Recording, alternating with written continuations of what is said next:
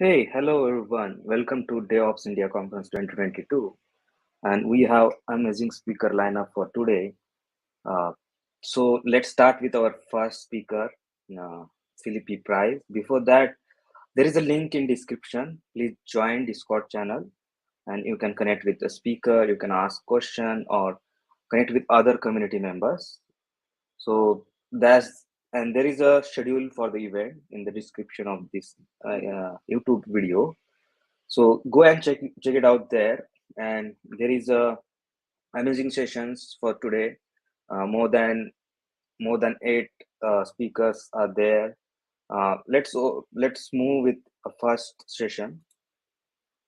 Over to Philippi.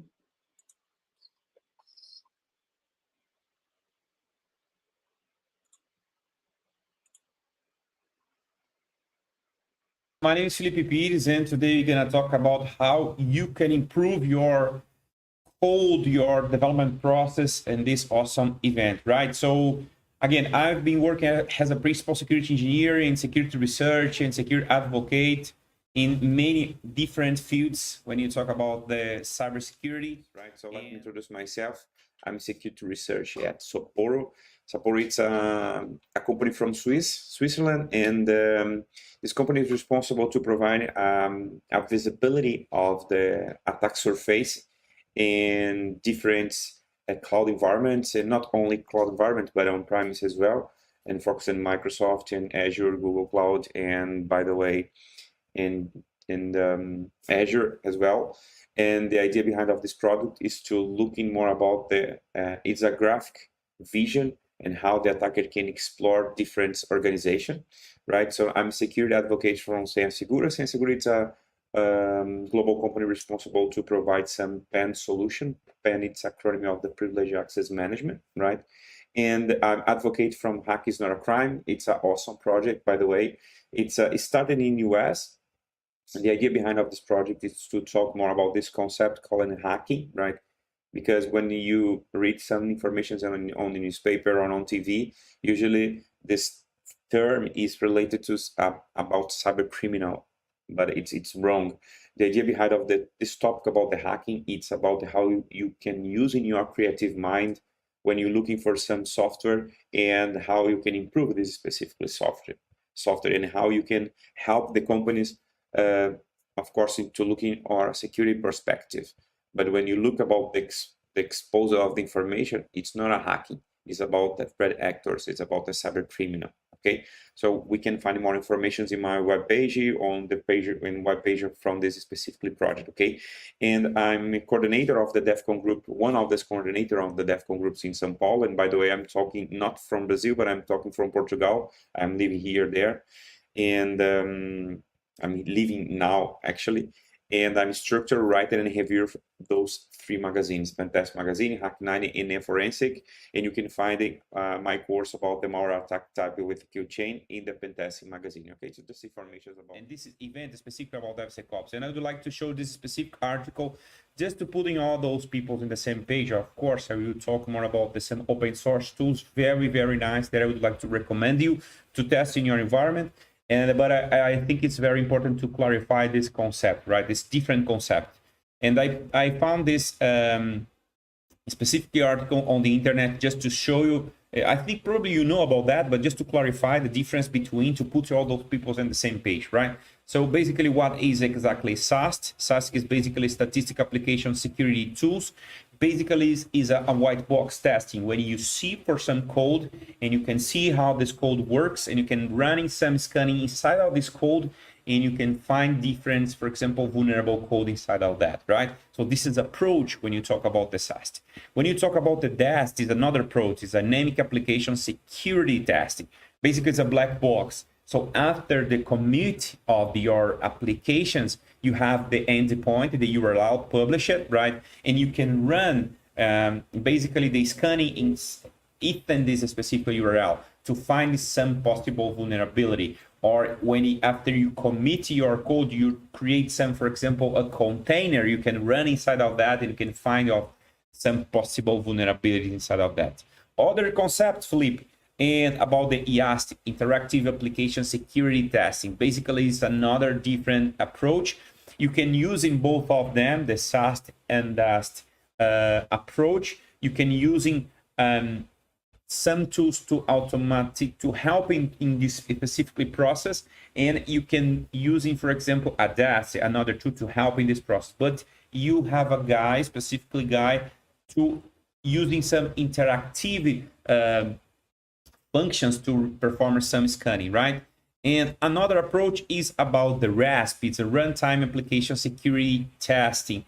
In this case, it's another approach, right? So works inside of the application, but it is less testing tools or more a security tools. In this case, it's more focused in application security. So this is basically four SAST, DAST, EAST, and RASP. 4 different approach, just a concept. And of course, you can find many others informations about that. Just to clarify some concepts that you can put inside of this specifically DevOps environment, and you can set the security inside of this specifically life cycle, exactly when you're looking for some software and you put in the security inside of that, right? It's very important to understand that. So let's talk about our main tools. And by the way, I explain more about these tools in another event about the Conf 42 and others events about the Horosec. What is exactly Horosec, Fillipi?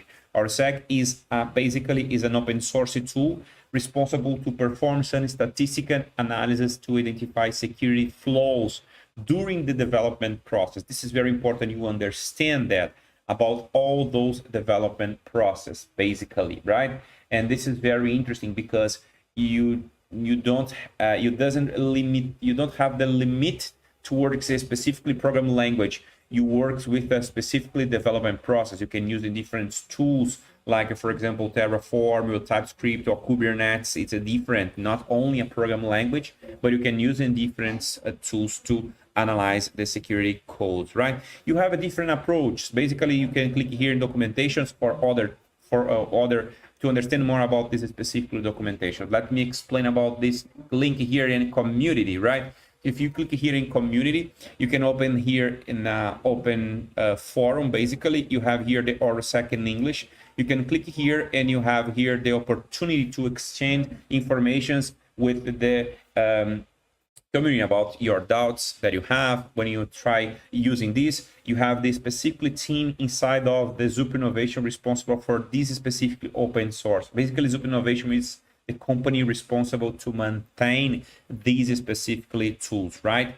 And you have here the forum.zup.com.br, right? Of course, it's a BR. BR, it's Brazil, okay? Brazil, it's a Brazilian company responsible to maintain this specifically project, as you can see here. The GitHub project here, you can click here in to see all those folders inside of this specifically project. And by the way, you can see here the example folders. Let's check here, example folders here. If you click here, you can find here many vulnerable codes to test itself, right? You can executing the scanning inside of this vulnerable code, for example, like a Python, like a Ruby, like a Perl, like a Nginx, or Kotlin, or JavaScript, or other program language, as you can see here, right? And that's the point here. So that's very important to understand that, okay? And let's continue to explain here about the documentations about the Horosec, okay? And if you see here, so you can click here in overview. This is the explanation about what is exactly Horosec and what kind of program language and tools it's available to perform this specifically scanning, right? So how does Horosec works? As I mentioned, Horosec CLI, I don't explain during this presentation. My focus today is to explain more about how you can use inside of this specific IDE or using a web application, right? It's very interesting. So let's click here in extensions for IDE. You can click in here in overview. And today the idea is very easily to integrate it with some tools, as I mentioned. And basically the IDE supported by the Horosec is Visual Studio Code, okay? Probably because it's very common, but if you want to using as an extension or a plugin in another text editor. You can open this specifically pull request inside of the GitHub, and you can, maybe the community can request in another different editor text. Okay, so that's very interesting. So basically how this works, Fillipi, here I have my Horosec demo here folder. What I found that you can use in a GitHub specifically, as I mentioned, the folder example, or you can go in my specific GitHub, Fillipi 86, you can find here. You can click here in repositories, and after that, you can click here in Horosec-demos. If you click here, you have more than one vulnerable code, as you can see here, and you can execute itself. You can test inside of your environment. Okay, so I have here the Horosec. You can click here in extensions, and after that, you can set the Horosec here. And if you see here, here is the extension. After that, you download this, you install this here in your specific environment, and basically you can click here and this specifically play to run the scanning. After you click here, as you can see here, the hold on Horosec started to analyze your code, and in this specifically moment, I will executing this specifically analysis coding. For now, we waiting the specifically scanning. Now I would like to explain more about how you can use in a different ways the Horosec. So if you return here in overview, and you can go more here to understand about this specifically tool, I would like to explain about what kind of types of the analysis is performed by the Horosec. Basically, the first is a SAST. Remember what is exactly SAST? Is a statistical application security tools, like a white box. Another very interesting function, it's about the leaks. So the leaks checks the source code for a possible leaks of credentials or private keys or hard-coded password inside of your specifically code. And another is about the dependency audit, not only dependency audit, but dependency check, as I will show you here, for example, when you look more about the SAM tools, I will explain more about that. But you can check about the third-party libraries inside of your code. Very, very interesting and very, very useful for you. Another here, as you can see here, you can run in locally and CLI, as I mentioned, inside of CI/CD pipeline using, for example, GitHub Actions, code building, or Azure CI/CD and others, right? So we have another example, and if you click here, and for example, in CLI, you can open here in my case here in CLI and installations, and go more here. You have different binaries, like you can see here, Windows and Linux. But I would like to show here the possibility to use in a Docker image, as I mentioned, using a pipeline, as I mentioned, right? And using GitHub Actions, AWS code builder, you can use in your Circle CI, Jenkins in your CI/CD pipeline, Azure DevOps pipeline, and GitLab CI/CD. Other example, but you don't have time to explain during this specific presentations. But this is the possibility that you exactly place that you can use the Horosec in another way, right? So let me return here once again in the documentations, by the way, and I'm go to extension as explained. Let's see here about the scanning. Yeah, Horosec found 4 vulnerabilities were found, as you can see here. So if I go to this specific folder in the JavaScript, as you can see here, you can go here and can click it in the specifically vulnerable code. So if you put here the mouse above the code, you can see here the explanation. So JavaScript Horosec engine, as you can see here, is the engine responsible to detect this specifically vulnerable code. In this case, the explanation is the insecure random number. And by the way, take a look that this is very, very nice reference. So if you can click here and copy this specific code. So let me copy here, and you can open here in another browser. Let me pass here and take a look that this is information very, very useful that you can use. In this case, this is the vulnerability using of insufficiently random value. This is the main CWE. In this case, it's acronym of the common weakness enumeration. Very interesting and useful information about the secure. Remember, we're gonna talk about the DevSecOps culture, but in this specifically time, we talk about the secure. So you can see here about the more information about this source, right? And here is the explanation of this specifically vulnerability. And as you can see here, you can see others parent of this specifically vulnerability.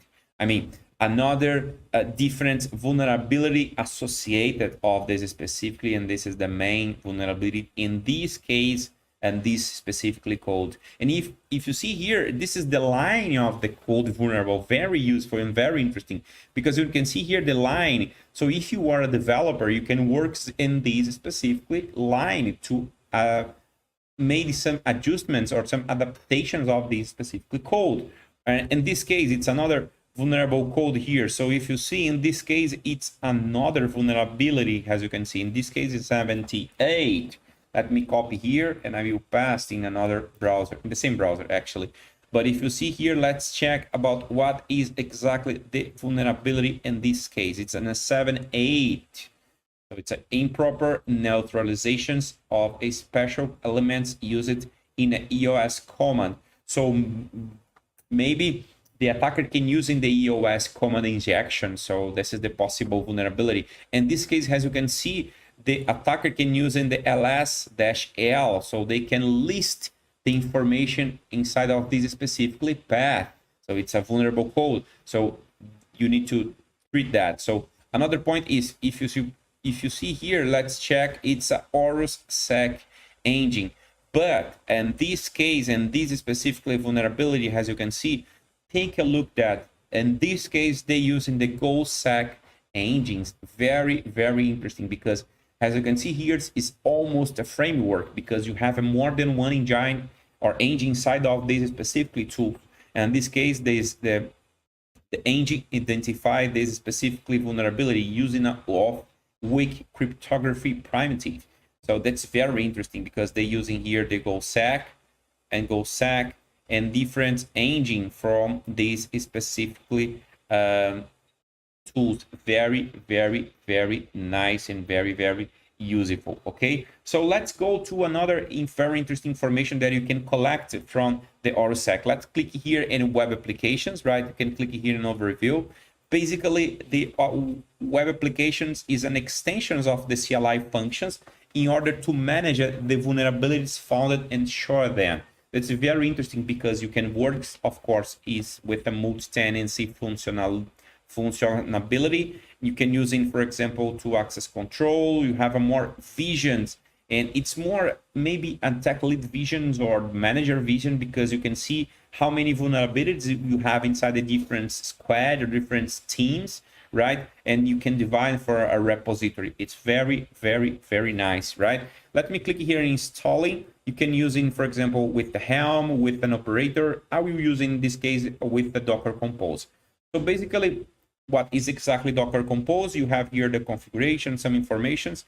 You can click here to see the requirement, basically, right? To see if you have all those environments set, if you're using, for example, General or using Helm or using Docker. I will use in Docker. So basically, I just need to have the Docker Compose and the Docker, okay? Basically, I already installed it in my environment. So let me clone it here to see. Let's put it here in live now. So cross your fingers and let's see what happened now.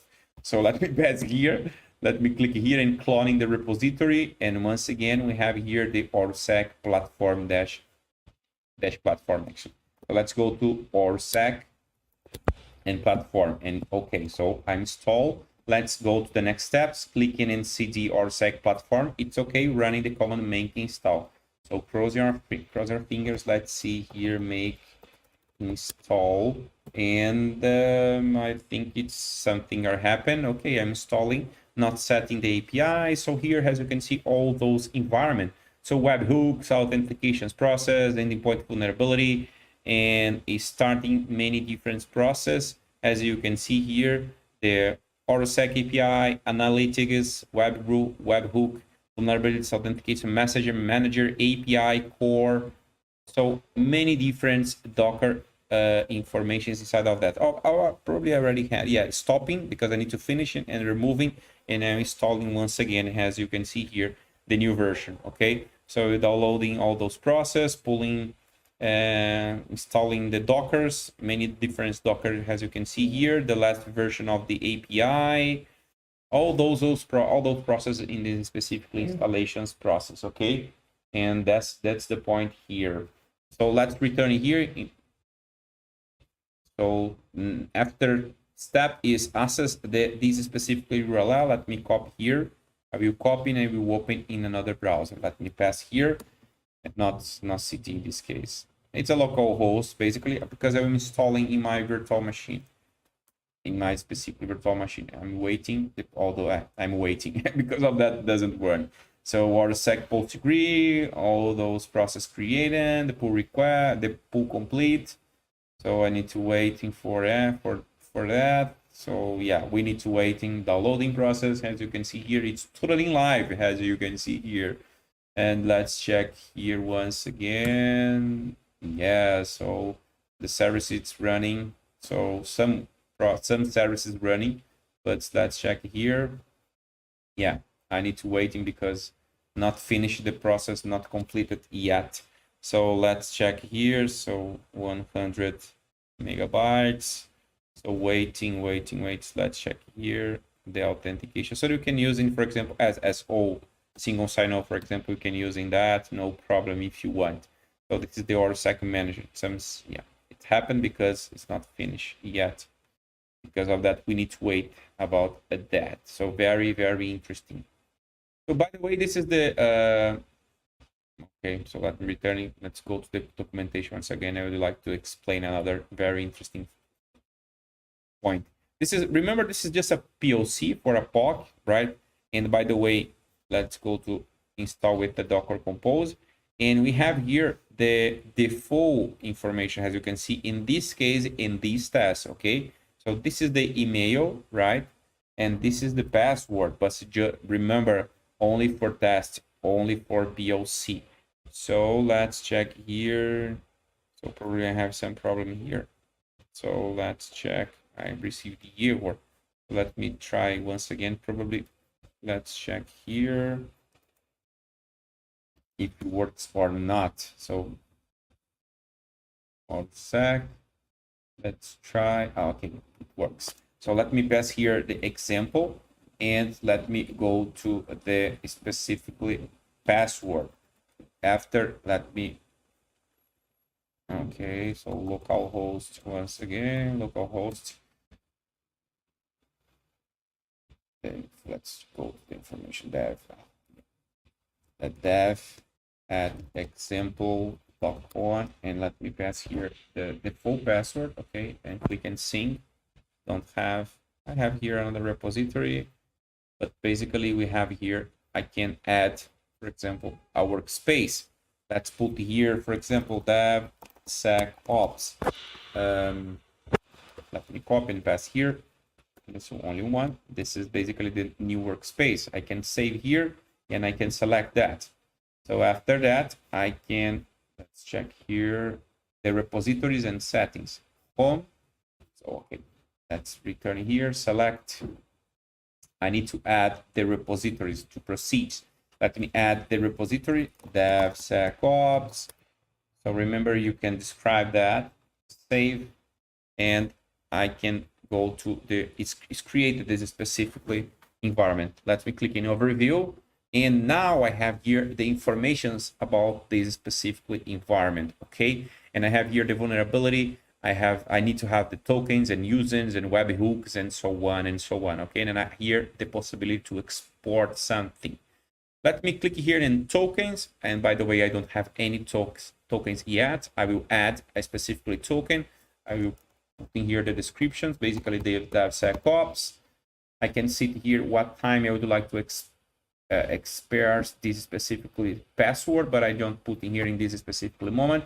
I will click here and save and pay attention. Congratulations, the token was being created. So with token, you access, analyze the context, save in a safe place, okay? So I will copy this. And now I can use in here, for example, let me return in once again. I can go to my specifically Java folder here, as you can see, and I will executing my Horosec CLI here. And of course, don't have a time to explain all those steps about the Horosec start dash A, and I will put here basically my token. Maybe you are thinking, Fillipi, how I can executing the Horosec? This is the good point here. Again, we don't have a time, but basically this is the command to start the CLI, and dash A is to set the token to authentication process. I click enter here, as you can see, and after that I will perform this scanning and this specifically folder, okay, and this specifically directory. And how, as I put here this token, remember that this is the token here responsible for this specifically project, and I can click here in the actions and I can delete that, okay. And after that, I executing that. After this scanning performed, I will send all those informations vulnerable inside of this specifically code for this specifically manager console. Remember that. In this case, I'm just using this and one specifically project, one specifically directory. But let's suppose that you have more than one team to work, so you can manage that. You can see more about how many vulnerabilities you can find in different projects, right, in different teams. And let's suppose they have different programming language.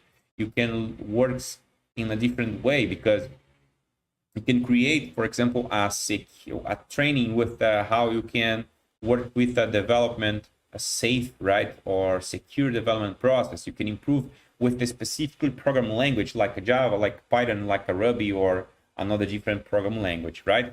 And that's very interesting. So another point is, when you perform this specifically using IDE, you can set the same dash A to send all those information. If you're using, for example, as you can see here in the documentation, using, for example, a CLI, but using, for example, a pipeline, let me go through here, for example, and specifically GitHub Actions. You can set here the crawl to install the tools, using the Horosec start to execute the CLI, dash path to see the specifically path, right? Dash A and dash true if you have some vulnerability, and after that you can put here the dash A to set the token, and after that setting the API, the endpoint to the manager to receive these specifically informations, right? So after that I performed that. We found one specifically vulnerability high in this specific code. So let me return here to our Horosec manager. Let's go to our dashboard and let's see here if it works or not works in this case. So let's check if it works good or not. In this case, I didn't receive it yet. Let's check here. In this case, code today, apply for today, and I didn't receive yet. So let's confirm that. Let's check here. It works the token, the authentication token. Let's see here. Dash A to send using the authentications. Yeah, probably something are happening here in this case. Let me return here in the specific manager once again. Repository, let me go to the overview. And yeah, I didn't receive yet, so probably they can send some adjustments inside of these tools. Yes, during this presentation, they put in, for example, the Spanish language because the Horosec just had an English program language, not the informations about the users, but now we have a true difference in Portuguese and Spanish. So they put in some improvements during this presentation. So let me return here to the Horosec demo just to see if you have here some logs, just to show you. Here's some logs that I would like to present to you basically. As you can see here, this is the important information. So if you see here, there are 5 specific vulnerabilities, high, medium, and low. As you can see, for developer and for specifically program language, as you can see here, in this case is Go, Java, and JavaScript. And as you can see here is the vulnerability. So how you can treat that. if it's vulnerability, if it is, for example, risk accept or false positive of all, or if it's a correct test, for example. So this is basically the improvement that you can manage all those vulnerabilities found in this specifically code, right? So this is the information that you can see. So if you see here is the Horosec demo. Basically, this is my main repository, as you can see here, right? And oh yes, this is the error, as you can see here. I have some problem here with the API. So because of that, I didn't receive. Yeah. Yeah. I probably have some blocks inside of my environment, and we don't have to improve this now. But basically, this is the information that I would like to show in this specifically our SEC manager, right? As you can see here, all those vulnerabilities inside of this specifically code. Yeah.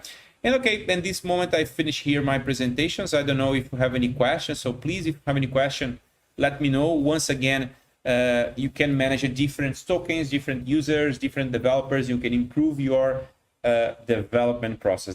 That is the idea behind of that. So once again, thanks so much for being here with me. And if you have any question, please let me know.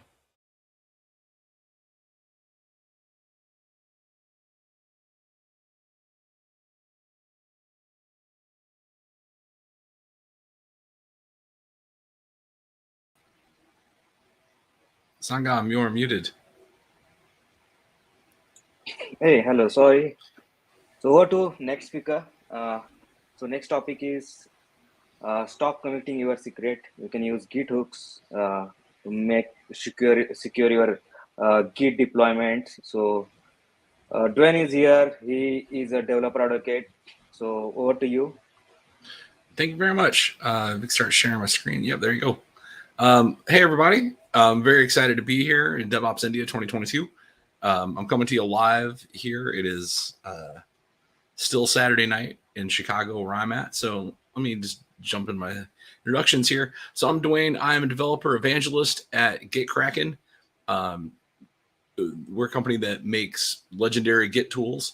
GitKraken Client, which is a way to visualize and better navigate and manage your commit graphs, your Git history, whatnot.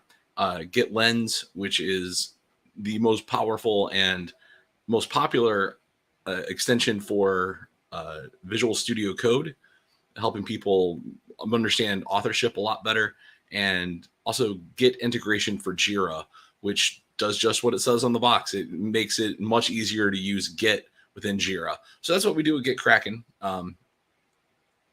I am going to be talking more about the lower levels of Git. But why am I talking about Git at a security-focused DevOps conference? Well, quite honestly, we all use Git. It is something that everyone already has installed. So when I talk about tooling, it's not something you need to go out and get or learn a brand new system. We all use Git. And no matter where you deploy your product, at some point, you're going to put that code for your platform, for your product, for your service on a service like GitHub, GitLab, or Bitbucket to host that service, or Azure DevOps. There's Git. There's a lot of ways to host your code these days. The problem, though, is that in the year 2020 alone, over 2 million secrets were detected on public GitHub repos. There's a lot of reasons this can happen. But the biggest reason, and that is the last line there, is that secrets sometimes wind their way into personal repos. You can have the best security policy in the world for your corporate repos, having lockdown instances and do access management correctly. But if you copy that code somewhere else and push it to a public repo, that's where you're going to have problems. Now, I'm not saying anyone's doing this, that anyone's intentionally leaving the keys to their well-defended DevOps, their CI/CD pipeline, their end product, just out in front. But again, we're talking about over 2 million secrets in 2020, and that number keeps going up. That was the most recent number I could find from Git Guardian State of Secret Sprawl. but that number is going up. But there are a lot of ways that we can prevent this. I don't think it's anyone's doing this maliciously. I think that what happens is sort of like this situation where I don't know what's behind that door, but they put a lock system on it that made it really hard to use. And so to get around that, they did a shortcut. They put a sign up that says, well, here, just use this code to get in. Now, I don't think anyone's doing this in DevOps.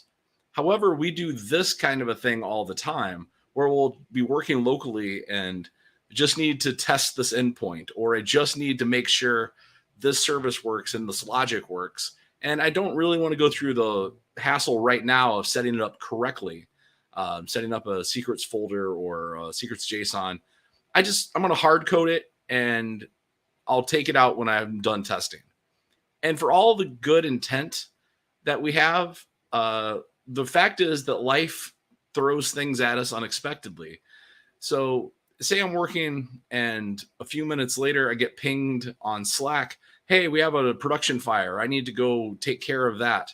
And when I come back, I'm not on line 9 anymore. I'm way down like 100 lines later. And I've forgotten that that's how I did this. I just hard coded it and I forgot to take it back out. I think that's what's happening most of the time. So really quick, how is Git playing all of this? Because Git, after all, is just a way to snapshot your work over time. That fundamentally, that's what Git does. It's version control or source control management. It just takes those snapshots and stacks them up on top of each other and gives you a Git graph at the end of the day. It also gives you some superpowers, lets you move through time backwards and forwards and make parallel universes and branches and clone things very easily.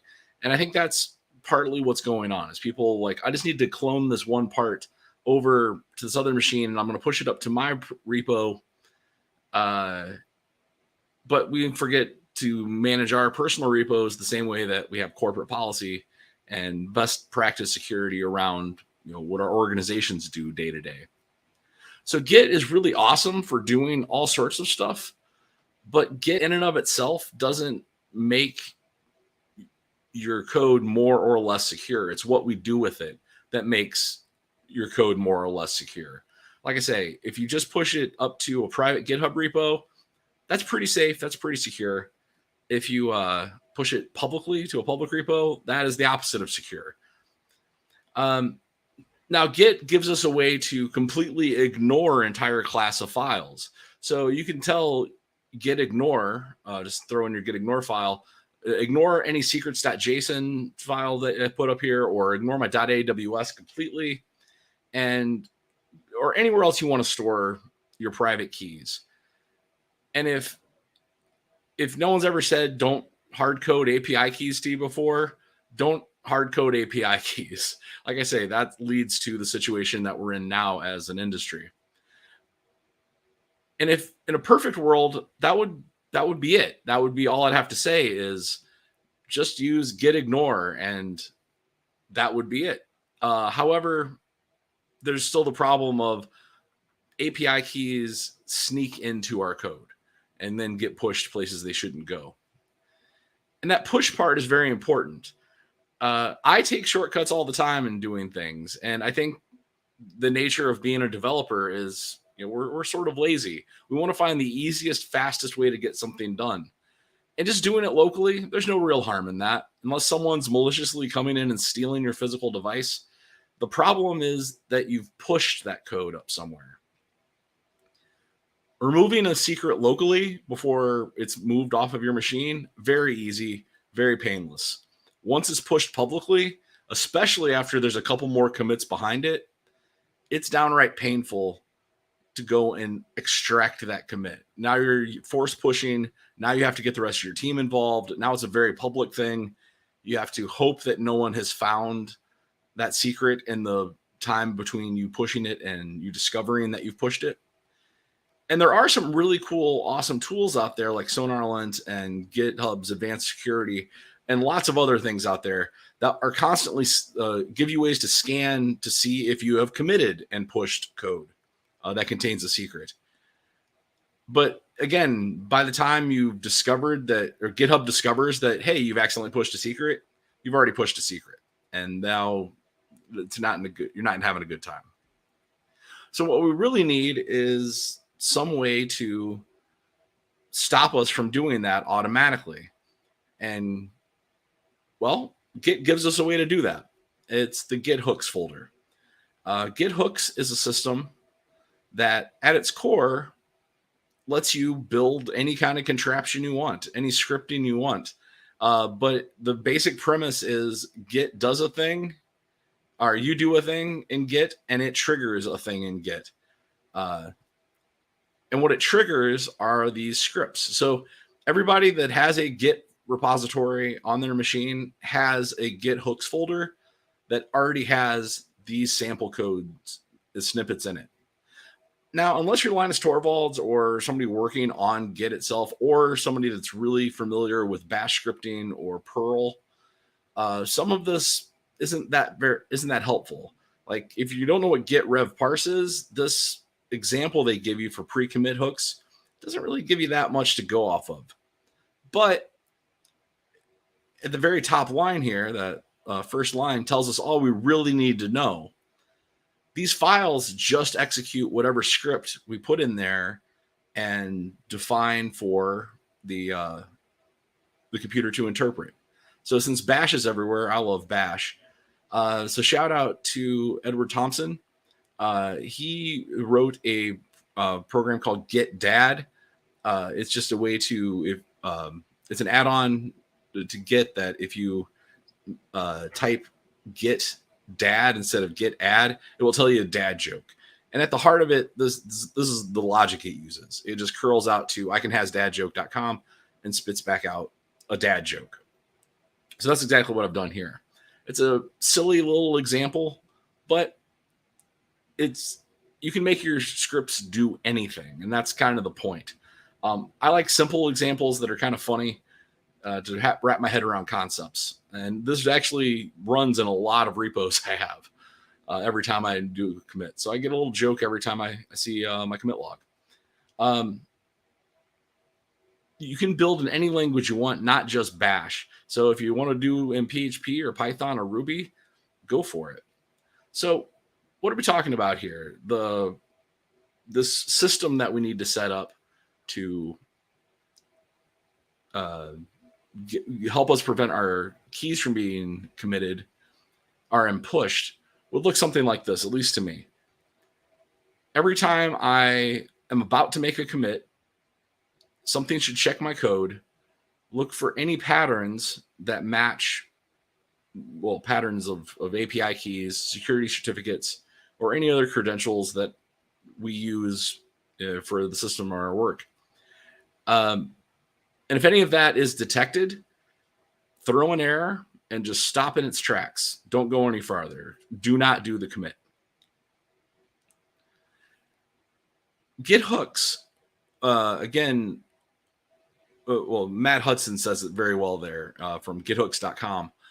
He does amazing work. It's really pushing the ideas of what Git hooks can do out there pretty succinctly, and I highly recommend checking out his website. But there are 17 Git hooks that fire off at various stages of, Git actions. The three we care about happen before the commit is actually made, and the final check is as the commit message is being written, therefore completing the commit. Again, once we've committed, so post-commit would be too late. Post-rebase, update, post-push, these would be a little too late. So what would we actually write in there? If we do this from first principles, it's really not that hard. It's the hardest part of writing it from first principles is understanding Git grep and using regular expression. I'm a person who kind of likes regular expression, but I know a lot of people find it maddening to work with. But here in this example code, I'm saying after I run icanhasdadjoke, I'm going to git grep. If you don't use git grep, it just takes the target of what you're grepping and makes it the files that are being tracked by Git. So if you're working in a project and you just want to run a grep against things that Git is tracking, use git grep. It's pretty nice. Pretty nice. So here I'm giving it a regular expression and saying if it says password equal E, or password equals anything, or just password equals in this formula, then stop. And later, if I have anything that is numbers and letters that is 20 characters long, then stop. And then spit that out. And that's what you're seeing here. This is a little example password. So it detects that I have example password. It actually detects all of those patterns it was checking for with git grep. And it spits out my little error message, exits with 2, and my commit has not been made. Again, not that hard, not that complicated. The real complication of hand building it, though, comes from maintaining it. Now you've hand built this thing. Now you're on the hook for maintaining it. Now you're on the hook for evangelizing it to the rest of your team to use. It makes it, well, there's a lot of challenges. This list goes on. And if you stop and think about it for a while, that's not really your main focus. It shouldn't be your main focus. As a developer, your main focus should be on improving the product and getting new features into it. Ultimately making your customers happy. Making Git hooks all the time and focusing on that could be a good job. I'd like to do that for a living. But thankfully, there are people out there who do focus on this all the time. AWS Labs being one of them. They introduced this a few years ago, Git Secrets. I didn't write this. I am not a contributor, full transparency. I just think this tool is so awesome. I give talks about it. So Git Secrets is an extension, a program you can install locally. And it does everything we just described. Install it on your machine, and then sorry, this is a very big word wall, but this is what you need to know if you're going to run this on your end. So you install it locally, and then you need to install Git Secrets per repository. So it's just a tool sitting there like Git, and like you have to do Git init, you need to run Git Secrets per repo. In the first example, since AWS wrote it, their documentation all points back to register AWS things. But it adds Git hooks that specifically check for patterns using regular expression, like 16 characters long that look like this. Secrets assignment keys surrounded by equals or other things. AWS account ID assignments.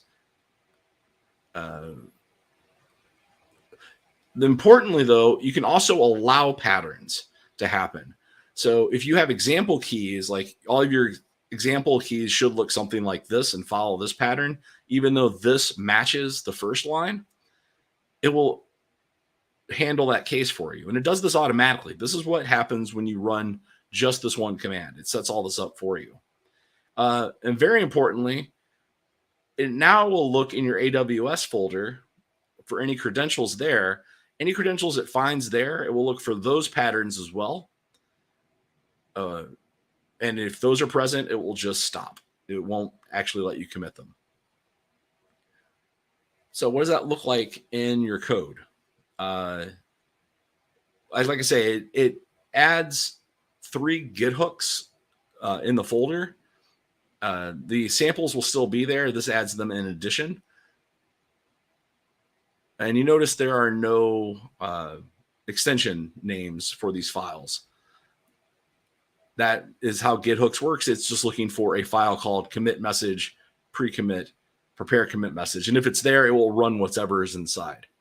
In this case, what's inside is, well, we just walked through all of that, but that's what it actually looks like. It's patterns equal these things, and secrets, then the program actually picks those variables up and runs them as you run your commits. So when you run a commit, yeah, you get an error that it matched one of more prohibited patterns, and then tells you some helpful suggestions. But the most important thing here, again, is that it throws an error and doesn't let you actually make that commit. And these are fake keys, just by the way. This is a presentation about security, so never share keys in any way, shape, or form unless they are obviously fake example keys that don't actually go to anything. Just a little reminder. And I know what probably a lot of you are thinking. This is great if you're using AWS, but what about me? What about GWC? What about Azure DevOps? What about another system that we hand rolled at our company? Well, again, open source is there to the rescue. Someone else has already done the legwork. In fact, I'm going to point specifically to just, I'm not going to try to pronounce their screen names, but I'm going to point to these two specifically. Because this is the one that introduced GCP, the Google Cloud product, and this is the one that I first found that introduced Azure to the mix. And just like you can run register AWS with their extensions, you can run register GCP. They even have added an ad provider on, I believe, Salem Code's project. But this is open source. We have the freedom to go and inspect the code, understand how it works. That's honestly how I learned to do this from first principles, is I worked backwards using their example code, or not their example code, using the code that they provided, and started playing around with Git grep a lot more. So you can, if you have built your own system, extending out this tool is not hard at all. It's just Bash at the end of the day. And depending on how much you like messing around with Bash, it's actually kind of fun to make it do look for other patterns. And one of the other really awesome things about this being open sourced, already packaged, already tested, is this is pretty easy to evangelize inside of a team. Again, if you hand rolled this script that you need to maintain and that is going to need support over time and that is going to get additional things added to it, it's kind of hard to go to the rest of your team and like, hey, use this tool that I've made. Mostly because what happens if you're gone? What happens if you disappear? Versus this is a very widely established tool. This is something that, I can get this. AWS have invented it. Cool. I believe in that.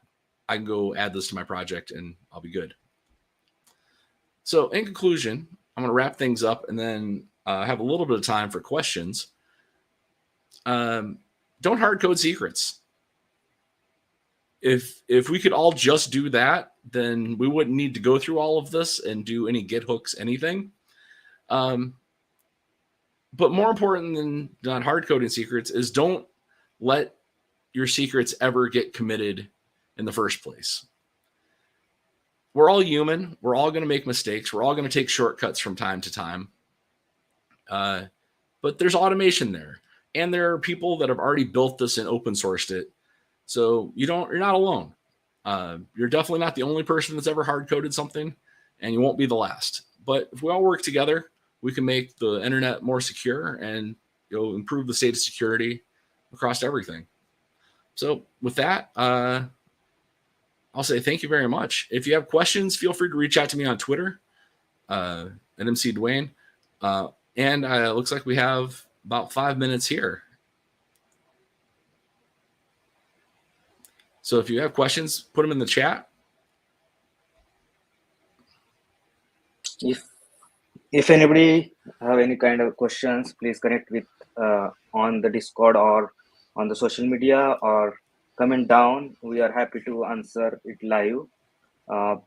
It's a wonderful tool. I really enjoyed how we are using secret, or by mistake we put secret or commit without checking anything, and this tool is really helping.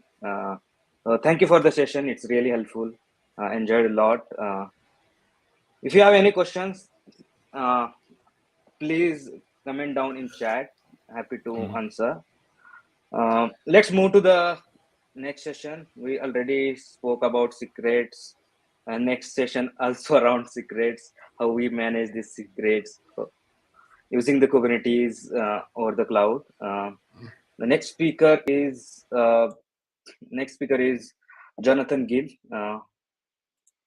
So welcome, Jhonnatan. Hey, welcome. Thank you for Yeah. invite me, and I'm very excited to share with you what this new feature for Kubernetes and how to you can put it all together for your cluster and how to you can enjoy the journey in Kubernetes. Can you share the screen? Okay, let me share my screen. Screen one. Okay, perfect. Here we go. Thank you for all for attending this day. How learn something new, how to work Kubernetes, how to, you can use secrets inside Kubernetes. Could be talk something different, how to you can put it all together in Kubernetes. But first, I want to start with this phrase from Confucius.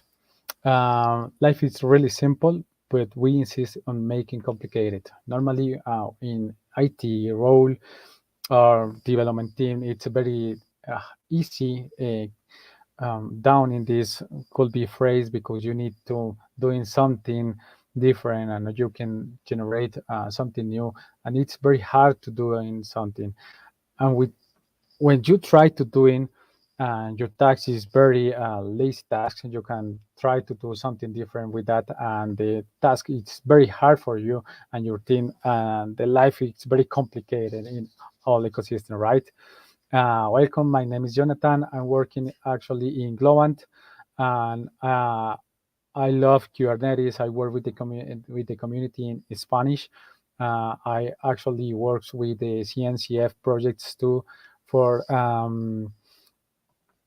generate new communication for the other language, and you can use that for near more for the technology and how to Kubernetes and how the CNCF projects works too. Okay, this is my agenda, talking something about the AWS, Azure, GCP, HashiCorp, talking a little bit from Kubernetes, and a little demo about the external secrets and how to work this ecosystem inside your cluster, right? Then first, we're talking about the AWS System Manager Parameter Store. This is the feature from AWS for manage system managers provide a secure hierarchical storage for configuration and data managers and secret management.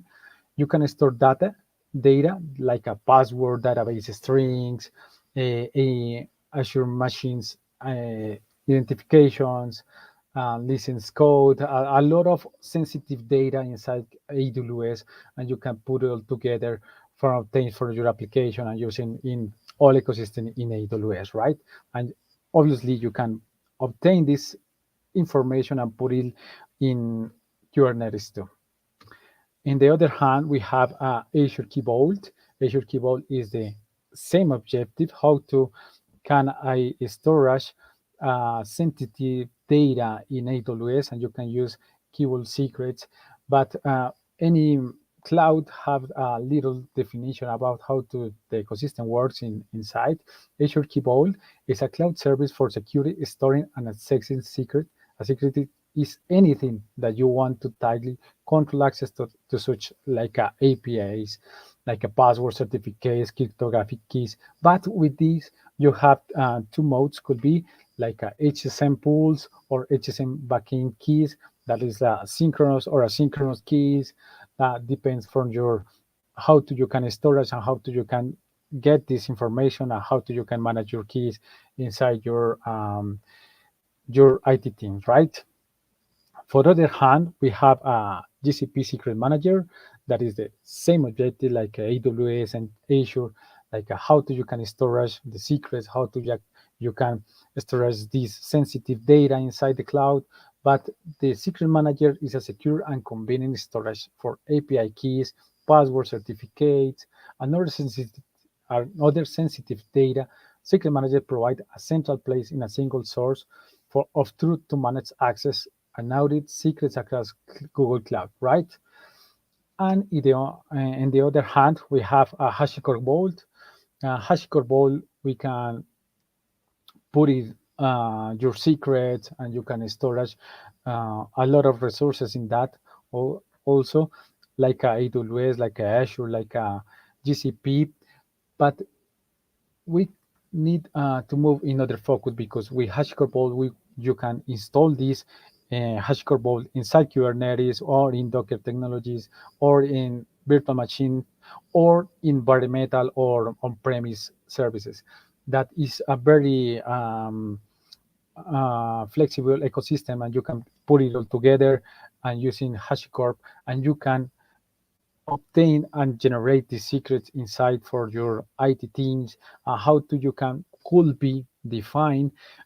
First of all, the IT team could be provisioning the infrastructure, and the secure team could be manage the secret, right?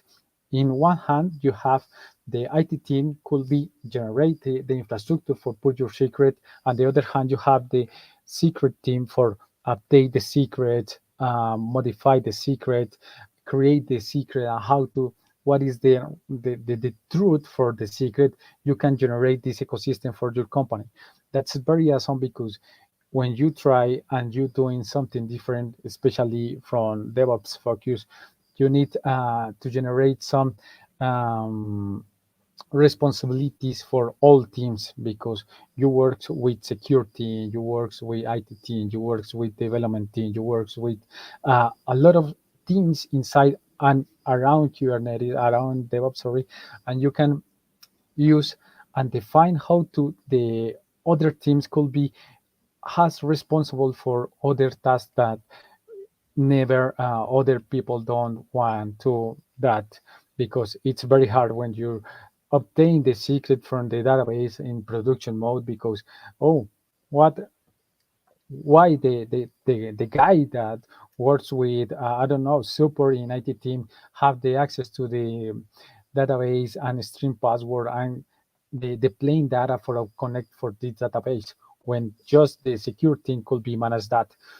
If you define your process inside the the DevOps world, you can move it the secure team in SecOps team, and it's more easy for the company, but it's a very hard way for your company, because you need to move all your culture, and all the company needs to move inside the how to agile and how to DevOps works inside the company, right?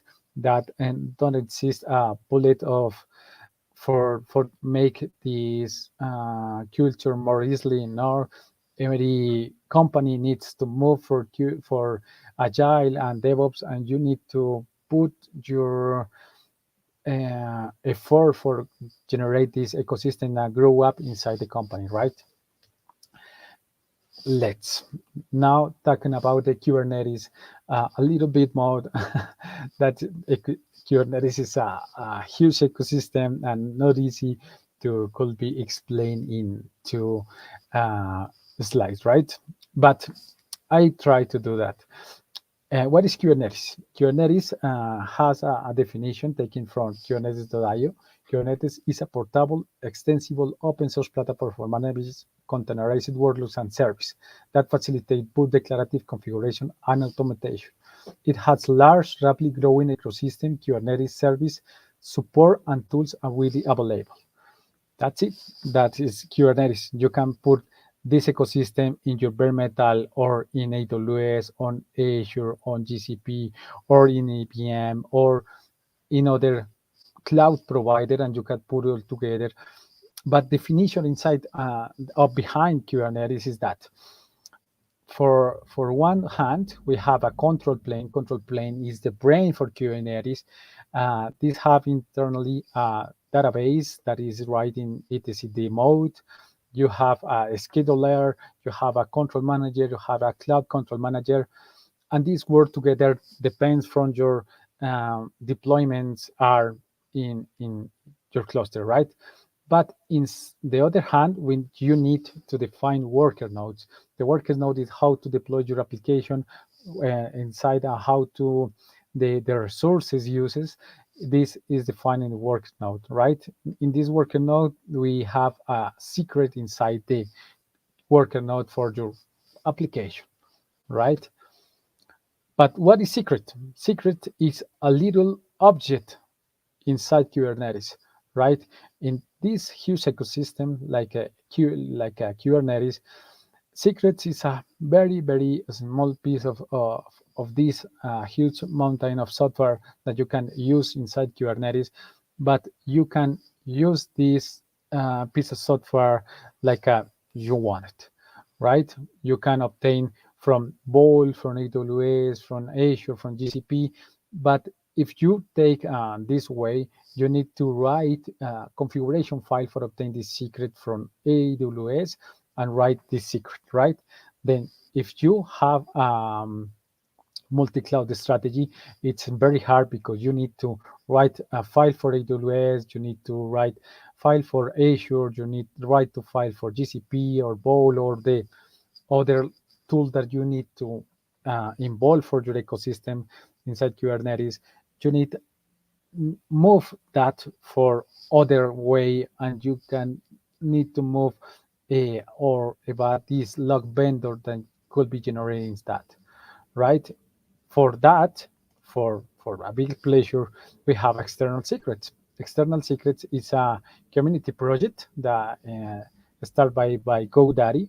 GoDaddy start with that project and deliver for the community. The community is grow up like a Kubernetes, and this it's very huge ecosystem that you need that you can use in your cluster for obtain and manage your secret depends from your configuration, right? Then that is the architecture normally for your application for one application could be in this slide. That's the application. The application communicates around internet for your cluster. For inside your cluster, you need to define an ingress. The ingress communicate to load balancer. The load balancer communicate for the pod that is your application, and the application inject the secret for obtain communication for database or communicate for other APIs or storage your data with object storage out of the cluster of Kubernetes. A lot of resources that you can use in this secret or could be this secret have the TL certificate for the ingress access for your clusters too. Then in this huge ecosystem, you can put it all together in external secret configuration and obtain the secret from AWS, from Vault, from GCP or Azure, and it pull together inside your cluster. Then the operator communicate with AWS, with Vault, with GCP and Azure, and obtain the secret and put it all together like a object normally in Kubernetes that you don't need to move more than like your operator, communicate your operator, the operator get the secret and no more. The operator is the could be the how to communicate with the cloud, but you can use together, right? But what is operator? Operator in Kubernetes is architectural definition from Kubernetes that you can increase a piece of software that Kubernetes is, and you can increase these capabilities of software inside of Kubernetes using control loop, reconciliation, artifact inside Kubernetes, and this it's a very very nice word that you can need to check if you want to learn more in depth about how to Kubernetes works, how to the reconciliation works, how to the ATCD files works, and how to reconciliation obtain this information about that. With that, you can define an extensible this software for operator, and this operator communicates with AWS, with Azure, with Vault or GCP, right? And obtain this communication and gets for obtain and put your secret in your cluster, right? But how do you can work with external secret? With external secret, you first define the secret in your cloud or on-premise or bare metal provider, like AWS, GCP, Azure, or Vault. Second, you write a YAML config for obtain the secret. And third, you use the secret inside your cluster, right? Like in the same architectural diagram, we call write the secret inside our cloud or our secret manager that we use normally, or the IT team define, or the company use. Second, you need to work to write this file configuration that communicate with the my cloud or my on-premise ecosystem. At this operator put it all together my secret for obtain from my pod or my application, right? That is the demo time. That's work with Kubernetes and how to use that in Kubernetes. For more easily our lives, I recording some videos because normally in live the demo crashes, right? Then in the first part, we install the Helm repo inside our cluster of Kubernetes. That just enable the possibility to install and use other part of software in Kubernetes. That is external secrets. In the second part, we use external secrets and install inside our cluster, right? First, enable the libraries for our cluster with Helm. In the second, we install this library with definition, with sub configuration for this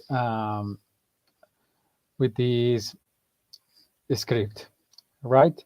Just the next is just the check how to you can check the installation inside the cluster and how to works inside the cluster of Kubernetes, and what kind of object it's deploying inside Kubernetes. In this case, external secrets deploy a pod that is other application inside Kubernetes, and check how to and is currently check the communication from your cluster to your external world, like AWS, GCP, Azure, Vault.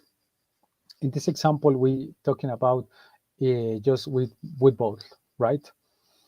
This file for configure this Vault inside of cluster.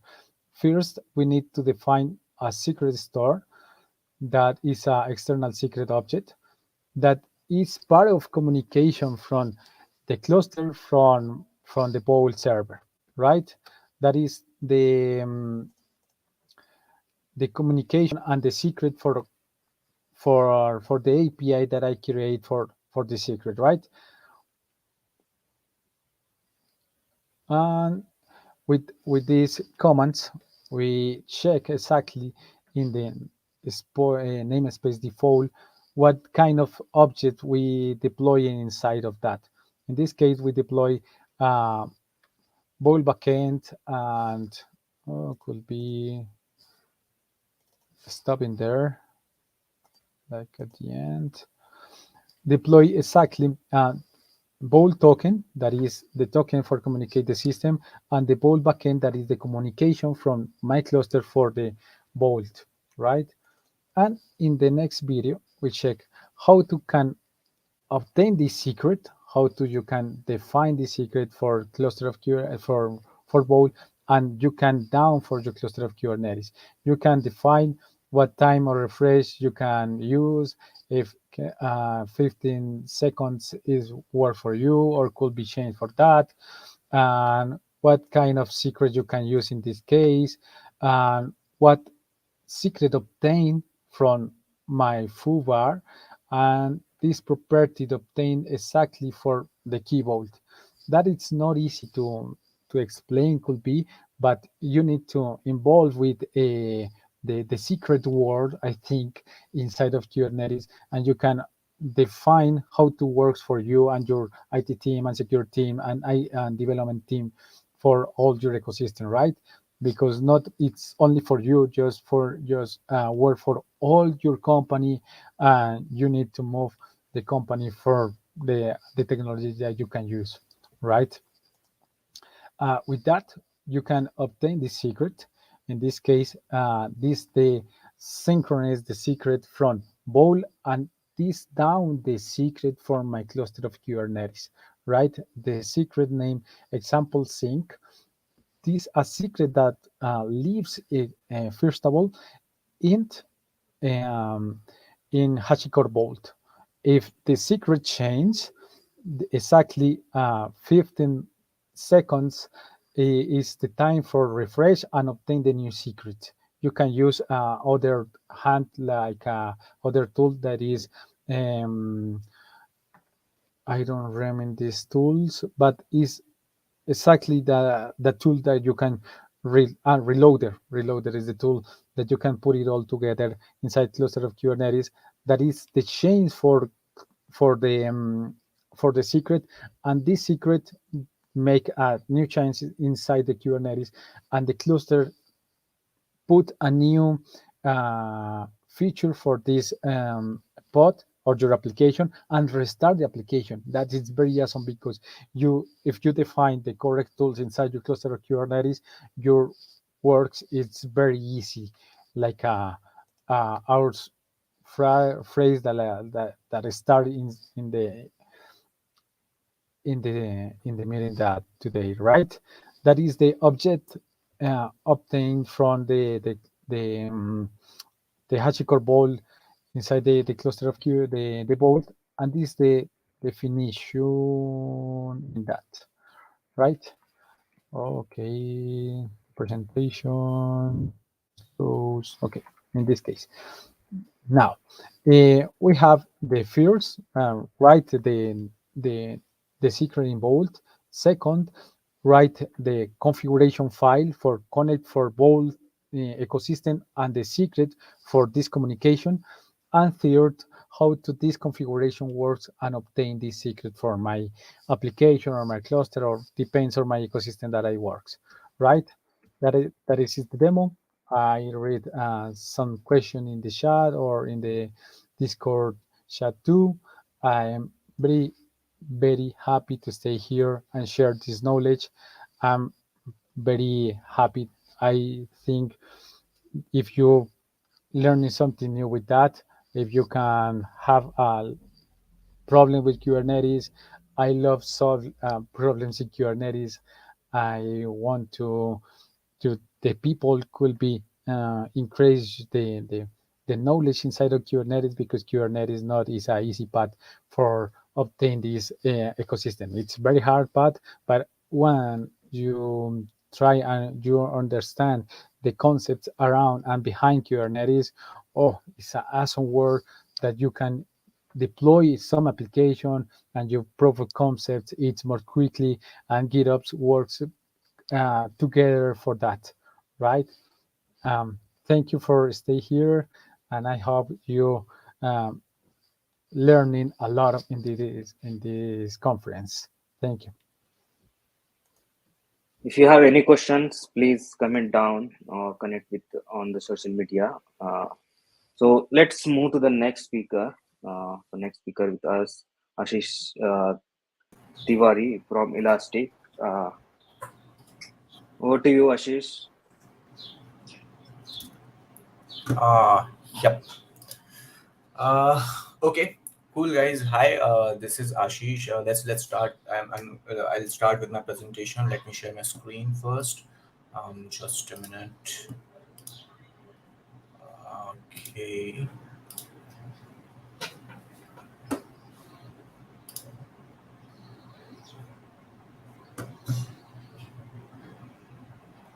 Just a minute.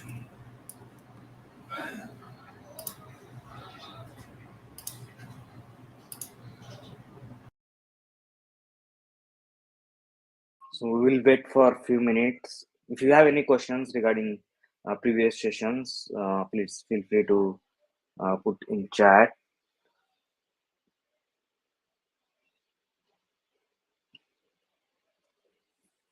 And there is a link in the comment. You can join the Discord channel if you have if you want to join the community, so this is a non-profitable community. You can learn from community members, speakers.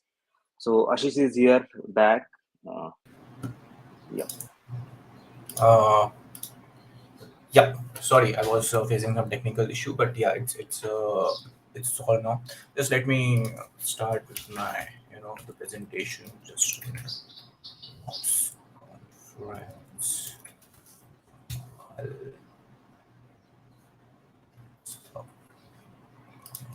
Okay. The mess, I think. Ooh.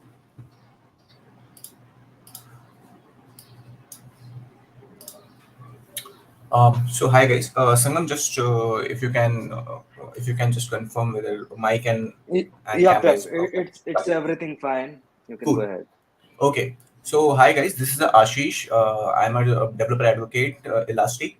I'm mostly take care of community programs in India.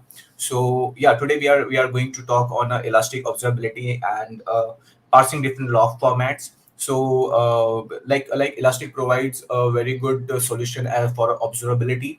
You can have different kinds of metric logs, normal logs or system logs, anything which you can pass in an ELK stack and take a very good visualization of your data. You can extract a very good insights from the Kibana dashboard and all of these ELK stacks. So yeah, without wasting time, we will quickly start with our slides. So this is a short overview of my bio.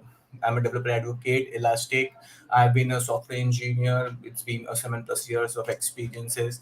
Like to connect with the community, like to speak about the tech, and yes, my DMs are open if you have any doubts regarding this session, or regarding anything about the Elasticsearch. Just ping me. I would love to revert you guys.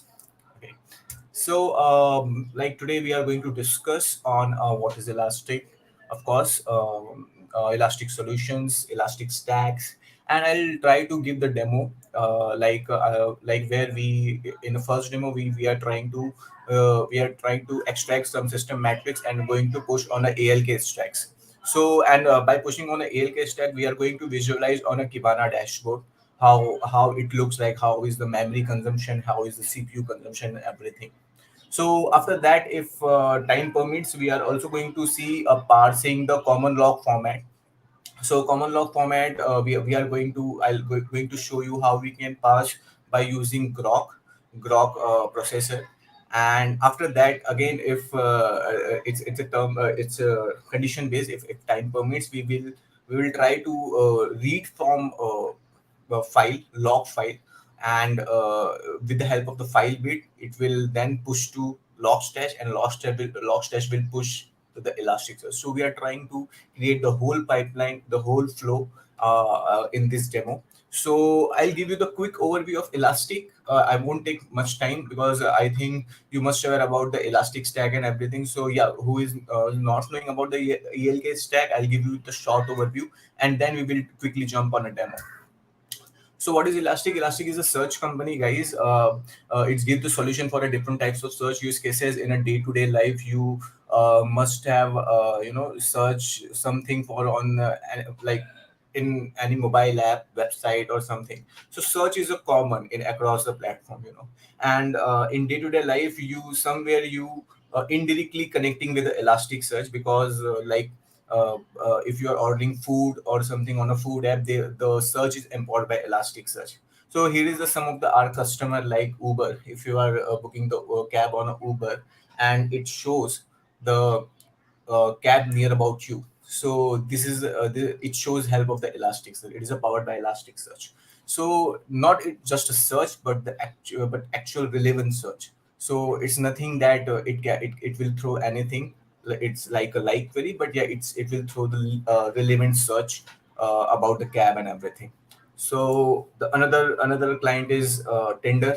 Tinder, you are doing the right left swipe, and in that also it gives a proper relevant search. So yeah, it is also empowered by Elasticsearch. I think very trending app in a youth. These are some of the customers who are using the Elasticsearch very effectively, and the Elasticsearch fulfills their search requirement till now.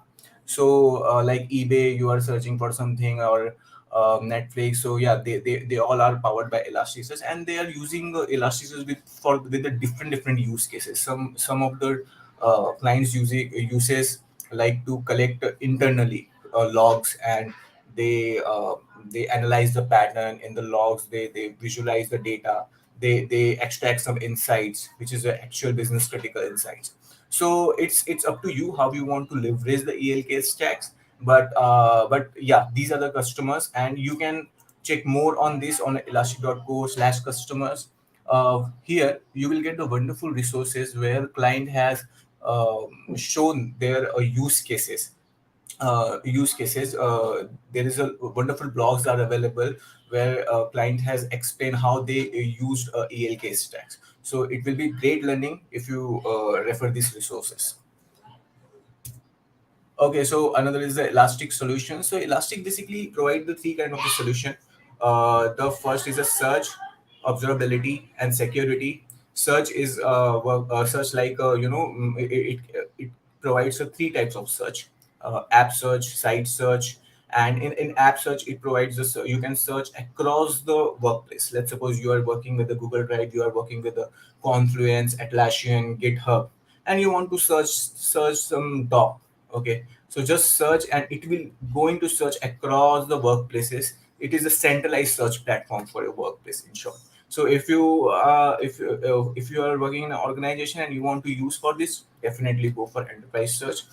Security, yes, security, it helps to detect threat detection, DDoS attacks, various kind of attacks, and malware detection, etc. With this feature you can just leverage these features.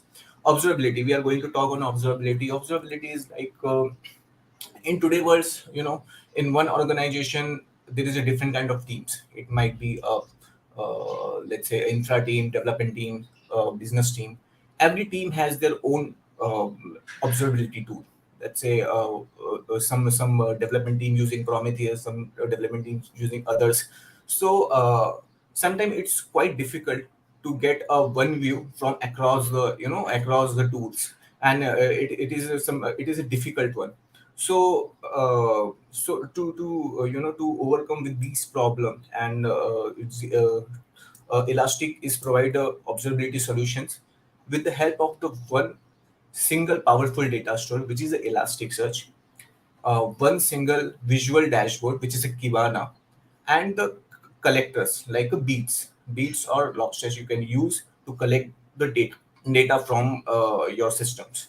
So with the help of these ELK stack, you have a one stack, you have a one solution for different kind of observability requirements. So you can collect a log data, you can collect a metric beat, application performance metrics, uptime, like you want to check a website is up, services is up, business data, anything you can store in in the Elasticsearch.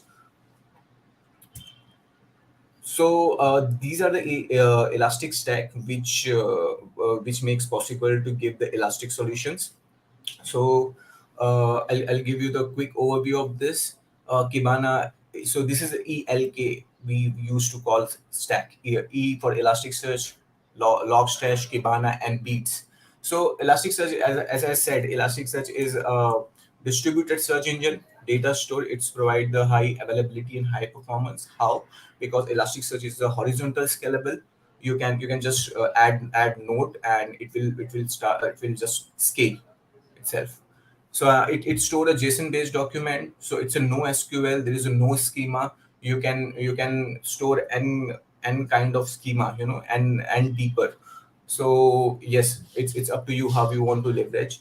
It uses indexes and shards. Behind the Elasticsearch, it using Apache Lucene library. So yeah, it uses indexes and shards for storing the data, and for to query or to perform the query, or read create CRUD operation, it provides the REST APIs.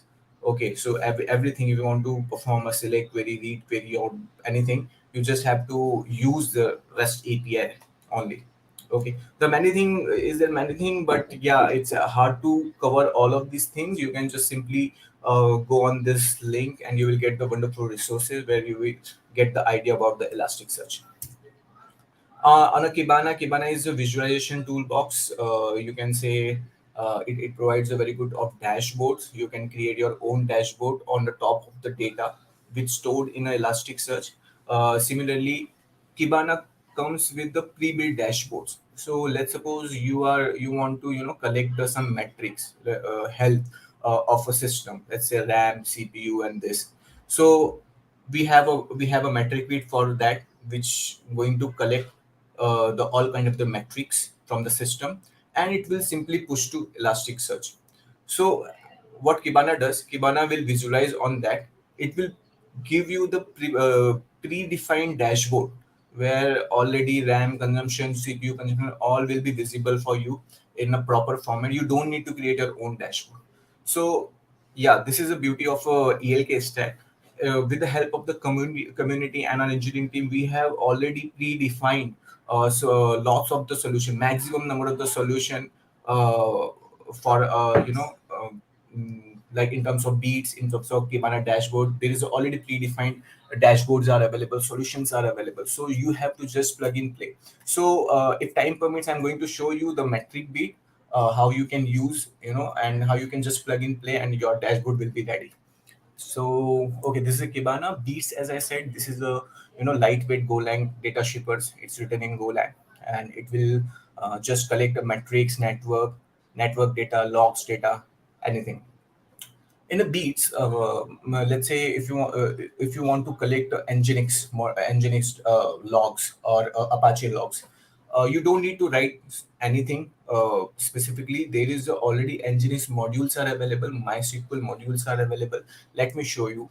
Uh, uh, okay. So these are the already modules are available, which you can simply just turn on that module, and it just show the path from where you have to collect the the logs. Let's say in case of the Nginx, it will be var log Nginx logs dot star. So yes, you can just define that much, and it will start collecting the Nginx logs. It will push to the Elasticsearch, and Kibana will give you the ready-made dashboard. So it's as quickly as possible. So sorry. So yes, this is how it is, as simple as it is. And yeah, again we come with the log stash. Most of the problems is solved by ELB solution itself. Let's say Elasticsearch log stash and beats. uh, but sometimes you have to transform your data, you have to play with your data, you have to format your data. So in that case, you can use a logstash. Logstash is nothing but it's an independent tool where you can give some input, it will transform, and it will you can specify the output. So if I give the example, the input can be a CSV. You just transform your data and insert into MySQL. So here the output is a MySQL. So input can be anything, output can be anything, and the input and output both can be from these plugins. 250 plus plugins already written by our community. You can just go, if let's suppose if you have any requirement. So I would recommend to first to check, is there any predefined solution, predefined plugins are available by ELK stacks. So it will be very easy for you. So yes, I think this is a something. This is something a good overview about the ELK stack, and yeah, let's jump on a demo. Demo is something like we are going to uh, uh, install the metric beats. It will collect my local machine system, and it will push on the Elasticsearch, and we are going to see the dashboard on the Kibana. So I'll go on my terminal. Okay, just let me also open the document.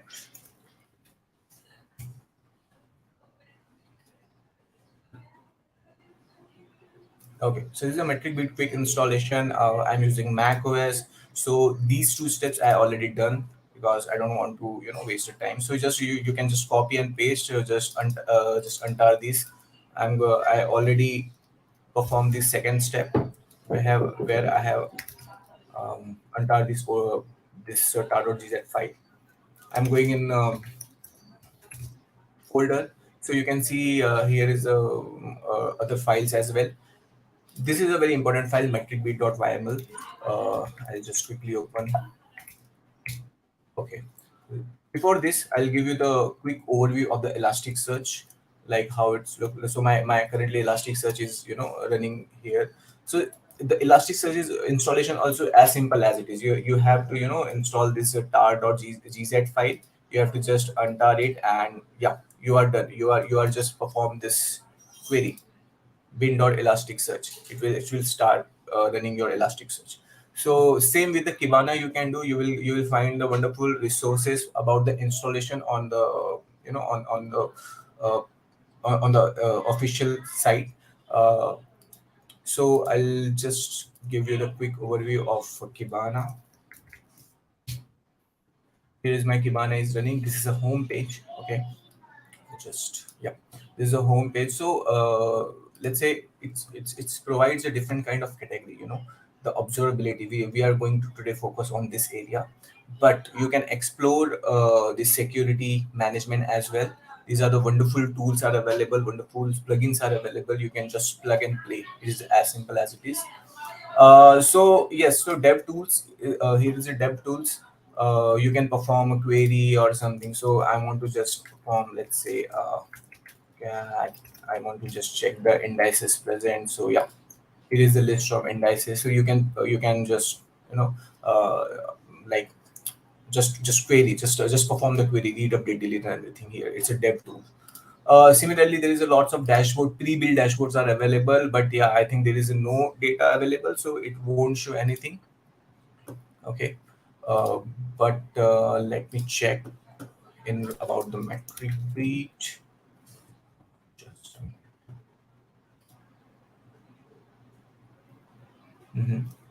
yeah, here is also no data. So we are going to spin the metric beat, which is going to collect the metrics of my system, and it will push here. And once it pushed, my data should be shown on this dashboard. So I'm going to metric beat here. Yeah, this is a file we have open. I'll give you the quick configuration details.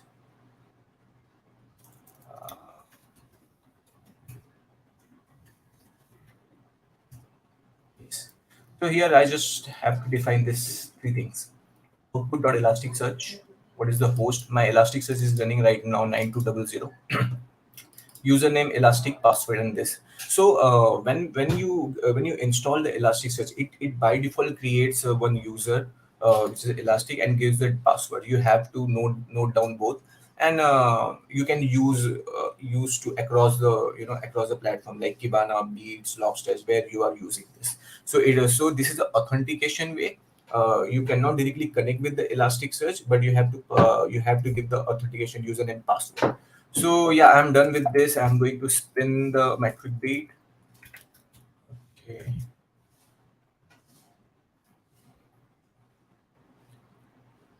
Yeah, it's starting.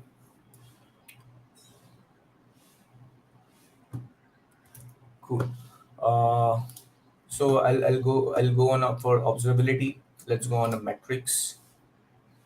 Cool. You can see there's a MacBook -pro.local. This is my host name. If I can show you, yeah, MacBook Pro, and this is my local data. So data is coming right now. It will take a minute or two.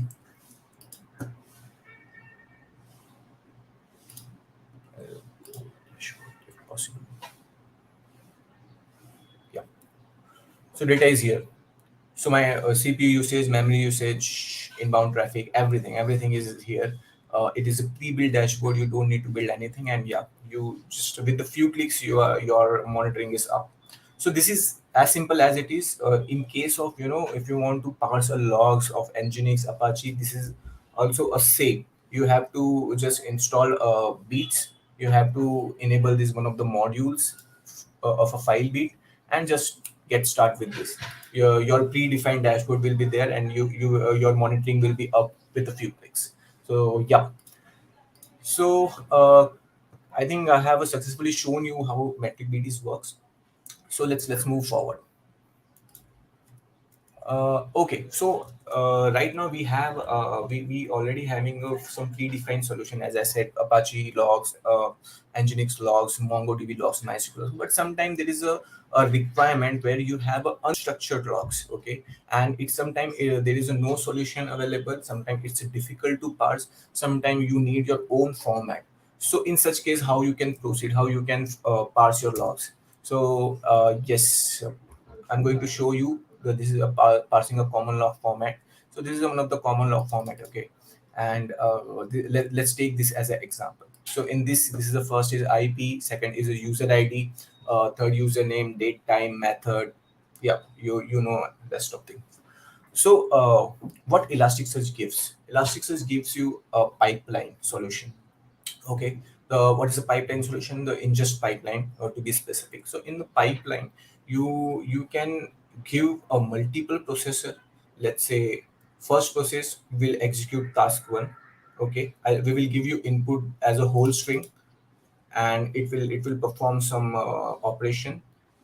It will output in some different format, and that output will go as an input to the second processor, and again it will do some the format, and it will output. So this chain will go will this chain will happen, and you can specify the multiple processors. So I'm going to show you how you can do it.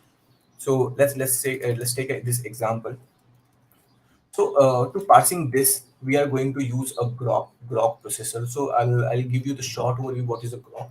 Grok is a nothing but regex. It's a simple, it's a regex. So in programming language, how we performing regex for string numbers and any other things, it is the same as it is. But Elasticsearch has given you one level different solution.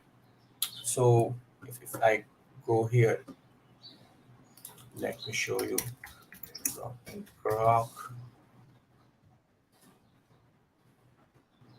This is a wonderful resource. You can just you can refer. Your grok dots will be clear from here. So here is some predefined grok patterns are already available by Elasticsearch. So let's suppose if I want to parse this, I'll just copy this so that.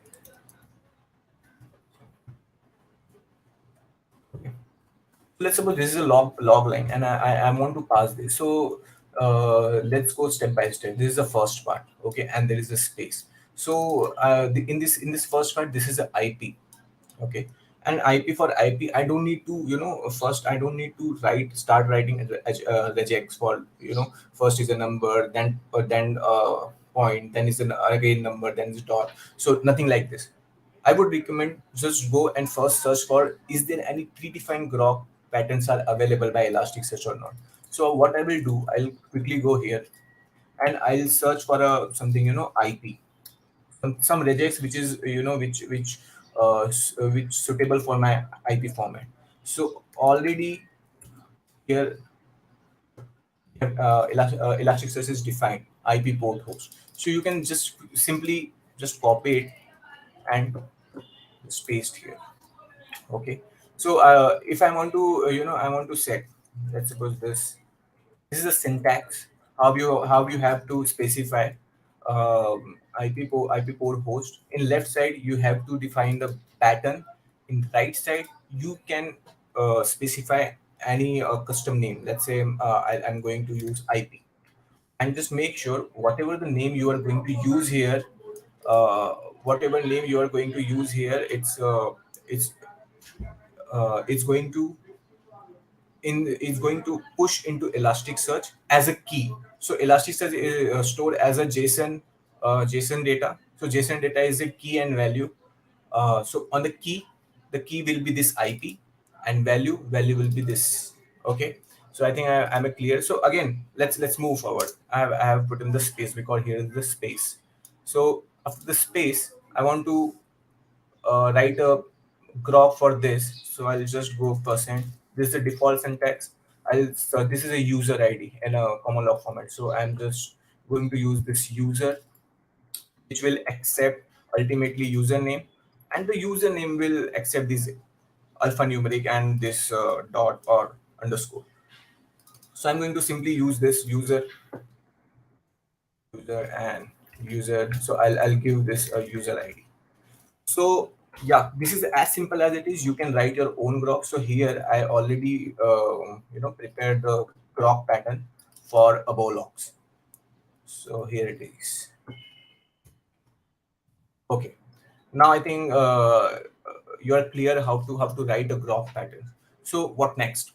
Let's go on a Kibana and create a pipeline. I'm going here. Stack management. Just go to stack management and just pipeline, and I'm just to create a pipeline here. Let's give CLF common log format hyphen. Okay, just CLF is enough.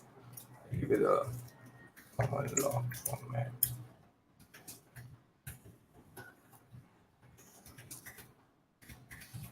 Okay, I'm gonna add the processor. First, we will use the grok process. Okay, filled message. Just keep this. Just make a note of this message. We will come later on this. What is the message? Why I have specified the message pattern. I'm just simply going to copy this pattern.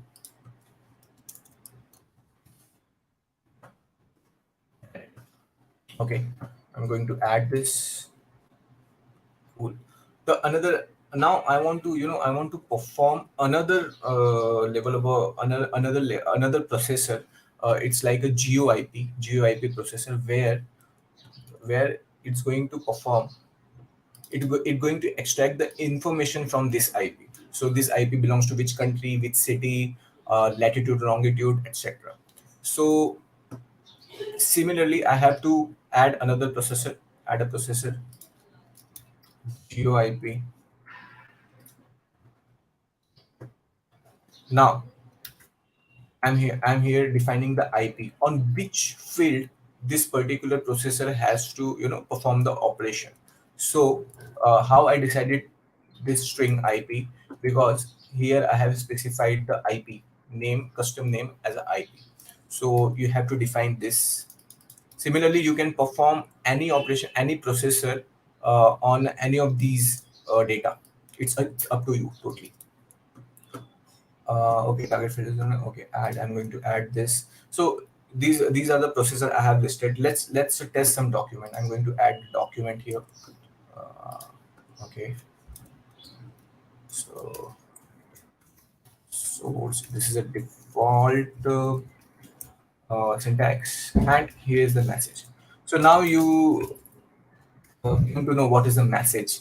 At that step we have defined. So this is a message, this is a key. We have to define the field name. We have to define on a grok where it has to perform grok operations. So I'm giving the message name, and here I'm going to define this, the whole logs.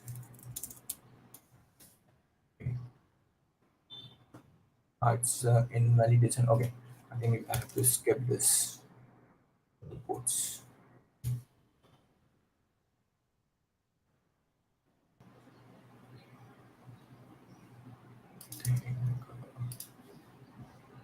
JSON is something wrong with JSON. Check. Okay, let me check here. I think we have.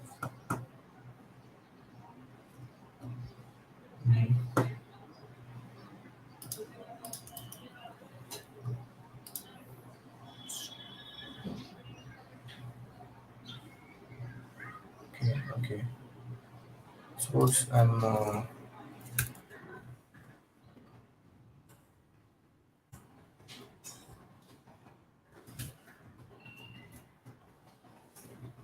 Something is wrong. Just let me check. Having single one.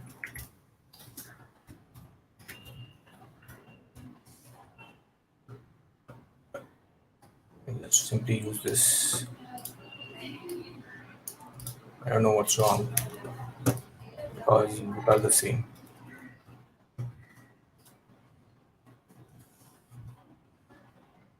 I'm simply going to replace with our value. This anyhow we have to escape the double quotes.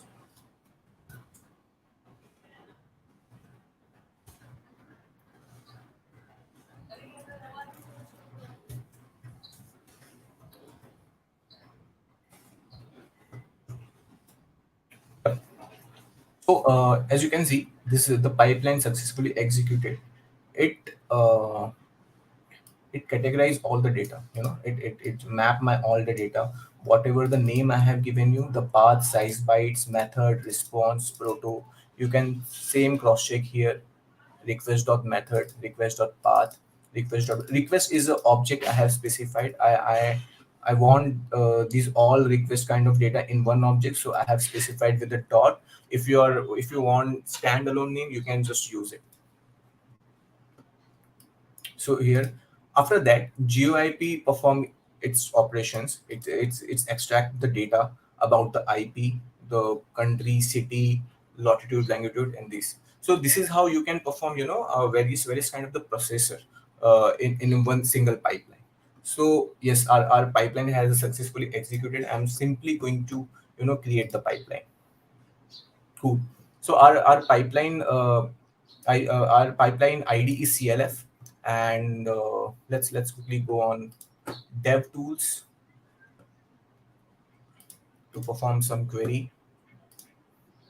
Okay, cool. So let's say test pipeline one. This is my index. I want to insert some data to the Elasticsearch. So I'll first show you without pipeline.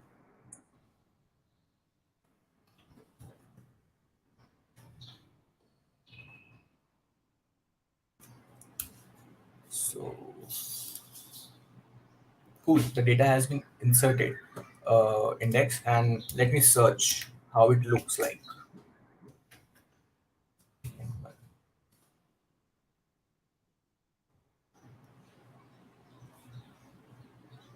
Sorry, search.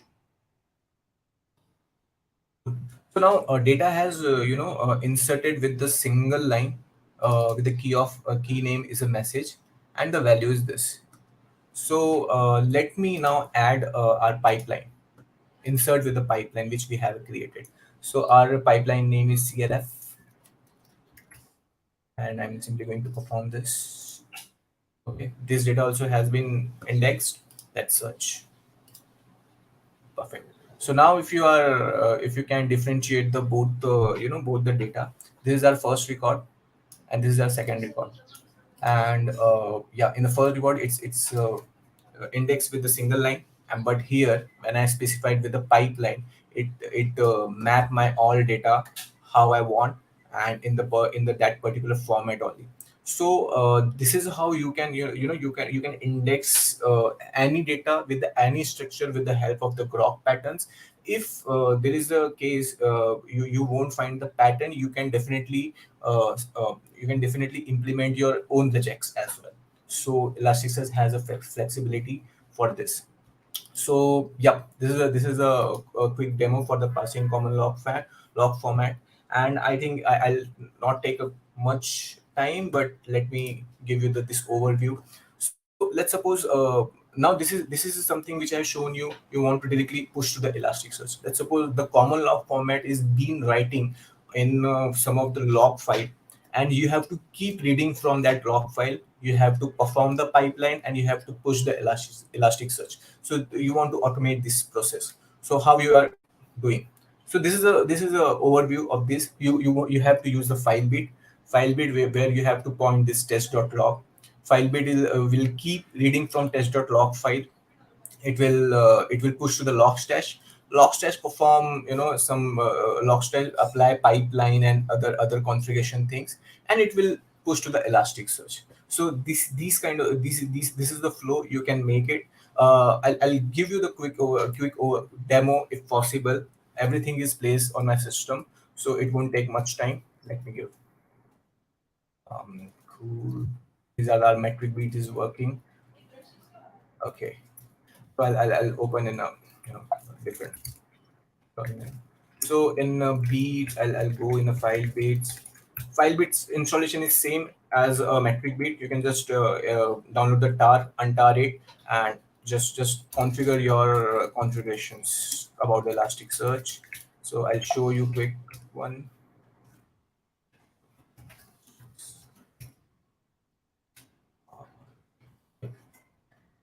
Okay, so in file bit we have defined the input. If you see the input value, here we have defined the file bit inputs. Type is a file stream, enabled true, and the path I have defined this test.log.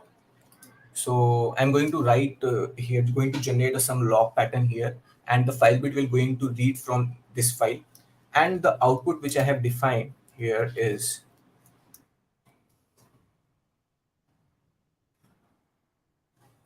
output I have defined here is a log stash. So a log stash will be keep listening on the 5044.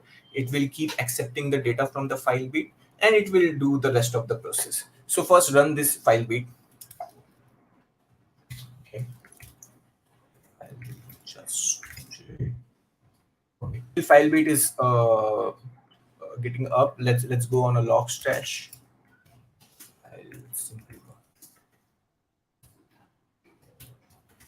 Okay. In the log stash, I have already same installation process is same for a log stash as well. Sorry I couldn't show you, but you will get the wonderful resource on on a Elastic official documentation. Okay, so here I have one log. So yes, I have defined here. So input will be 5044. This is the same put which we have defined on the file bit 5044. On output, I have defined this Elastic, uh, this HTTP local host, and for here, let me change the index name.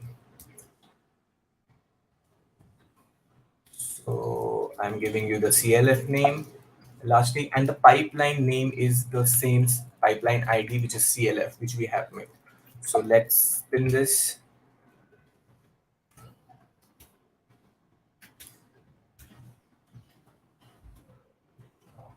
Dash, I think it's a bin.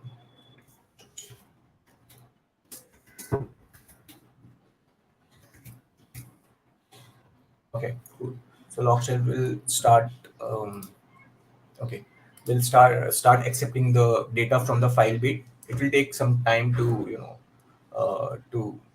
start. Let's generate some logs here.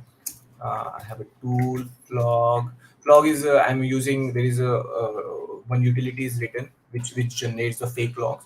So yes, here is my test.log. You can just have a look. This is a test.log. Let me generate few. So you can simply number of log you want to generate and test.log. If I do wc-error. Okay, right. Now I'm going to write with the 36. So here I can just specify the number of the logs I want to generate, and it will keep writing. So similarly, the log stash has been started, and the file will also reading from the same file.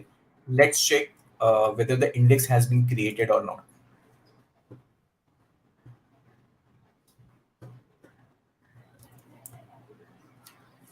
I'll perform this. Cool. The index has been created, and if I'm not wrong, the data also has been inserted. So let's query on this index.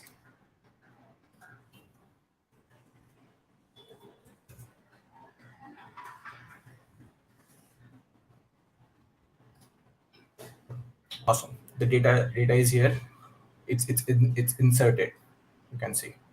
So now the total data is 36, and my test.log file contains 36 lines of logs.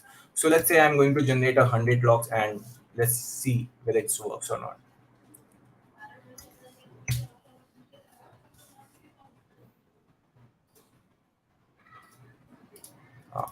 It will take time because the file bit reads the files in a bit of interval. Yeah, you can see now the count is 136. So it is as fast as it is, don't worry about the scalability. Elasticsearch is very capable to handle it. And yeah, this is how you can just parse your logs over there, or to the ELK stack on the Elasticsearch. So yes, I think I have completed my demo, and I have explain you how you can pass a log, how you can leverage the metric beats and everything. So I would recommend to go and try on your local machine. You don't need to do that. You don't need to do any, there is no difficult step to do that. It's just a few clicks and your system will be up. So Elastic also provide the cloud solution. You can just leverage that also. You can just try it. There is a trial also going on. You can just check it out. If you have any doubts regarding ALK stack and you want a community help, just go on a discuss.elastic community and Slack official Slack channel, and you can anyway you can DM me on a Twitter or LinkedIn anywhere. So I think yes, this is from my side. Thank you guys. It was a wonderful session. So we have one question Yep. in the comment. So it's question from Tara Dattpant.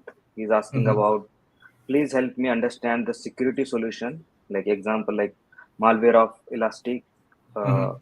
so he's asking about the security solution which you mentioned in your slides, or maybe your Okay. product. Mhm. So can you give a Okay. little bit overview on that? For the about the security solution, you can do the threat analysis. Let's say Mm, it will parse your data in the real time, if your network data and everything. So mm, let's suppose you have a very good of traffic coming in a specific IP or something. mm, So we have a learning module as well, which detect the detect the threat on the real time. It will give you the alert. Yeah, mm, there is something problem, there is some spike or something kind of this. So it's a very good system to to detect those threats. Also there is a malware detection as well. If you want, I can give you the resources, but I'll need to check this. I'll comment on this there after this session by yeah. checking that. So yeah, I think this is something, a quick overview. You can check more on Elastic official site. There is a wonderful blog Mhm. also available, how SIEM endpoints and the threat detections, the malware detection, etc. Yeah, thank you for helping. Thank you for the answering the question. Hope it's helpful for the audience. And let's move to the next Thank you speaker. guys. Yeah, thank you for the wonderful session. So let's move to the next session. We have the next session from the Karan Singh. He is a senior principal architect and developer evangelist. He's going to present around deployment of the microservice application in multiple K-test cluster. So over to Karan.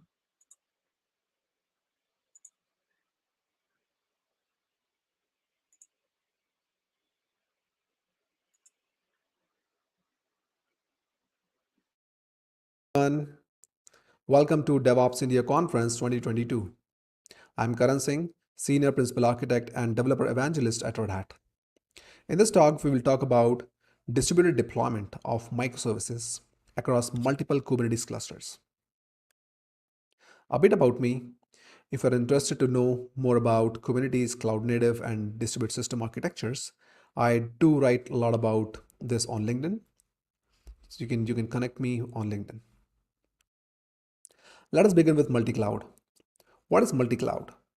By definition, multi-cloud, as the name suggests, multiple public clouds or multiple combination of public and private clouds. However, these cloud providers or cloud in general does not have interconnectivity in the terms of multi-cloud. They're independent cloud providers, and the connectivity between them is something that you need to manage. One can ask, would multi-cloud give any benefits? So the short answer is yes, it does give some benefits. For example, competitive pricing. You can go and negotiate the prices of your resources, compute and networking and storage resources from your cloud providers by, hey, you know what, we are getting better deal on a different cloud provider, so would you able to give us some more discounts, something like this. You can avoid vendor login, which is very important stuff. There's a saying, right? You should not put all your eggs in the same basket. It's like the same. You should not deploy each and everything on one single cloud providers. What if that cloud provider increases their prices, right? You're logged in, you have no way to go to any other cloud provider. So multi-cloud is the solution to, kind of deploy your application, deploy your businesses across multiple cloud providers, thus avoiding vendor logins. High availability is something that you can also get from multi-cloud. You can deploy application on multiple cloud environments, such that if there is a problem for any reason on a cloud provider A, your business, your application will continue to serve your users because they are running on different cloud providers. And resiliency, like how fast your application can come online as soon as the cloud provider services restores. So these are a few more things which gives a good signal to use multi-cloud. Flexibility and scalability, it could be also a good feature to look for, because oftentimes, or sometimes at least happen to me, if you are looking for a very specific instance type on a specific region or in availability zone, there are chances that it might not be available for you because it just works on demand and supply, right? So if for example, if you are expecting high resource utilization, and if the required instance is not available to you, that would be a problem, right? So maybe if you have a set of multi-cloud, you can go and equivalently request for a similar instance type from a different cloud providers if your application, if your deployment style has ability to get deployed on a different cloud. And then you can enhance your risk management by introducing a multi-cloud strategy for your business. Great. So multi-cloud is nice, but deploying application across multiple clouds is a complex stuff. It is a complex stuff. As a developer, as a operations person, you deploy your application on 3 different cloud providers. However, each cloud provider have their own tooling and processes to deploy your application. Their APIs are different. Their console is different. Their CLI access is different, right? Their mechanism to request resources and get post to those resources are different. So deploying applications or the same application, I would say, on multiple cloud is a real problem that has to be solved. Fortunately, Kubernetes comes to the play. Kubernetes kind of simplifies the journey to your multi-cloud, because Kubernetes provides a standard API, a standard mechanism to launch containers across on the environments where Kubernetes is run. So you could kind of expect Kubernetes to behave in the same way if it is deployed on a machine, on a local machine, on my laptop maybe, or on a public cloud provider, or maybe a private virtualization farms. So we can expect Kubernetes to give us that standardization that we're looking for. However, in case of multi-cloud, networking, inter-cluster networking of Kubernetes clusters is a complex stuff. You need to make sure that Kubernetes cluster A is able to connect with cluster B and also connect to cluster C, something like this, right? So networking among the Kubernetes cluster running on multiple public cloud or multi-cloud environment is a complex stuff. This has to be solved, and this is not being solved by the cloud provider level. This is something that you need to take care of, because you run Kubernetes and you need to make sure that interconnectivity between the Kubernetes cluster is something that your team or you have to take care of. By the way, you would not want to interact with these cloud providers over the internet. Obviously, over the internet it will work. Azure or resources running on Azure can go and connect to resources running on AWS, but this will go via internet. First of all, it is super slow. Internet is slow, I can tell you, and you know this already. And it is insecure, even though you have a lot of security in place, but still there are things that can go bad. So we do not want these things to go insecure. So how can we solve the networking problem between Kubernetes clusters that are running on multiple cloud environments? Maybe Scupper. Scupper simplifies multi-cloud Kubernetes networking. So the way it works is we will deploy Scupper on each cloud environment or each Kubernetes cluster, and then Scupper will take care of the networking between the Kubernetes clusters that are running on multiple clouds. So what is Scupper? Scupper is an open source Apache 2.0 licensed project which provides hybrid cloud service interconnectivity. Scupper can help you connect from any service running anywhere. So for example, you have services running in your own data centers. So, or maybe data center 1 to data center 2, Scupper can help you connect those two data centers over the internet.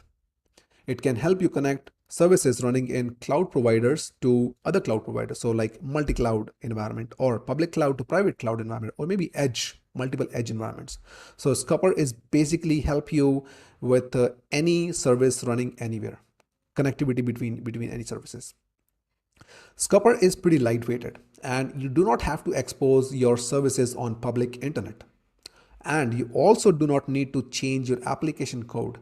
Scupper just takes care of all the networking underneath. And the services communicate transparently in a secure virtual application network. And finally, you don't need administrative privileges to install Scupper on a Kubernetes environment. It is 100% developer driven. As a developer, you can set up in just 2 commands Scupper in your namespace, and then just simply deploy your application, and your application can go and connect to the other application running on a different Kubernetes or cluster on a different public cloud. So how do I deploy microservices application across multiple Kubernetes clusters? Well, let us answer this question. We're going to go over a demo which will talk about close to 11 microservices, ranging from email service, ad service, checkout service, front end, recommendation service, cards and currency services. So this is a kind of a decent e-commerce application composed of multiple microservices. Our job is to deploy this complex 10 microservices application onto multiple Kubernetes environment. So this is how our demo will look like. We're gonna have Azure, AWS, and IBM as our public cloud providers. We will deploy, or we will already have OpenShift running on all these public clouds. OpenShift, by the way, is enterprise grade Kubernetes, which just work fine. What we're gonna do is we're gonna launch 3 microservices on Azure, which are front-end service, recommendations microservice, and product catalog microservice. Then we're gonna launch 5 microservices on AWS, which is OpenShift running on AWS, which is ad service, card service, Redis card, currency, and checkout microservices. And finally, we're going to launch 3 more microservices on OpenShift running on IBM Cloud. And these services are email service, payment service, and shipping service. So as you can see, we would be having our full-blown microservice distributed applications running across 3 clouds, and we need to figure out how to do internetworking between these, because we definitely want our front-end service, as we place order through front-end, we want the order should go and we should be able to add to the cart on the cluster 2, and then we should also get an email notification or a payment confirmation which is running on cloud 3. So the interconnect is being managed by Scupper between these clouds. All right, so I think we are all set with the demo, and I'm very excited to go into that mode. Okay, so I'm gonna share my screen, and this is my Git repository, which we're gonna use in for today. In this after this talk, you will get link to this repository. Quick checkup. So this is my my cloud, my OpenShift running on Azure. You can see this arrow app. So arrow is Azure Red Hat OpenShift. So I have this OpenShift up and running in Azure. Similarly, I have OpenShift running on Azure. Oh, sorry, OpenShift running on AWS. So this is the OpenShift cluster on AWS. And finally, we have OpenShift running on IBM Cloud. So I have 3 OpenShift environments on 3 different public clouds. It's all blank at the moment. We're gonna do this deployment from scratch. And I'm going to follow this guide, which talks about the step-by-step instructions to deploy this. All right, all set. Let's go to the CLI because I love CLI. And in CLI, we have I've already opened up and logged into all 3 cloud providers, all 3 OpenShift environments. The first one is OCP Azure, second one is OCP AWS, and the third one is OCP IBM. I've logged into these environments, and what we're gonna do next is we'll start from scratch, and we will create. First of all, we'll create a namespace or a project in case of OpenShift, right? So we're gonna create project, and we're gonna create the same project across all 3 environments. So OpenShift new project, multi-cloud. Let's create this. All right, so we have created project. Next, we will set up virtual application network and using Scupper, for which we need to first of all initialize Scupper on each environment and then generate some tokens. So initializing Scupper is just a single command which goes like this: Scupper init site name and then the site name of the site. So we're gonna name OCP1, OpenShift Container Platform 1, as our first site name. And this is done. We're gonna do similar thing on site 2 and site 3.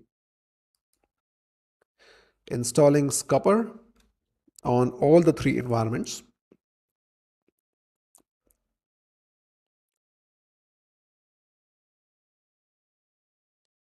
Okay, so this is coming up.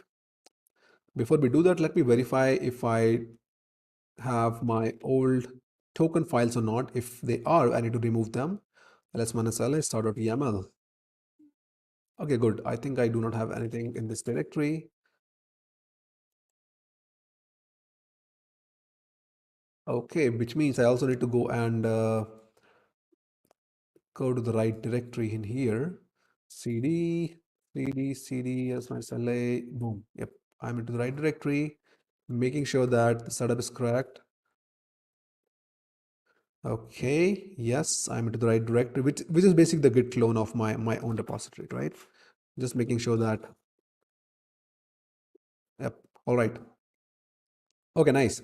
So next we're gonna create tokens. We will on environment 1, we'll create a token and instruct Scupper that this site would be connected by 2 other sites. So, and this will generate a token. Similarly, on site 2, we will create token for site 2 so that the other site can connect using this token. And on site 3, we will basically go and link up these things. Let's go to site 2. So right now Scupper is installed. We have created tokens. Next, we are going to connect site 2 to site 1 using this command, Scupper link create OCP1 dash token, which was generated using the last command. Meanwhile, this is running. I'm going to run another link command. So linking site 3 to site 1, it's here. And then linking site 3 again to site 2.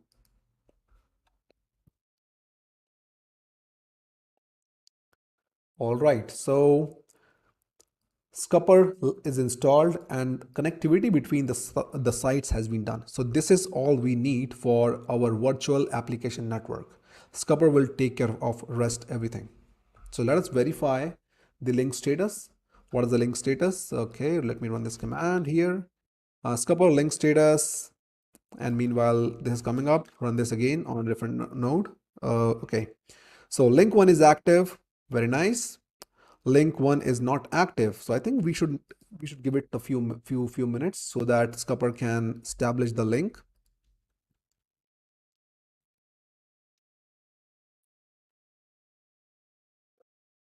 Okay, it's coming up. It's slightly taking some time, but it's coming up. So link 1 is active and link 2 is not. So let's wait. All right, nice. So we have all the links up. So Scupper is installed. We have the connectivity established between 3 Kubernetes and OpenShift cluster running on AWS, Azure, and IBM Cloud. Fantastic. So the infrastructure is now done. Next, we will deploy our microservices application across these clusters. Okay, so first of all, we'll go to our cluster 1 and deploy front-end, production catalog, and recommendation service. So this is all available in this YAML file. I'm going to go OC apply -f. So those who are familiar with kubectl, it basically runs as well. So kubectl apply -f, then microservices application deployment -ocp1.yml. So this file contains the, or maybe I should show you how does it look like if you're interested. Let me go and pull my VS Code. It's here. If I go to multi-cloud demo, okay, hold on. All right, so this is my first MSA microservice application file, which will deploy recommendation service, and then it will go and do a deployment for front end, and it will go create some services for front end so that we can access this over internet, and then deployment for productions catalog service. Similarly, the same file a different file for the second cluster, which will deploy checkout service, microservice, and then it will also deploy a cart microservice and the other microservice. So nothing special in this file. It is just yet another Kubernetes deployment file. That's it, which uses an image and deploy the microservice code. Okay, coming back to our code base here, we will deploy our first microservice, or the first on the first cluster, on the first site, you will deploy 3 microservices. With the next command, which will run on cluster 2, this will deploy another 5 microservices on the second cluster, and the final command for the deployment of microservices that will run on our third cluster. Okay, so this is coming up. So if you see cluster 1, I have deployment, recommendation services, recommended service, front-end service, and a product catalog service is up and running, 3 microservices. On cluster 2, we have checkout, cart service, currency, Redis, and ad service on cluster 2. And then we have 3 more microservices on cluster 3, which is email service, payment service, and shipping service. So as you can see, this is a full-blown e-commerce application that happens to have 10 or maybe 11 microservices that we are deploying across 3 different OpenShift environments running on 3 different public clouds. Fascinating, right? It is. Okay, so cool. Our deployment is done. Let's verify the pods. OC get pods. Or just you're wondering, this will also work with kubectl, kube cdl, kube cdl get pods, because OpenShift is Kubernetes, right? It works. And OC get pods. Fantastic. By the way, don't worry about this cart microservice. We're gonna run one command and verify that this works in the next step. Okay, cool. So at this time, our microservices are up. However, they are not able to connect to each other. So services running on cloud 1 or site 1, OpenShift 1 cannot talk to at the moment to services running on site 2 or maybe 3, because we have not yet exposed these services. It's just deployment. We have not created any service object yet. So which we're going to do next using Scupper. So we'll use the final command of Scupper, which is called as Scupper expose, if I recall that correctly. I'm going to show you the script file as well that we're going to run. So this is this is one of the example bash file we're going to execute. So we're going to run Scupper expose deployment and the deployment name and the address and the port and the protocol and the target. So which is kind of, this is the wrapper around, think about the service object of Kubernetes. So Scupper will expose this deployment and make sure that we are able to connect to this service from different sites. All right, so let us go and run each of these sites, each of these Scupper expose command from our environment. So on environment 1, we'll run expose OCP1. In environment 2, we're going to execute the another shell script file, which will go and expose all our 5 microservices. And similarly on Cloud 3 or OpenShift 3rd environment, we're going to execute Scupper expose command for the remaining 3 microservices. So at the moment, we now have Kubernetes services created. We can go and run this command, kubectl get svcs.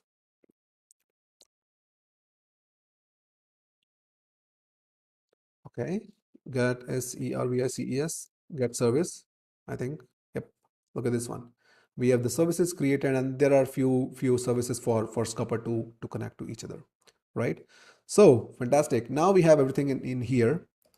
Let's verify the status of the Redis card service. It is up and running. There was some problem. I think let's bounce back. Let's delete the pod and maybe recreate that and see if that goes. Okay, scaled up, get pods, that should be in waiting stage. Yep, so I think this should be up. Okay, cool. So at this point, I think we have done everything that we wanted to. We just need to now grab and verify that our microservice front end is working or not, right? Let us go and grab the endpoint of our microservice. So it's just an echo command, which is OC get service front end and the name of the load balancer ingress. So this is the IP address of my service, front end service running on OpenShift environment 1. Let us go and open this up in the browser and see, are we able to access this? It's coming up. All right, cool. So this is our e-commerce app that we deployed across 3 environments. Let us go and do some shopping. Okay, so who wants sunglasses? I want one, though I cannot wear it because that's so unfortunate, right? I'm not able to wear sunglasses because of these glasses. Okay, I'm gonna go and order one for my wife, maybe, yeah, and my friend. Let's do some ordering here. Okay, good. So if you're following me, this is under the covers. It's calling the right microservices running on different OpenShift environment. Okay, I'm gonna go and continue some more shopping. I will go and get a watch. This looks good for my wife again. She must be happy. And I will do okay. I'll go and place some order, right? And this is a recommendation service, right? Hey, you may also like salt and pepper shakers. Yep. Let us get one more.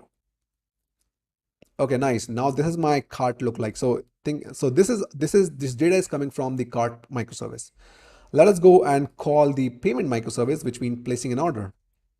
And then under the covers, it will place my order and your order is completed, and we'll send a confirmation email. And then, yeah, so this is how our full-blown e-commerce application under the covers using 10 microservices deployed on 3 OpenShift environments running on 3 different cloud environments. This is really fascinating, right? So this looks good, but so you might not believe me if this really works or not. Maybe I'll go and show you the Scupper console and show you this is a real thing. Let me go and grab the Scupper address, the console address. So this is my Scupper dashboard. I'll open this in a new tab, and I need to also grab in the credentials for this. I'll also run one more command to grab the credentials. It's a secret. I'll grab the secret, and this is my secret for my Scupper console. The username is admin, and then this is the password. So the console will tell me what's happening, how network traffic is moving across 3 different cloud providers. All right. All right. So this is our real live networking graph look like. Okay, we have these microservices running in here. As we go and play around with this, these number will change. Maybe I'll go and open this service in a different tab so that you guys can observe the changes. Okay, let me go and do some shopping again on a different tab. Okay, I'll go and put this. So if you observe this closely, there should be, these numbers are moving, right? I'll go and place some orders. So this is how it looks like at the moment in the traffic options live graph. Let us go and switch to deployments. So deployment will tell us 3 different cloud providers. I need to reduce this this in here. So these are my 3 cloud providers. Let me arrange this. OpenShift cluster 1, and then OpenShift cluster 2, and OpenShift cluster 3. So look at this one. So this is our front end service. As we are hitting, a product catalog is here, and checkout service is running on a different cloud, different OpenShift.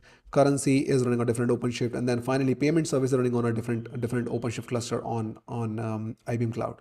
So this is how we can deploy a microservices application distributedly on OpenShift, which is Kubernetes, across multiple cloud providers. So this is very, very, very strong thing.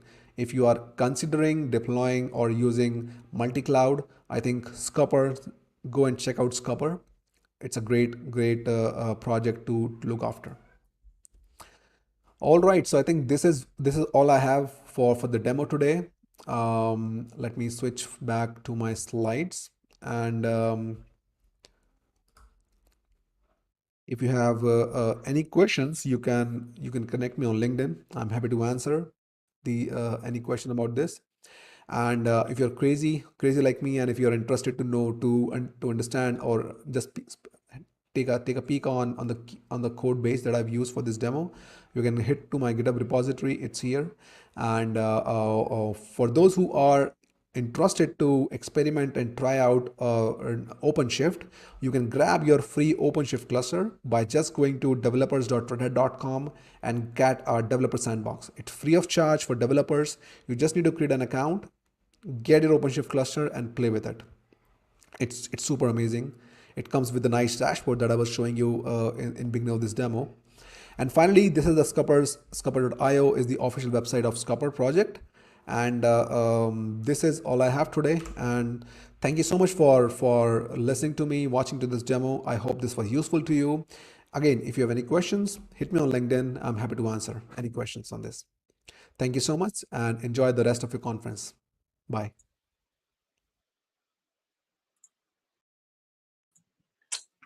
Thank you, Karan. It's an amazing demo. I really love the Scupper tool. It's really helpful, and it has a really useful for the developer. I think it's a missing part of, it's all a lot of missing part of Kubernetes when it's come to deploy your microservice application. You can, I see there is a few queries in the chat. I will pass those questions with Karan. He's currently, this is a recorded session. This last session is recorded. So I will share this, all the questions, and he will get back to whoever the person. So let's move to the next one. So we have next session by the Erez Berkner. He's a CEO and co-founder of Lumigo. Over to next session.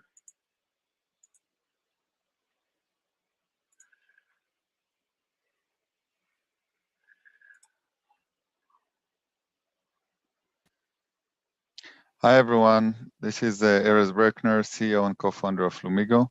And I'm really glad to be here with you in DevOps India 2022. And today we're going to talk about monitoring Kubernetes versus serverless based applications. So just before I start, I want to very quickly talk about the serverless evolution and what is serverless, because for many serverless is function as a service, and it's very important to understand what it is today. And we moved from function as a service like Lambda to everything as a service. So when serverless started, yeah, it was 2015, and it was AWS Lambda function as a service. But now this is so much more. It's function as a service, but it's also SQS, messaging as a service, or DynamoDB, data as a service, Snowflake, S3, even Stripe, Twilio, all these different services that you consume via API and you don't deploy, maintain the server. This is what falls under the definition of serverless, and it's event-driven, and it's really different than just having a single service called functional service. So today with those services, managed services, you can basically build almost any application out there. So that's just for us to set the theme on what serverless is. And when we talk about monitoring, whether it's serverless or microservices, Kubernetes, the first and foremost challenge is the fact that we're no longer dealing with a single server or 3 servers like we used to in the 3-tier architecture of a web, business logic, and database. Those 3-tier architecture basically exploded into microservices. So dozens of, or hundreds sometimes, of distributed specific services that are building our application. And when we talk about monitoring those environments, it's hard to understand what is the overall application health and be able to understand what is the status, what went wrong, how do I zoom out from a single issue that I have to understand what is the impact on my overall application. And it's extra hard if you don't really have the correlation and the connections between all these services. So this is where the basic concept of distributed tracing come into place. And the idea is once you're able to trace, once you're able to connect the dots, you can move from having a single service that fails and you have no idea what the impact is, to an order of every request that is going through your application. And then when you have a single service that is failing, you can go upstream and understand immediately what is a customer-facing API, what are the different stages this request went through, and figure out if you need to take action and where the problem is. And the other thing that it's important to understand is that we talk about monitoring serverless, monitoring Kubernetes, but today the roles have really shifted. So we all seen the ops versus dev in the past. Ops were in charge of the monitoring, dev in charge of debugging. But today with DevOps and even with just dev doing ops, it's a single person that is doing both monitoring and debugging. And a lot of this is also, I would say, under the umbrella of the modern monitoring, observability, troubleshooting. But the essence is that you as a single person need a way to understand when things go wrong and then very quickly dive into the details, understand the root cause and fix it. And one of the challenges today is that since this is a new concept and a new motion of a single DevOps doing both of those roles, many of the tools are still just monitoring and just debugging. And you monitor with one tool and then you go to another tool not connected to try to debug and find the error that was alerted. And you're going to see more and more tools in the coming years when we talk about monitoring of serverless, of Kubernetes, that are going to provide monitoring and debugging in the same tool. So let's dive into Kubernetes.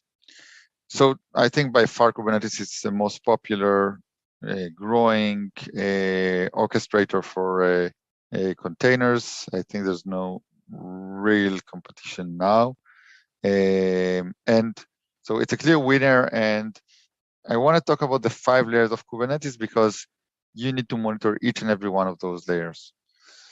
So starting from an infrastructure, which is actually the hardware, monitoring the vital signs, going to Kubernetes cluster health, going to the pod health at each of the pods, the status and readiness of or availability, and application logs. These are the 5 different layers that are built one on another, and each of them can fail, and each of them can be disastrous through your runtime. So what are the tools that helps us monitor? I think that there are several tools that emerged with Kubernetes that are, I think, dominating the market today. So first and foremost, Prometheus is very much tuned to serverless and goes, I don't want to say standard, but goes hand in hand with Kubernetes monitoring, and it has the different elements and services to support that. So whether it's pulling metrics through a dedicated agents, all the way to alerts via the alert manager, to Slack, to PagerDuty, and of course consuming them on the other end with Grafana. So this is a very popular way to monitor, especially metrics. And then you're able to build this kind of dashboard showing you your cluster capacity and health metrics and understand when things go wrong. When we talk about the other parts of monitoring, not just the metrics, but the logs, then there is a great pattern of Elastic, Logstash, and Kibana, allowing you to feed the logs and search them through the Elasticsearch. And this is super important, especially with microservice environments, to be able to search for specific request IDs and see all the logs of that specific request ID. In terms of the actual data and traffic to go through, I don't think this is super popular tool, but I found it really cool. It's called Visceral, and this is an open source tool actually. It's allowing you to simulate the traffic and the error rate between the different nodes.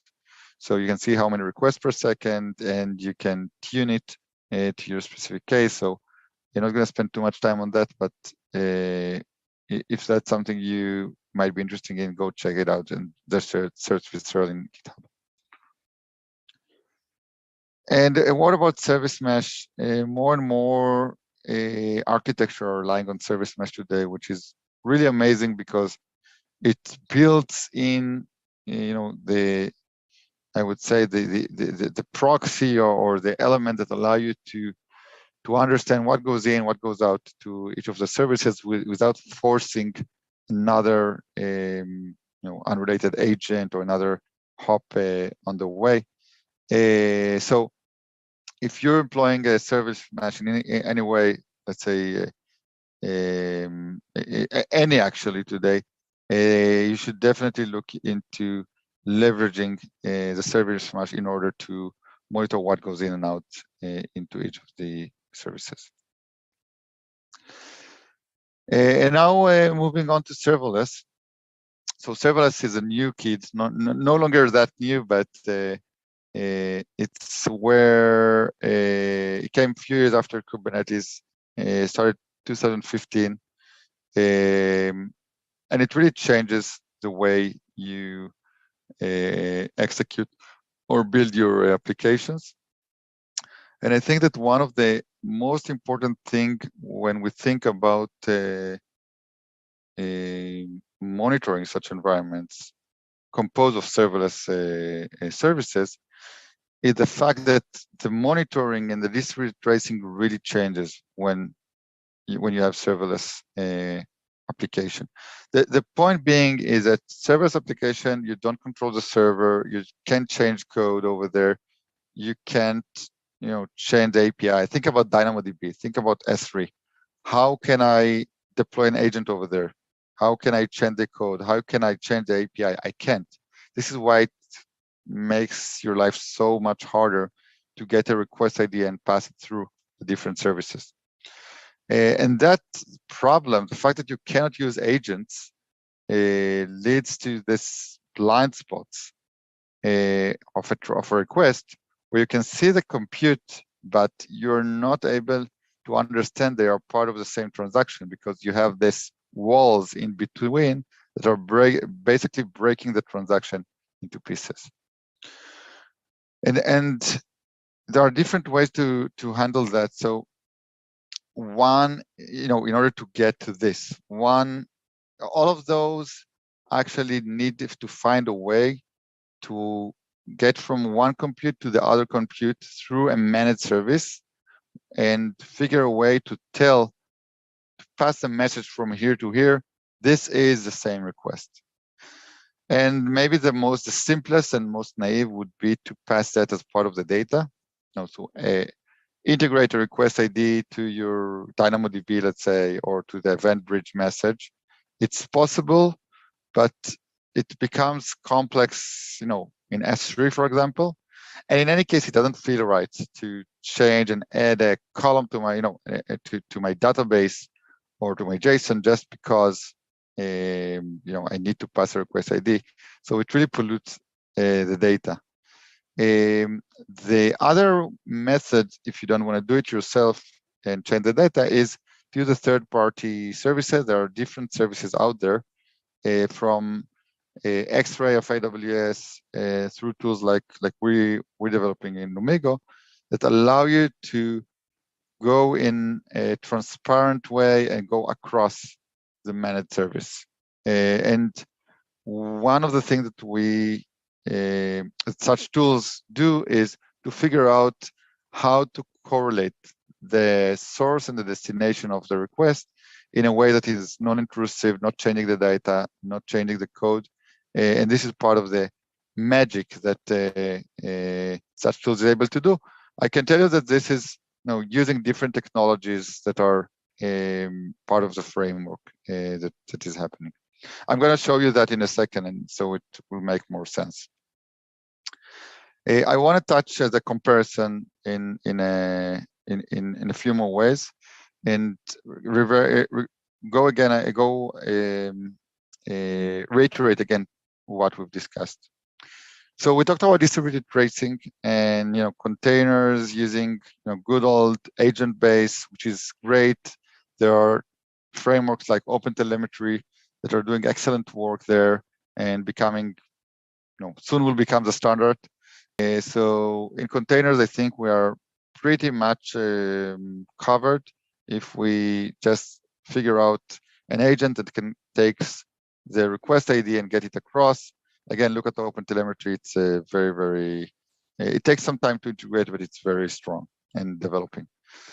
In serverless, you cannot do that. You can, OpenTelemetry doesn't solve that problem. So you can either, as I mentioned, get the data, the request ID through the data, or use modern tools, which based on APIs or code libraries. And you can just search like serverless distributed tracing, and you'll find a bunch of tools doing that. In terms of cost, that's very interesting because containers are still like like VMs. You pay per resource. In serverless, you pay per event or per request, and that's really interesting because this opens a whole lot of abilities to predict more accurately what would be my cost if I have this campaign, or if I want a chargeback, or if I want a price. So how much a single request costs, and then I can give a price for an API and make sure I have my margins. That's a whole different topic that is super interesting when it comes to cost calculation and monitoring of costs. What to monitor? So in containers, remember, you're still owning everything. So monitor the hardware, monitor the operating systems, Kubernetes, the application. In serverless, it's the application itself. So somebody else is taking care of all of the underlying infrastructure for you. Service discovery, we talked about, service discovery that is done in containers via network devices. In serverless, you can use API or libraries to do that, and that really simplifies the integration of tools in serverless environment. And maybe the last thing in terms of monitoring is to remember that the ownership of monitoring is still yours in both cases. Even in serverless, you cannot rely on the cloud provider to monitor your application. It's still yours to monitor, alert, get to the root cause, and fix whatever is wrong. So when we talk about monitoring, what essentially changes? What do I need in order to monitor such services, especially when it comes to microservices, regardless if it's serverless or Kubernetes? So first and foremost, we want to be able to find the actual issue, so get an alert, and be able to get what I call a visual debugging. The reason for that is there are so many microservices out there. You need to be able to visually view the request in order to understand what went wrong and what came before or after. We talked about the distributed tracing.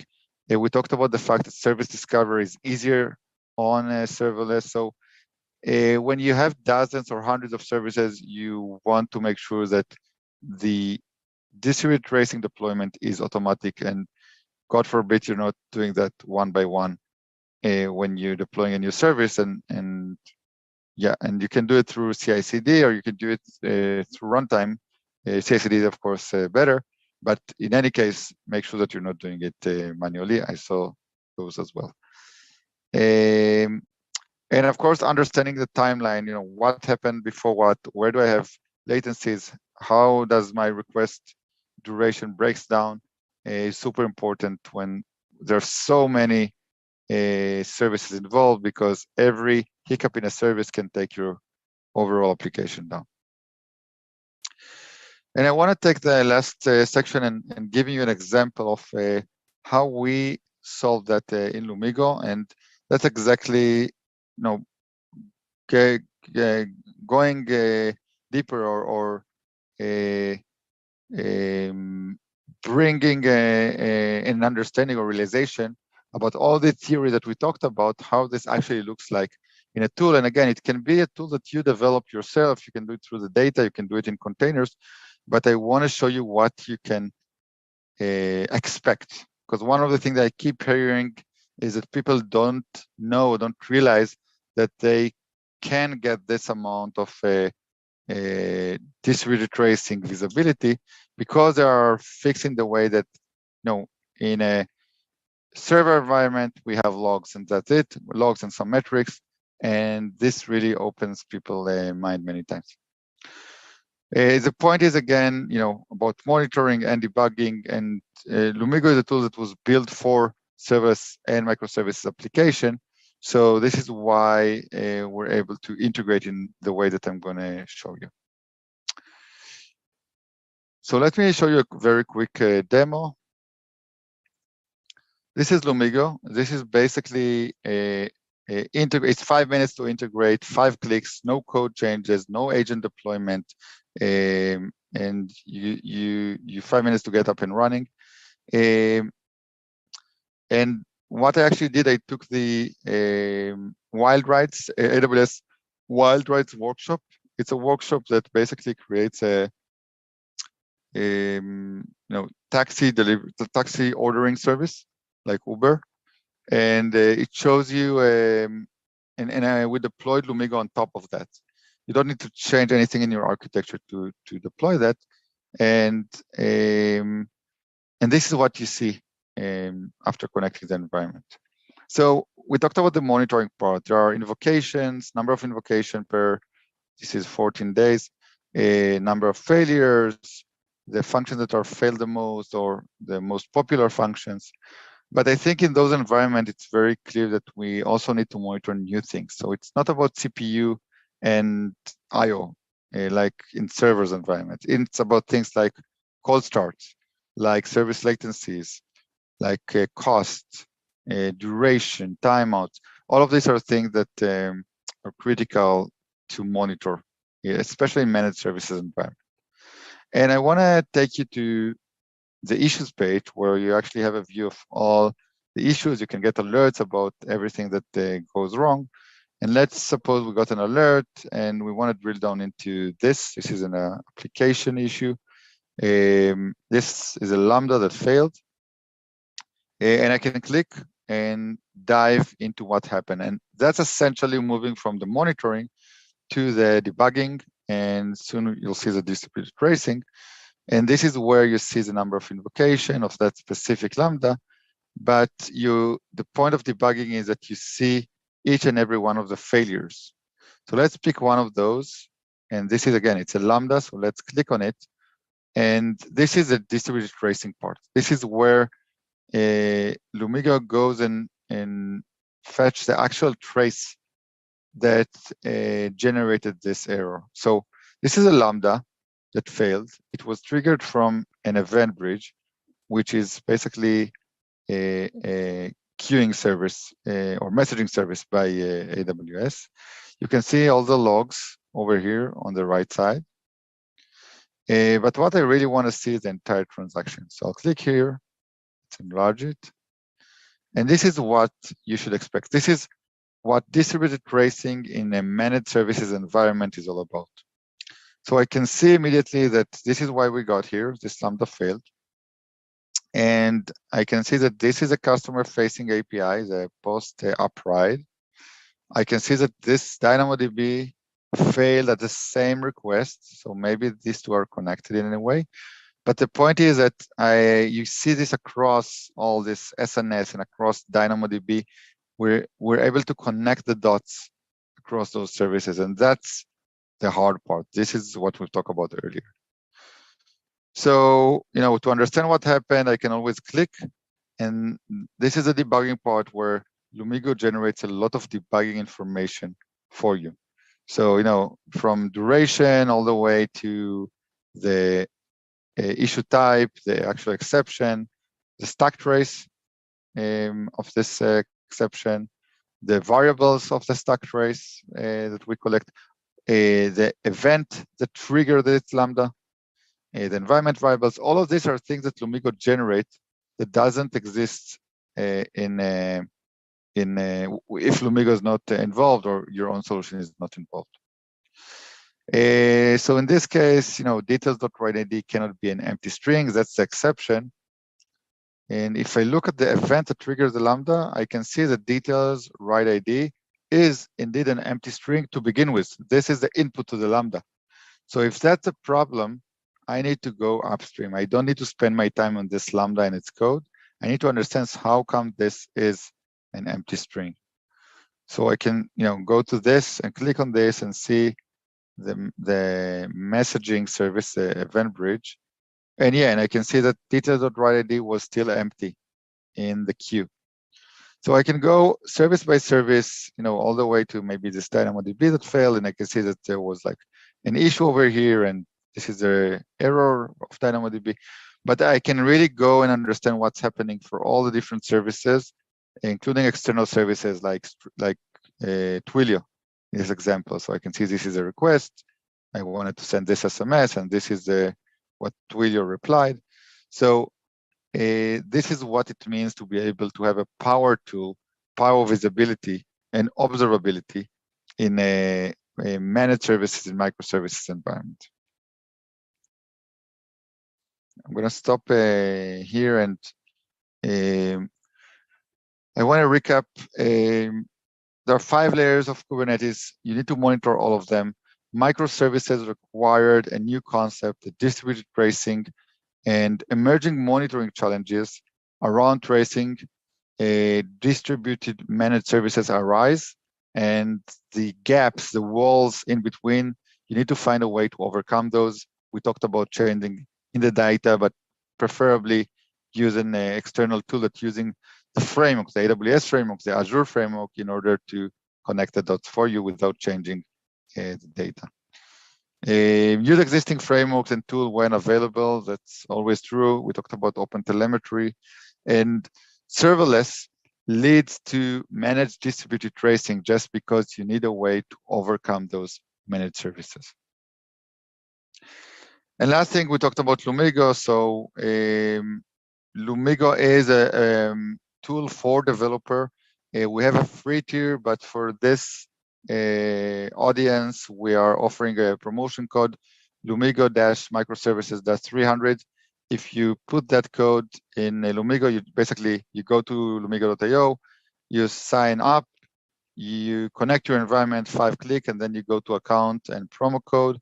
You enter this and you'll get 300,000 requests per month for free for a 12-month period.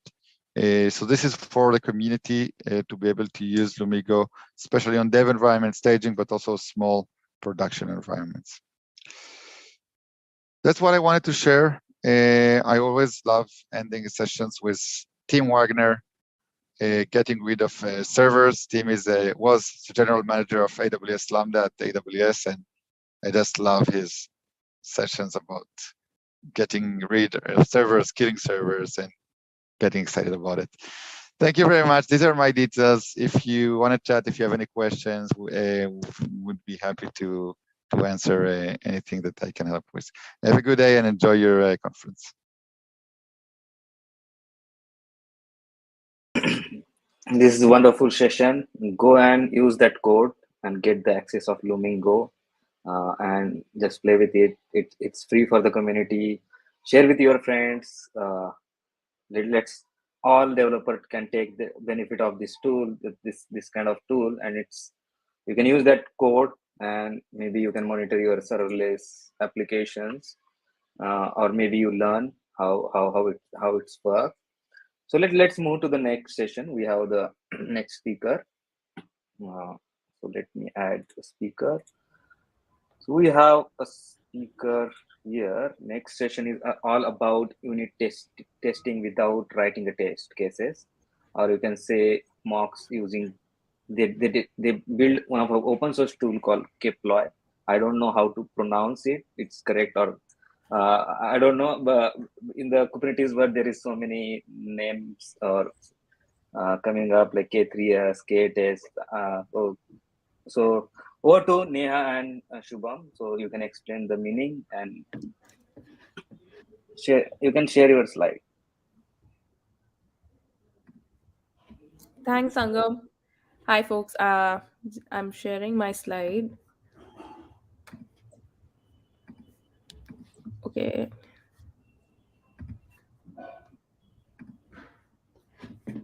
Is it visible? Yep. Yep. Again, thanks, Sangam. Yes, it's Keploy. So we want to, make deployments as fast as smooth as possible. And today we're going to talk about, unit testing without writing these test cases and data mocks. And this is Shubham with me. We are both the co-founders and maintainers of Keploy. And a little bit about ourselves. We have been both leading data engineering team at FarEye and special projects team at Lenskart. We have been contributors to open source projects like Jenkins X, XWiki. Happy to talk more and see enthusiastic people about open source. So a little bit about why we started this. We all have been into these stages where we want to write new features, add new functionalities. We want to make new projects, but the stability becomes crucial as the code grows, because we need to maintain and write these test cases. And time is limited. The test coverage, which is we all want to have more than at least 80% of the test coverage, that becomes difficult to achieve. So time is running against the test coverage. And with the APIs, uh, writing test cases for APIs is a bit more tricky, because there are dependencies, external dependencies that you need to mock. For example, say your application is talking to databases, you need to mock database queries, or any third party service, like Twilio, Stripe, AWS, or Google services. Then you need to mock them. And in the microservice architecture, you know there are internal service to service calls that you need to mock, keep them updated with every release. That's a lot of work that one needs to do. So we faced similar problems, and we also wanted to shift left and discover bugs as early as possible, make it robust, tested application code that we are pushing, because as this any of the bug or gap leaves uh, and shifts to the right in the software development lifecycle, the cost of fixing that becomes exponentially high with respect to time or cost. So yeah, that's when we built Keploy. And what it does is simple, that as soon as you make an API call with your stable version of the application, we are going to record the API call and all the network interactions that it is going to do. So in this case, let's say we make an API call, it is talking to different external dependencies. All of that is going to capture, and we are going to create a test case of, and that test case is going to be stored in the Keploy backend. Now this is going to be replayed with, let's say, new version of your application, where all the test cases that were created are going to be replayed one by one, and the mock of those API test cases are also going to be replayed. So you don't need to, in this case, didn't need to write test case while you were capturing the API call, and now you don't need to set up those mock dependencies, DBs, or email service, any other third party service, to test how your API is performing. So all that is done here. In fact, uh, since it was a big problem for us, we are now using Keploy to test Keploy itself. So we are getting already 72% and more coverage. So yeah, this is how it works.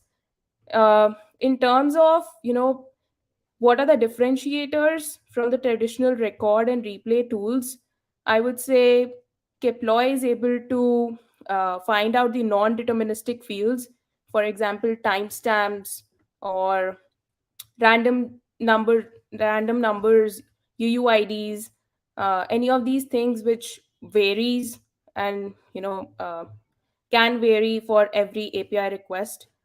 uh, and we are also able to, like we just discussed, we are also able to mock the data dependencies. So no need to write data mocks or set up data dumps uh, for API testing. And in terms of native integration, we currently have native integration for Go. uh, Python, Java, and JavaScript SDKs are also coming up. The community is contributing to it. um, so with native integration, the benefit is that, for, let's say, with Go, we integrate with Go test. So if you already have some Go test cases, unit test cases written, you can just add a Keploy unit test file to it, and you can see what is the existing test coverage. So uh, you can cover all the existing unit test coverage, plus what needs to be covered. You can see all that in your existing Go IDs, like Golang, VS Code, etc. Also, uh, you can reuse your existing CI pipelines. For example, currently, if you might be checking Go test coverage in CI pipeline. Since Keploy integrates with Go test, you don't need to add anything new to your CI pipeline. Yeah, that's about it. Would love to discuss more and hear thoughts from the community. Here now, Shubham will have a demo for us to walk through a sample application. Over to you, Shubham. Thank you, Neha. So I'm quickly sharing my screen.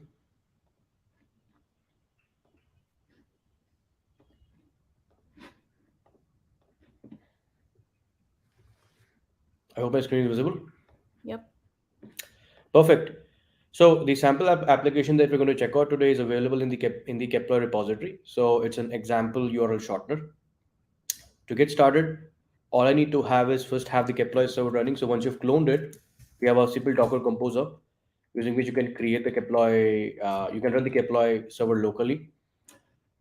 Once you've done that, you can see that the UI is running at 8081. So if I go to test runs or test cases, it says there's nothing right now. So let's create some test cases. Now, once you clone this sample application on which you'll be creating test cases, you'll be able to see that it has two basic files. One is the main file which initializes the code, and there's handlers in the handler.go file. So it's a Go project. To integrate Keploy, all I need to do is I need to initialize the Keploy SDK. So here I provide the application name. It could be your own application name. Here we're just calling it sample URL shortener.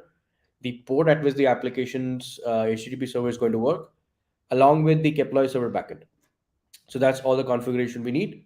Along with, in this particular application, we are using the Jin router. So we have a middleware for Jin, so that automatically adds the Keploy instrumentation middleware necessary for it. And we're using MongoDB, so we also have this integration with MongoDB. So we're wrapping the collection object with the Keploy object.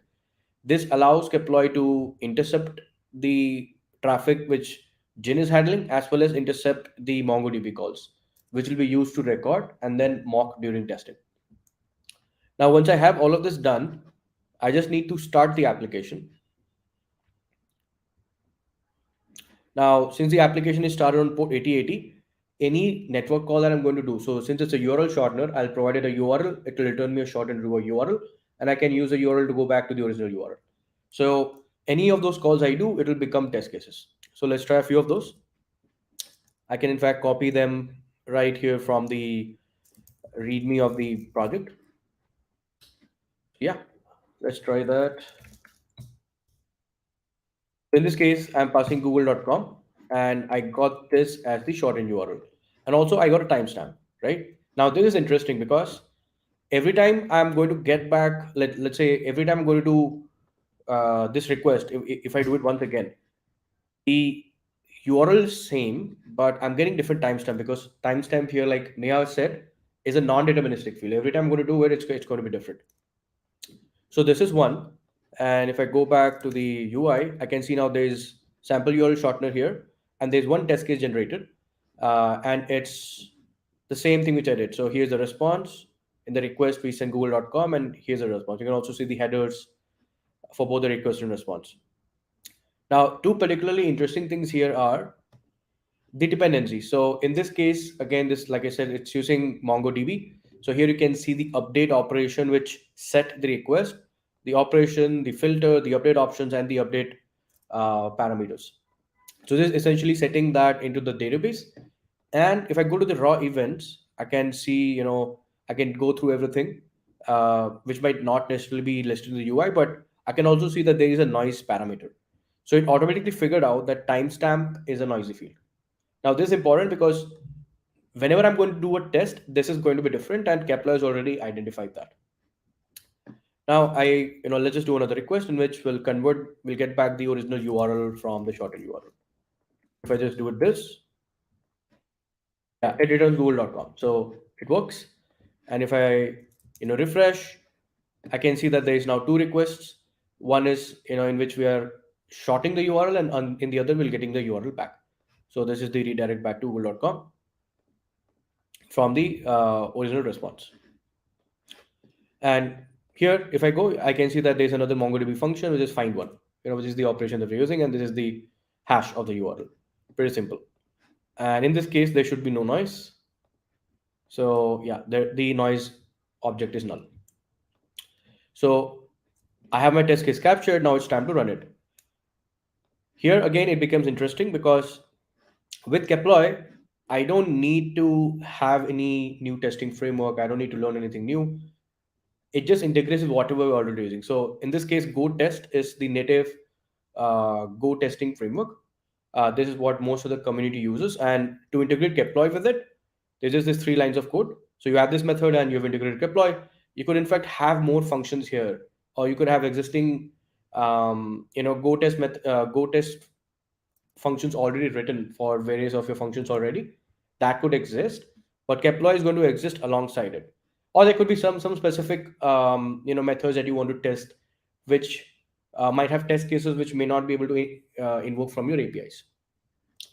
Now to run this, I can quickly, in fact, run it with coverage. And yeah, one thing to note, we have to stop the server. So I've already done that.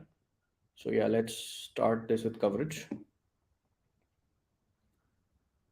So now what's going to happen is Keploy has started the server, right? It's then going to, like you can say, so it has already run it. So there's a 5 minutes delay. And after that, it will run the test cases. So I can see that, these tests ran and they were passed.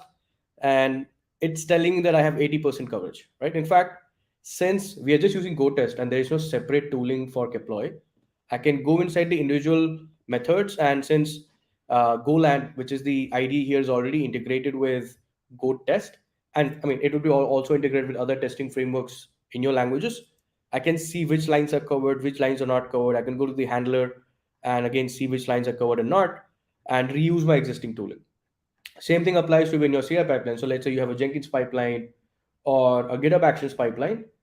They would also just work because if you're using Go in this, for example, you would already be using Go test. Now to take things further, I can now go and see details of this in the UI. So this is the test cases, and then I go to test run. I can see there is a test run which just happened. If I deep dive, I can open the individual test. So here there are 2 tests, one each for one was the get and the other was put. So I can see the expected response was this, actual response is this, and thing to note here is the timestamp is different, but it was not flagged. The test case is passed, right?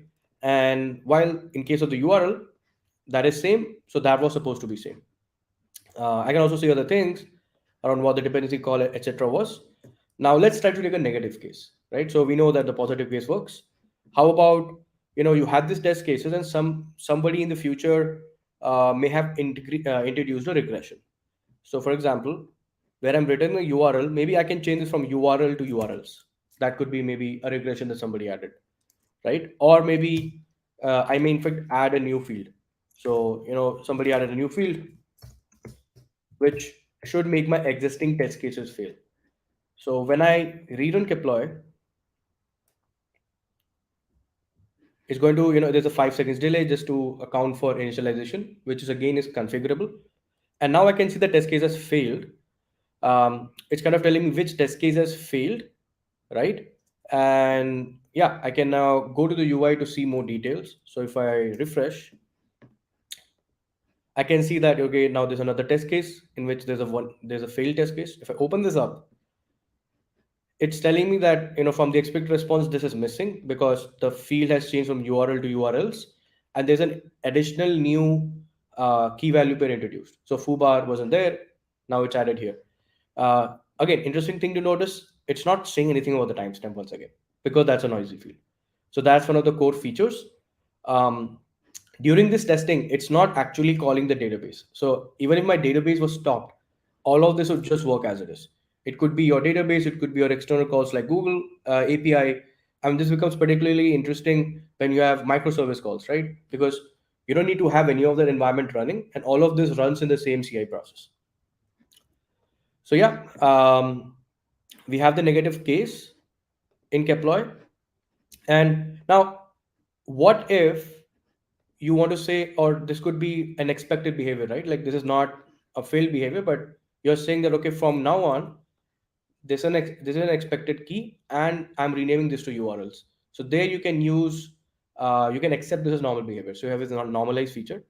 So if I do that, now my test run is historical data, right? So this is not going to be changed. But if I go to test cases and I go to that post request, now you can see all these fields have been added. Now I don't need to write any code for this, right? So now when I run this test once again, what's going to happen is it's going to download the updated test cases, it's going to run it against them, and I'll be able to see the status now. Okay, so it has run, and I can see all of this has passed. If I go to my test runs, I can see that, now the test cases are passing. And if I go into the details, I can see that the expected is this, and it's the expected and actual are now matching. So this is how you would typically, without writing any code, we have generated test cases, we've identified which fields are noisy, we have run the test and figure out what are the diffs. And when we want to normalize a behavior which could be expected, again, we just click a button and everything is normalized. So yeah, that's how Keploy works. And anytime whenever something's missing from the UI, you can go through the raw events and kind of see advanced options about anything which is going on. And you can easily integrate this with your pipeline. Like Neha said, we use it to test Keploy. We're already getting 72% coverage. Apart from that, we're also working actively on the other language SDKs. So as of now, we have SDKs for Go, but we're working on the Python and TypeScript and Java SDKs. So we're super happy to have contributors. We have a lot of people joining who want to contribute these SDKs. So we're super excited there. And yep, that's it for the demo. I hope the overall demo makes sense, and you're able to understand how you can augment your existing testing pipelines and your testing process with a open source no code platform like Keploy. Over to you, Neha. Yep. Shubham, we have a question. So, how can we use Keploy with existing code base, and do we need to include Keploy in source code to intercept any multiple interfaces? Sure. So I think I'll break that into two questions, I guess.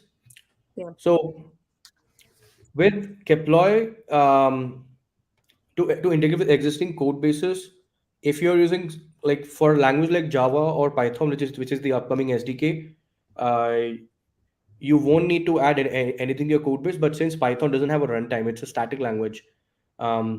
It runs natively. So in case of Go, yes, you'll have to wrap all your dependency calls. I mean, basically your drivers. So it's similar to how you would use New Relic in Go, right? New Relic or Elastic API or Open Telemetry, where you have to add a middleware for the router. You'll have to wrap all your external calls. So that's the only thing. Wherever you're initializing, you have to just add one line to add Keploy. Like in this case, I just needed to do that in two places. And about the second part, I think the second part was about it was about what, Neha? So, do we need to include Keploy to source code? Yes, for example, for Golang, yes, we do need to wrap integrations. So that's like one line integration lines for each of the external dependency that you're using. But for Java, Python, and JavaScript, there is not really a code footprint. Yeah, so there will be minimal footprint because those are runtime languages. Again, we are working on those SDKs, and we would love to have contributors to help us ship it faster. That'll be great. But yeah, in the current implementation, if you're using Go, you'll have to do that. It's with any instrumentation library that you would integrate. So that's going to be a common theme with any Go library. Cool. Do we have any more questions? I don't think so. Yep. Awesome then. Hello, if you have any down or to reach out to in Discord channel, So, is it there any kind of other open source projects or anybody who the developer? Sangam, your voice is a bit, Robotic. um, yeah, it's a bit modulated. Is Oh, it just is me? it? I It's think just just now is it fine? Nope. Now is it audible? Yeah, much better, much Oh, better. Yep. yeah. So my question is around the developer to deploy their code on Git. So is there any Git actions available so they can automatically their code coverage they can check? Got Is it. is, is there any plan? Yes, Sangam. So that's the beauty of Keploy. You can use the official, the popular Go test GitHub action. Mhm. So you don't need to add anything for Keploy. Just reuse that. In fact, in the Keploy repository where we're testing Keploy to test ourselves, we have not needed to add any custom GitHub action. So the Mhm. standard Go test GitHub action would work, and it would automatically use Keploy because you've integrated that with your Go test file, right? So it will automatically run Keploy, and you don't need to have any test environment, or you don't need to have any other thing added to it. So yeah, that's actually one of the benefits. So you can reuse all those existing pipelines which already exist to run Keploy in your CI pipelines. Yeah. If you are not using Kepler or not using, give a star to this repo. Yep. Or please someone share the report for the developer so they can check it out more. Thank you for the wonderful session. So let's move to the next session. We have next session demystifying the Kubernetes health check, and our speaker Gundeep is here. Welcome, Gundeep. Can you turn on your video if it's possible and unmute yourself? Yeah, hi Hey, Sangam. yeah. Hi. So let me add yours. Yeah, go ahead. Stage is yours. Thanks, Sangam. So, a very well good afternoon to all of you guys. So, I'm very thankful to Sangam for giving us that platform to share to the speakers to share their views and their open source projects and all. So, I'm very thankful to Sangam. And so, as you guys, as you see that my on the over screen, like my today topic is that demystifying Kubernetes health checks. So, like as you all know, that Kubernetes is a vast concept in this today's world. Every organization are using the Kubernetes. So, I'm just touching only like 1 or 2% or 1% of this Kubernetes, which is a simple topic is Kubernetes health checks. So, guys, first of all, I'm going to brief about myself. So guys, I am Gundeep Singh. So basically, I'm a DevOps specialist at Opsity Solutions, and I'm author as cloudbaba.com, which is my blogging website where I have posted the contents related to my sharing R&Ds, my work that I have done, and all the other stuffs. I'm a DevOps enthusiast. I'm a trainer and I'm a blogger. In the free time, I'm doing the training and doing some writing some of the blogs on some of the topics that I have going through. So guys, starting with that, first of all, I'm going to give you the overview of the Kubernetes. So what basically the Kubernetes is. So guys, as you all know, the Kubernetes is an open source tool, which open source orchestration tool, which we are basically using for our container management. You can say that because it's like in the today's world, everything most of the organization are using moving to the microservice architectures. So with this approach, the Kubernetes is coming to picture, which is developed by Google itself. So it's a very like you can say that's very advanced tool which every developer are using on right now in the future in the coming like that right now they are using. So guys, Kubernetes is an open source orchestration tool which we are using for managing our container applications, container based applications. And now this is the some of the brief overview of Kubernetes. So right now I'm just touching over the some of the terms that we are using in Kubernetes, which is you can say that Kubernetes health checks. So guys, the today agenda is what are the Kubernetes, what are probes and why they are important, and the concept of readiness probes, concept of liveness probes, types of probes inside Kubernetes, and importance of probes in deployment strategies. So guys, let me give you some of the brief what are probes basically. So guys, the probes are something like that. I'm just explaining it with a simple example. Let's take an example. You are deploying or you are setting up a Jenkins server in your VM, virtual machines, or anywhere in the cloud. So you have seen that whenever you are browsing it with that URL that is you have configured for the Jenkins, you will find that the initialization process are going at the backend. If you see over the URL, so there are some backend, in that backend there are some initialization process which are going on. So how will you get to know that on which particular time you are going to receive the traffic on this particular pod? So guys, on that time the probes coming into picture, right? So it's basically the process of checking the health of Kubernetes application pods to see if they are working correctly and receiving the traffics in a health checks as known as probes, right? So whenever your application or probes are able to receive the traffic from the internet or from the services that you are defined in the Kubernetes, then we can call it as health checks. Like your application is running fine now, we are able to accept the traffic from the services that you define. So guys, it is used to monitor if the instance of the application are running and responsive. Let's take an example. You have two applications which are running, and you have one application which is a V1 version, okay, and you are deploying the V2 version of the same application. So then how will you get to know that is my V2 application are ready, or my V2 pods are ready to serve the traffic or not? So on that time we are defining some of the probes on the Kubernetes side. So we will get to know that yeah, my application is, or my application pod is running fine, and now I'm able to receive the traffic. And now we will get to know that yeah, my application is running fine, now it's okay for me to serve the request or serve the traffic to this particular V2 version pod.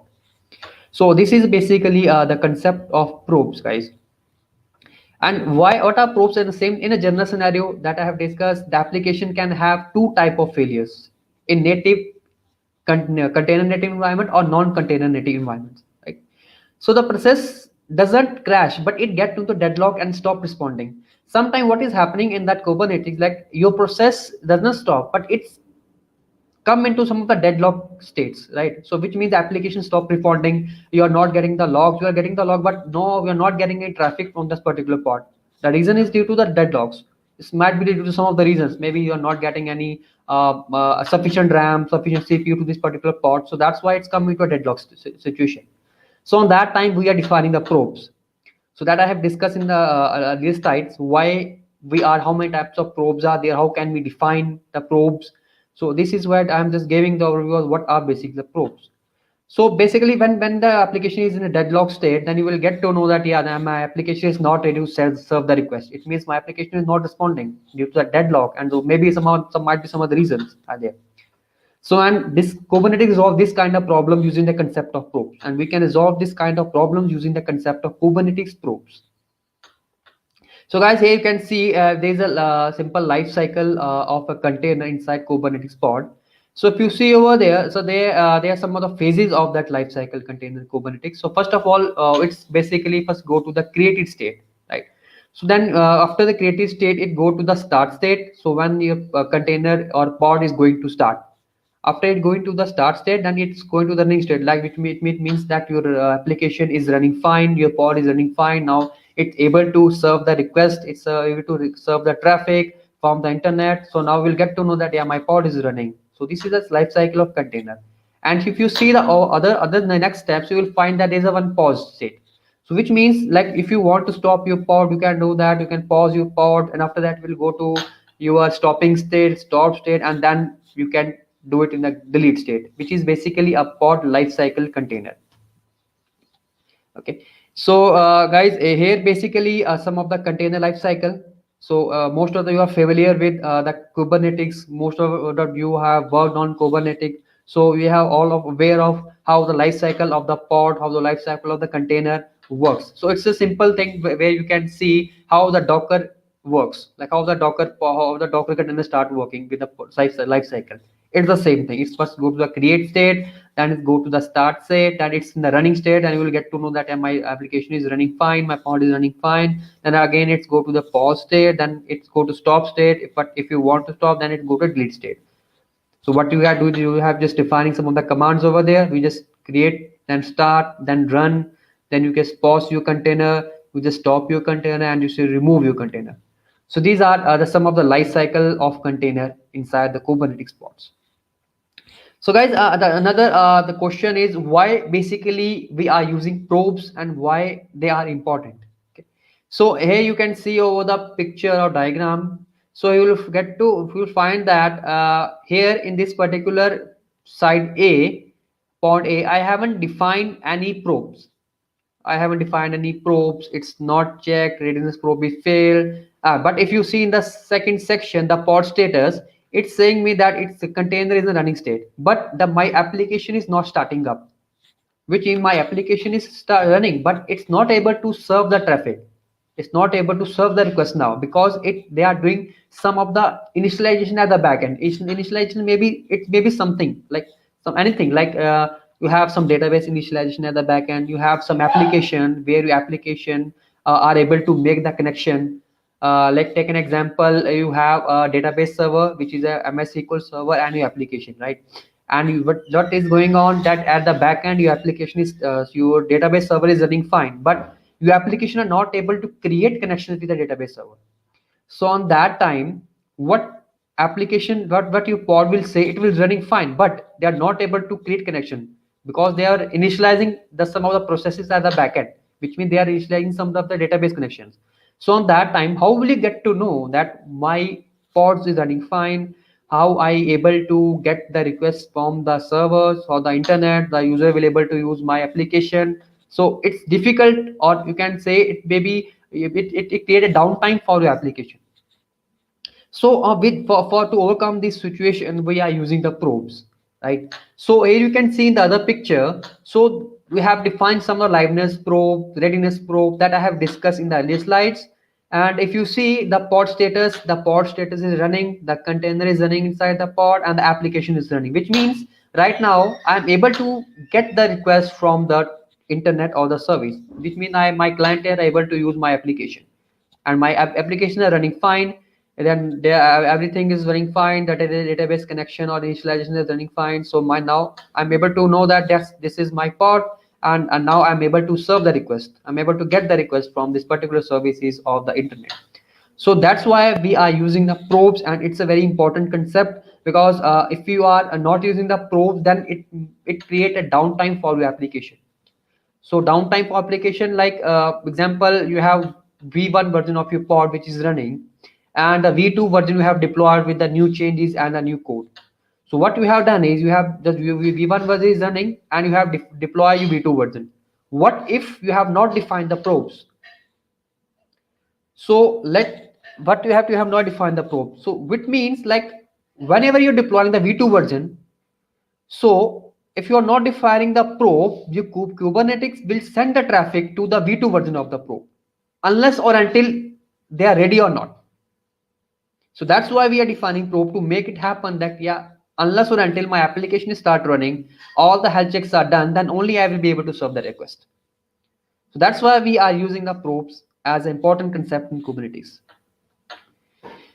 So guys, the same thing in a distributed application setup, sooner or later there will be some changes that an application can get stuck and stop processing the request. Okay, so the same thing. Also, a new onboard application processes is started, but it's still in initializing state and it's not ready to serve the request.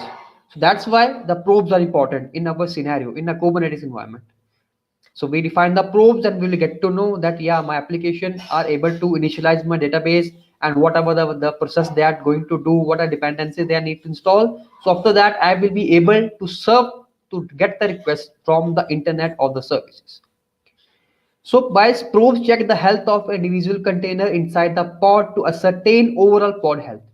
Basically, the probes will check health of an individual container which are running inside the pod, and he will get to know that yes, all the pods, all the containers which are running are working fine. Now you are able to serve. Now on my Kubernetes responsibilities, that now the pod is running fine. Now I'm able to transfer my traffic to this particular version of application which you have deployed, which developer has deployed.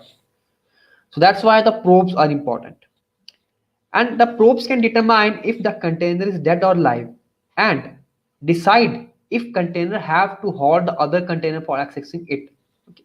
So basically probe can determine if the container is dead or alive and decide it. So probes have the responsibility to determine whether my container or application is dead or not or alive, and only they will able to halt the traffic to this new version of pod, or they will halt my request or traffic to use the other applications with this particular application.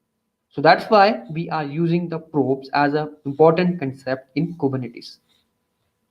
So guys, so the next thing is like how many types of probe basically we are defined in Kubernetes. So guys, there are basically two types of probes. First one is your readiness probe and the other one is your liveness probe. So guys, what do you mean by readiness probe basically? So guys, readiness probe, basically Kubernetes use a readiness probe to determine whether the application is ready to serve the request or not. Okay, which means at the backend they are doing some of the initialization. So that's why we are using the readiness probe to determine the application is ready to serve the request or not. So with a simple example, let's take an example. You have one service which you have defined in the Kubernetes, and you have pod which is right now one pod is in ready state and the other pod is in the deploying state. Okay, it's running, it's not deploying, it's in initializing state. If you see over there, it's firstly its readiness is failed. After 8 or 9 try, the application is loaded fully and they are able to serve the request from the service. Okay, so example, one more example over there, like if you have like you have, let's take an example, this is v1 version of your pod and this is the v2 version of your pod. So what is happening over there, the traffic is, all the traffic are moving toward the v1 version of this. But what else if you define the v2 version, your application is not able to serve the request unless or until the pod is in the ready state. So there we have defined some readiness probes. So they are doing, so if you see over there, a pod is ready when the container are ready. For example, when application starts, there could be some initialization tasks like database populations, some of the application data dependencies they need to install. So since on the initialization is completed, then only the application can able to accept the traffic. So that's why we are defining the readiness probe inside the Kubernetes. So this is guys, a very like important concept in the Kubernetes.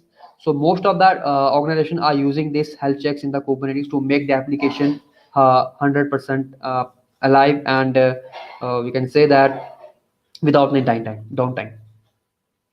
So guys, the other part is your liveness probes. So guys, what do you mean by liveness probe? So guys, Kubernetes basically check the container if it exists executing its process or not, which means if your application or pod is running, okay, and the Kubernetes has a responsibility to check whether my container is running or executing its processes or not. Okay, so if this happens, if my container is running fine but they are not executing any request, they are not performing what we have defined in our code or in our code base, so on that time what they are doing over there is a liveness probe will restart your pod to make again the reload the dependencies. So that's why in this case you can say that you might be your pod is in a deadlock state, might be there are some in some of the like you can say that we have defined some of the health, like you can define some of the metrics, like you have CPU, we have defined some low CPU, the less CPU, the memory. So on that time your pod is not getting the proper sufficient memory to execute some of the processes. So on that time what is happening, your application, your liveness probe will restart your pod, and we have some of the concept, we have some of the terms, we have some of the you can say that some of the points that we need to add, like in your container, in your particular deployment file, you need to add some of the parameters, so that you need to define. After that your liveness probe will work. So that I will discuss in the next slide. So guys, the same thing over there is if an application or a pod stops responding because of deadlock, the Kubernetes liveness probe identify it and restart the container. to make it ready. If you see in the above diagram, so you will see the one more my pod is ready, and due to some of the reason my liveness probe failed.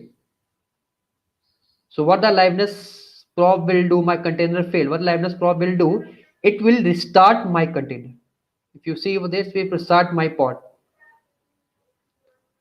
If you see when the pod is starting, they are not sending that request to this particular pod. If you see over this red line, so they are not sending that request unless or until my pod is ready. If your pod is ready, then only the service will send the request to this particular pod. So this is basically the concept of liveness probe. And guys, there are like 4 types of probe in the Kubernetes. So first one is your command probe. Second one is your HTTP probe. Third one is your TCP IP probe, basically, guys. So when we use the command probe, so command probe is basically nothing, that it's a simple shell module. You can say that you can execute some of the shell commands in your container, like you have defining some of the exit codes, like if 0 or 1, which will determine the pod is successful or not. Okay, so you are defining some of the you can say that some of the probes from the shell commands to be executed, so which will get to know, you will get to know that this if I get this general code 0 or 1 on that time my application is running fine or not. Let's take an example. You are defining a parameter. We are just checking that is this particular path exist in my particular pod or not. So on that time, if you are getting the exit code 0, then your probe will pass. If you get the exit code 1, then you probe fail. Right? Then again, the probe will start executing the process same, and you have to define this process in some of the stages that I will discuss in the next slide. Another one is your like HTTP probes. So guys, HTTP probe is like an HTTP request which will made to the port along with the URL. So like yeah, let's take an example. You are defining some of the URLs in your application, and you are defining the same thing in your probe, and they are making that when the a web request, a web URL request with along with the port. So if you are getting the status code 200, then only your probe will pass. If you are not getting the status code 200, then it fails to start the containers and to make it ready. And the same other thing is a TCP IP probe. So guys, the TCP IP probe just like a telnet, okay, which will check that defined port is listening or not. Basically, it mostly we are using this this is using this TCP IP probe in the layer 4 based applications, where you are defining, let's take an example, you are defining your application and you are doing some of the telnet to the database. After if your telnet is successful, then only your pod is able to serve the request, or you can say that the pod is in the ready state. So these are some of the types of probes inside Kubernetes. So guys, if you see over there, there are some of the examples of this particular probes. So guys, here is the first example. If you see, so here is a command probe. So you are defining some of the shell modules, shell script modules. So if you see the exec is there, the command, then cat, it will check whether this particular file exists or not. Then only your probe will pass. And there are some of the parameters over there, which is initial delay second, the period second. They have some their own rules. What is the meaning of this? Initial delay second, period seconds. Okay. So guys, basically the initial delay seconds is the time that you want that at this particular time I want to execute my probe. So this is the time that you are defined in your particular, here it's initial delay second, where you are defining that with this particular time after 5 seconds I want to execute my probes, because you know that my application is taking 1 minute or 2 minutes or 5 or 6 seconds to respond, or to do to back up there to install their dependencies. So on that time you are using the initial delay seconds. Another one is your period seconds. Period second mean like after how many intervals that you have defining to make your period seconds. So the other example, guys, here is HTTP probe. So here you get the HTTP get command, and the path, you are defining the path, your port numbers, you are defining some custom headers, values, and the same thing is initial delay and the period seconds. So this is basically HTTP probe, where you are getting the response code of 200. So only your probe will pass. The other one is your TCP probe. The TCP probe will basically check whether is the port is telnet, you are able to telnet on this port or not. Then only your application will ready to serve the traffic from this particular app service. And there are some other terms apart from this initial delay second, period second. There are some other terms related to this, which is your time seconds, time out seconds. Other one is success thresholds. The third one, the last one is your failure threshold. So guys, initial delay second that I mentioned, the number of seconds after that the liveness and readiness probe will execute against the container. So only you will get to know that, yeah, if you are familiar, like you will get to know that my application will take 1 minute to install all the dependencies. Then only you will defining the initial delay second, that after 1 minute I want to start executing my probes. So the other thing is your period seconds, the interval of executing the readiness and liveness probe, that after how many interval you want to execute your liveness and readiness probes. So this is basically a period second you define. And last other one is your time out seconds. So it's a number of seconds after which the probes time out, which means you are defining like you are defining some of the second, like after this particular second, if your probes are not responding, then you are defining the timeout second, that after this particular time frame my probes time out, and you have to reinitiate the probes again. So that's why you are defining the timeout seconds. And the other one is your success threshold, which means like if you want if I get the successful 5 consecutive success on my particular application, then only I will consider my application is ready to serve or ready to serve the request. So on that time you are defining success threshold, which means it will like minimum number of consecutive success, it will do that minimum consecutive probes, minimum consecutive hits to your application to make it considered successful. If you want that I want the success threshold after 5 consecutive hits, then you are defining the success thresholds. Other one is your failure threshold, which means it does do the same thing, retry for probes if the probe failed, and once the limit is, it will restart the containers. So same thing the success threshold is doing, the failure threshold will also do the same thing, but it's work on the failures, not on the success.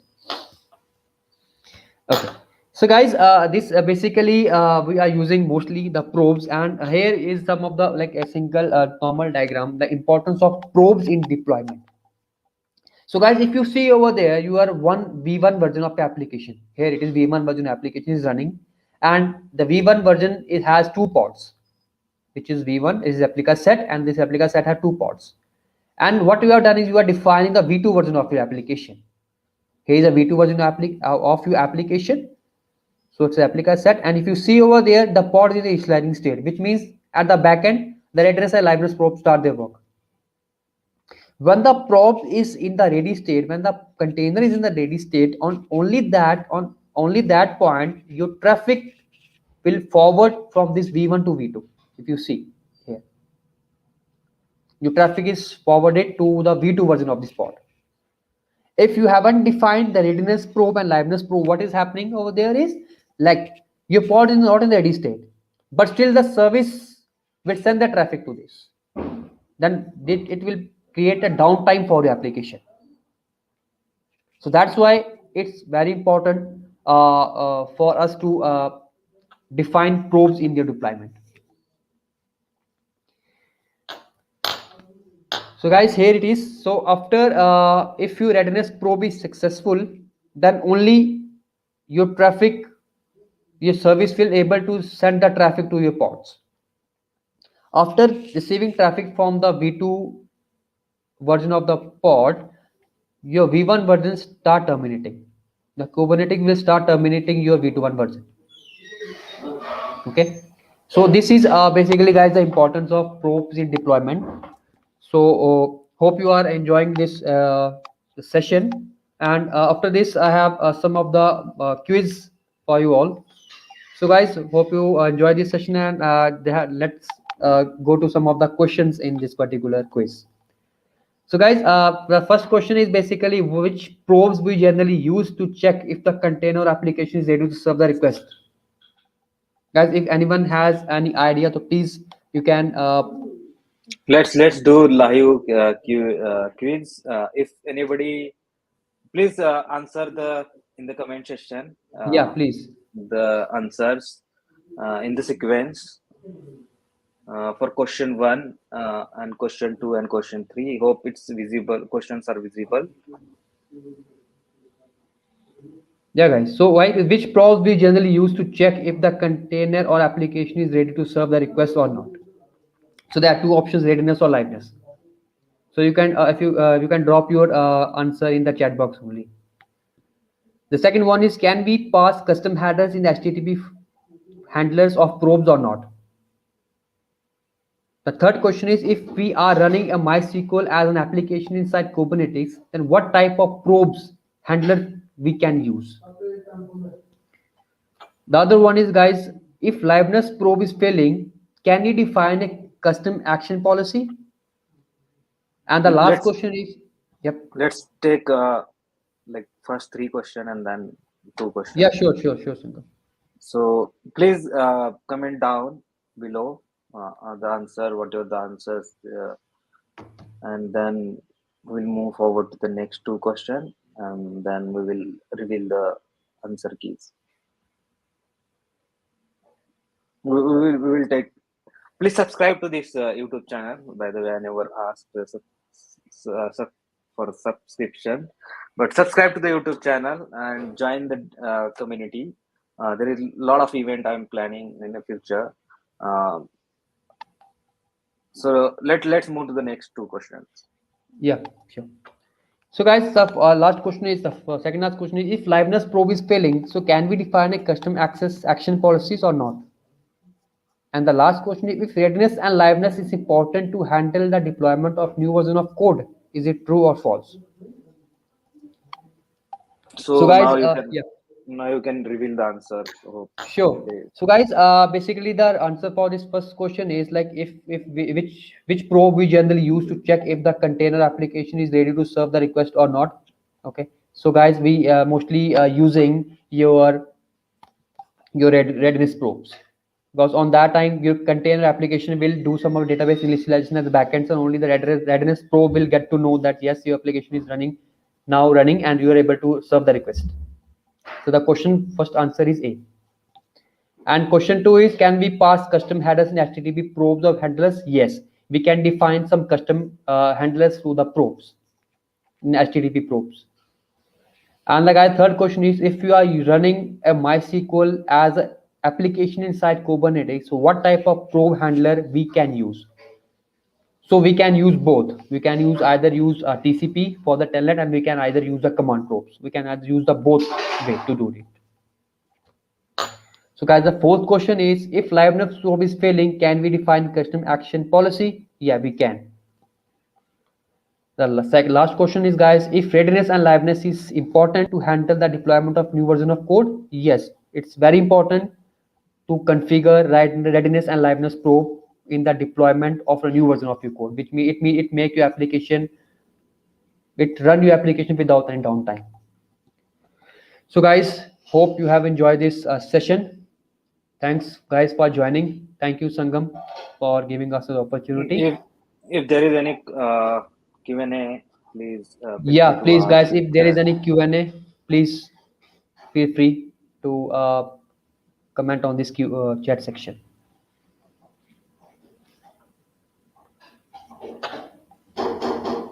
So let's move to the next session. So next session we have from the Nicholas Frank, involving your REST APIs programmatic approach. So over to Nicholas.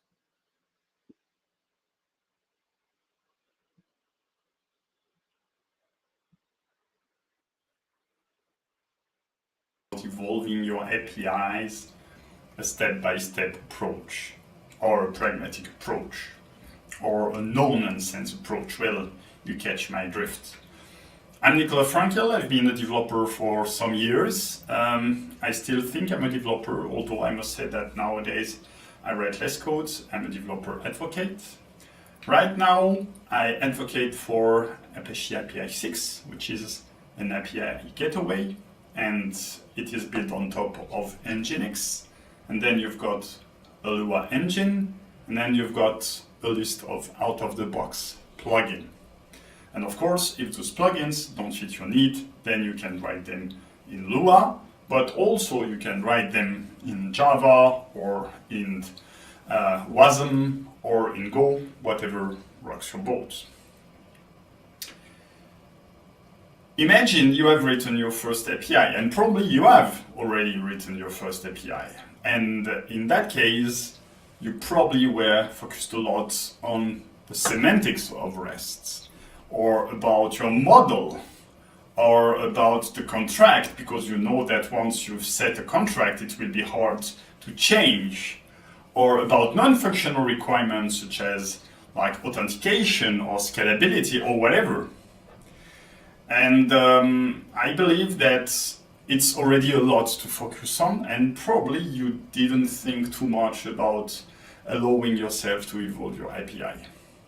So when your boss comes to you and say, hey, we need to deploy V2, probably you have this kind of reaction.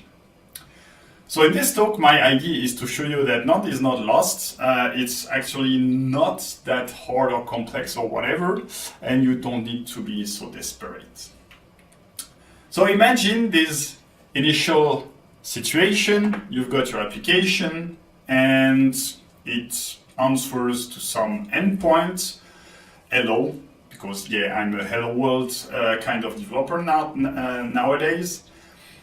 And you expose it on the internet. And you might object that this is not true. Actually, we are using a reverse proxy, and you might not be wrong. Probably most of you are using reverse proxy. So when I tell you, hey, an API gateway can help you, you will probably tell me, hey, but we already have this kind of stuff, but we call it a reverse proxy. However, I think that there is a big difference between the two. As I mentioned, for example, Apache API 6 is built on top of Nginx, which can play the role of reverse proxy, but it has additional capabilities. I won't list all of them, but I think the most important is flexibility. In Nginx, you actually like configure the reverse proxy, whereas with Apache API 6, if you need, of course you don't always want to, but if you need, you can code your routing, which is a benefit. So it's by default, it's configuration, but if you need to go above, if you have a very special use case, you can code it. And the second is auto-reloading. I believe that's very important. Like if your routing is quite flexible, it changes a lot. You don't want your like reverse proxy or API gateway or whatever to be down when you change the configuration. So first step, we will introduce an API gateway. Throughout this talk, I will demo how you can do it with Apache API 6. You can use your own, but I think the lesson still stands. Let's see how we can do it. So here I have created a Docker Compose file because, I mean, when you go inside of Kubernetes, it's even more complicated. So I have a couple of services, API 6, of course, etcd. etcd is this like resilient distributed database. And the reason why it's necessary is because Apache API 6 uses it to store its config. So there are no config files. It's just this distributed configuration database.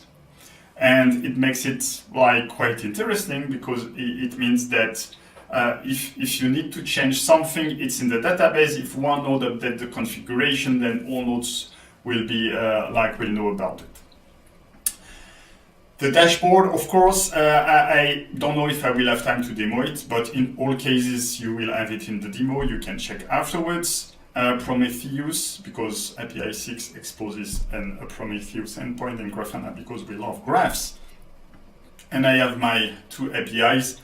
The old API, here I've written it in Java with Spring Boot using annotations.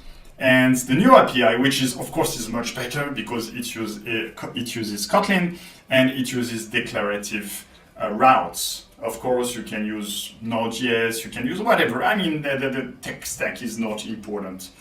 But anyway, I have those two APIs, and people are using the first one. I want people to use the second one because the stack is so much better. So let's do the start of the containers.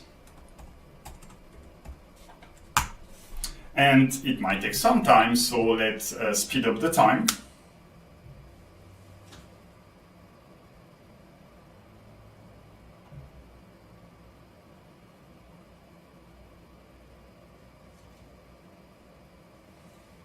Actually, that was pretty quick.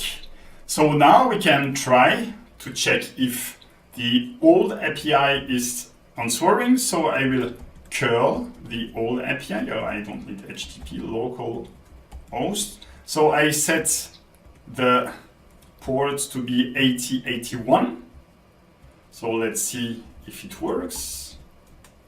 Yes, and here it still works. So now I bypassed, I went around, I went directly to the service.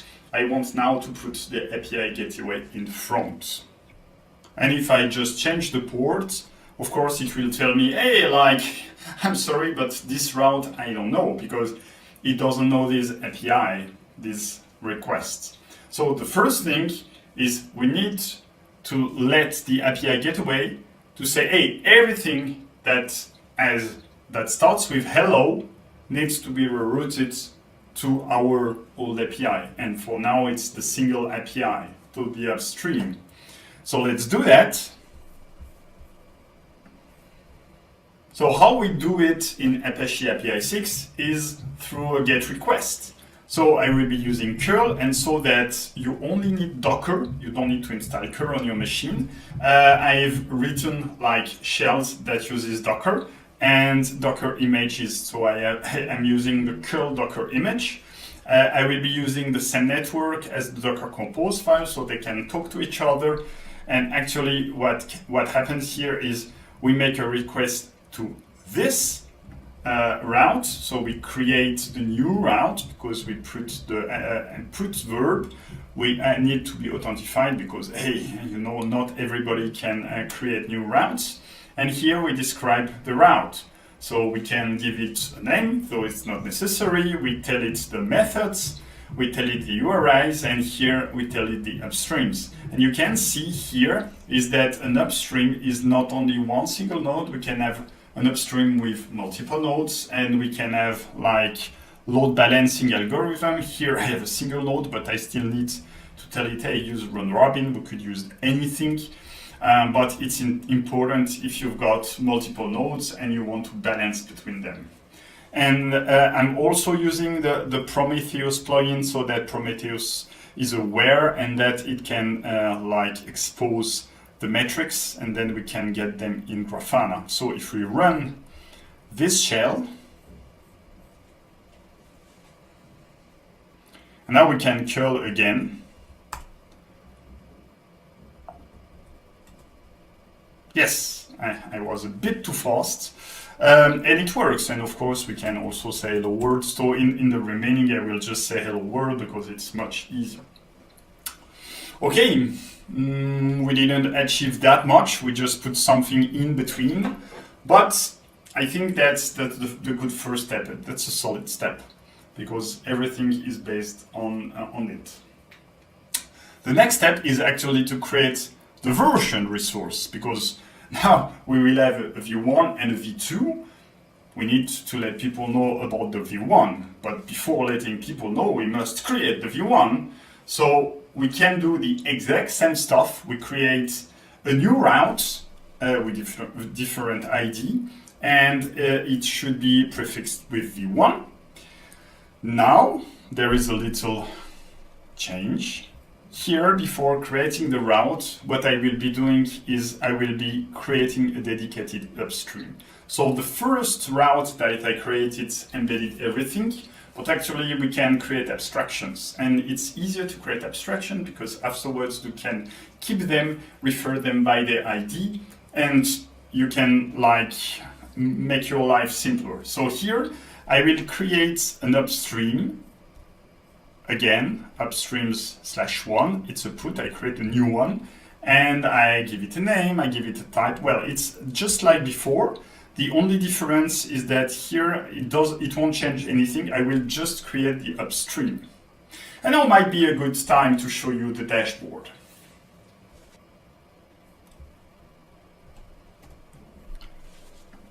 So I've started the dashboard in the Docker Compose. I'm able to access it, and of course, I will use the default admin and admin login password username. And here you can see that here I have created my old routes, and here I should have the upstream.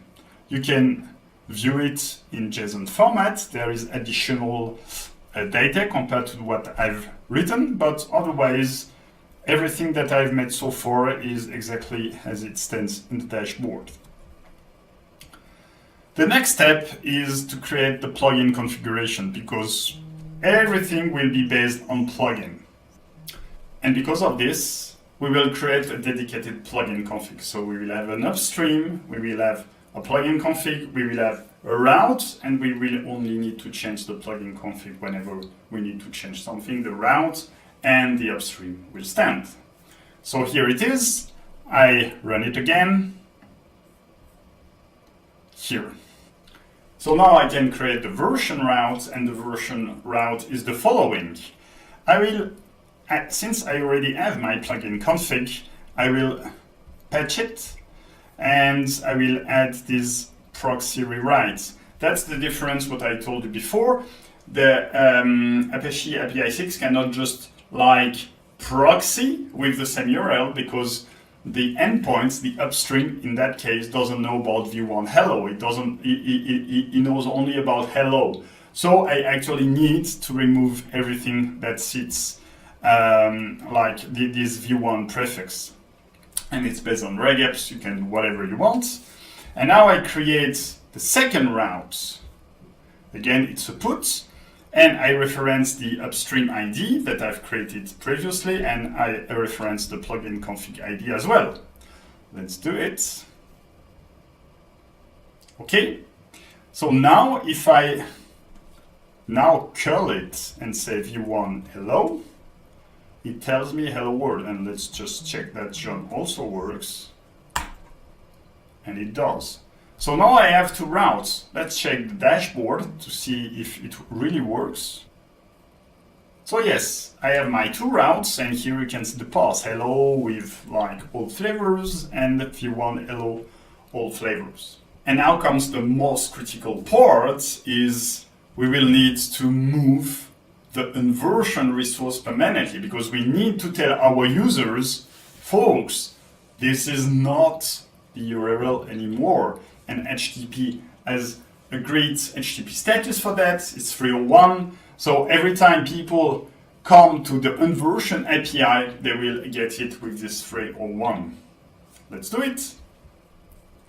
Here we have this like route, and we say, hey, so this is the first route. So there is no plugin config. So I set the plugins directly here. I say redirect when I have something that is v1 URI return 301. Let's do it. So now, if I do like this, they will tell me, hey, I'm sorry, it's not known. And of course, in the header, you know about it. If we check the header, it will tell the new location.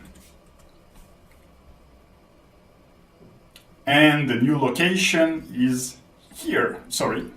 Oops, I lost it here. The new location is here. So, okay, so there are, at this point, there are two options. Either the people are following automatically, and that's good. So let's follow automatically. I think in curl it's L. Yes, it works. Or they don't, and then they will have a lot of errors, and they will check, and they will see 301, and they will check manually, and they will see the new location. They will move. That's cool. Now the problem is if they do it automatically, which you might think is a benefit. Yeah, here it's easy because we just moved the URL and it's cool, but we probably need to communicate with users afterwards. And so far, we don't know our users. So my idea is perhaps we can provide an incentive to them.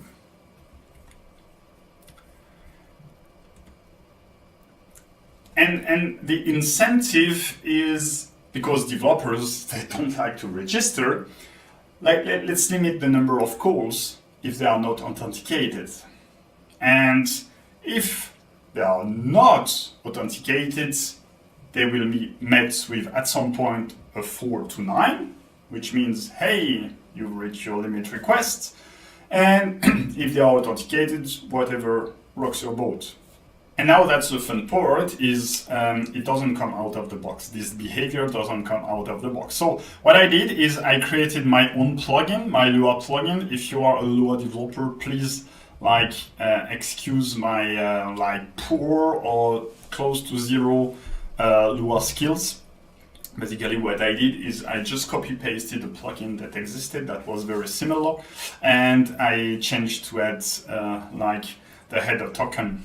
And actually what it's doing is, hey, I will check if I have a header token that meets the requirements. It's a known user. If there is no authentication, and now since I've kept the regular plugin, I have a lot of configuration. And if I don't, then I will limit it very, very fast. And in that case, my limitation is here, in 60 seconds, you can only make one call, which is a very, very strong incentive. If you are not authenticated, probably it's not very usable. You can set the rejected code, and of course, most importantly, you need to provide the message, because the message is where people will be able to register, saying, hey, please register at this time. And now at this point, I don't care how people will register. If there is a manual process, it's automated. But the important part is you must at least ask them to have a way to contact them, generally email. Now, whether you want to check that the email is not the email is outside of the scope of this talk, it depends in which field you are working, depends how much you trust your user, it depends how much your user trusts the service, it depends. Let's just say that it's feasible to do that with the gateway. The first thing we need to do is we need to create a user, and again, there is something called a consumer. There is a consumer abstraction in Apache API 6, and here I tell it, hey, there is a user name called John, and there is a key auth, so it can be authenticated by passing the key, my key. So whenever there will be a request saying, passing the header, setting my key, then it will know that it comes from John Doe. There are other plugins that you can use, but this one is good enough for a demo. Let's check the dashboard. Consumer, yes, we have it. So there is John Doe. And now the point is, we want to limit the calls. I don't know if I run it. Yes. So now, at least I'm sure. And I can do the call. So now I will go to v1 because I understood that, hey, I should use v1. It works. It works. It doesn't work. Yeah, now it tells me, hey, I'm sorry, but you cannot use it anymore. So let's put some header. to enjoy our unlimited calls. So I need to pretend that I'm John Doe, and I think that the default stuff is called API key, and the value is my key.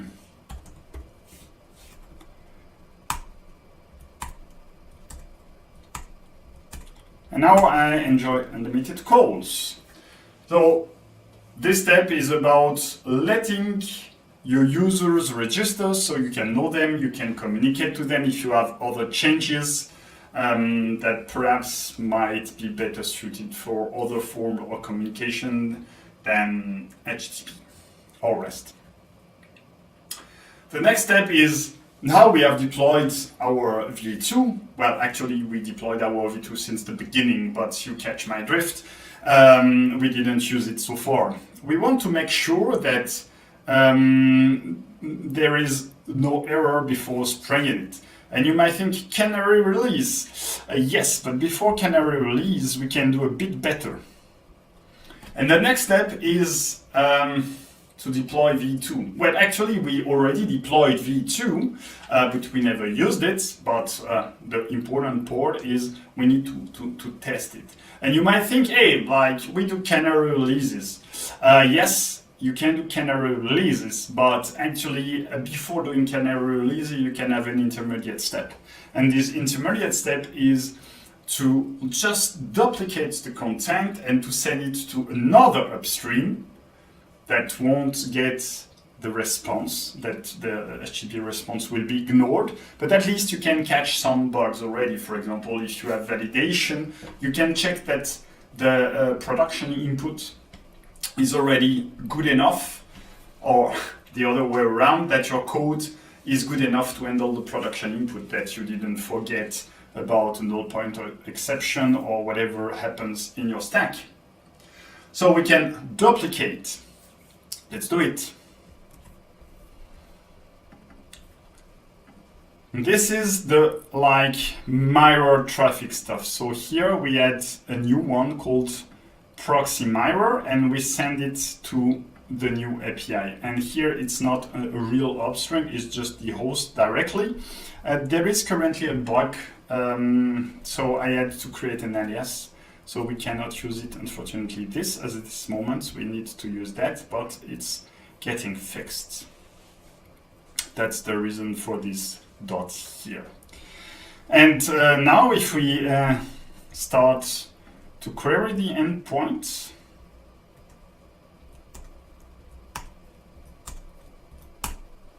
and we check Prometheus,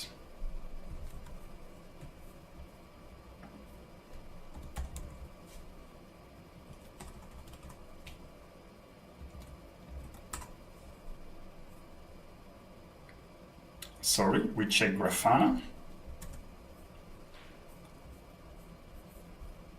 and I forgot the port. Grafana is 3000.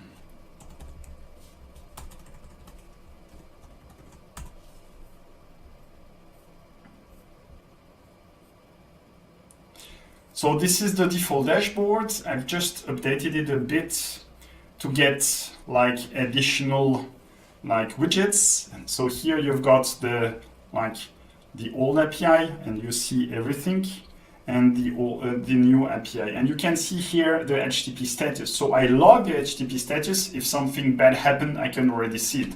So the idea is that on the old API and the new API, I should have more or less the same distribution of error codes. I mean, barring 404, but the same distribution of 5 something error codes. Well, let's do it a bit again because it's fun. I like graphs. So here you will see it's moving again. Now, of course, now it's the time to introduce Canary. At this point, it's easy.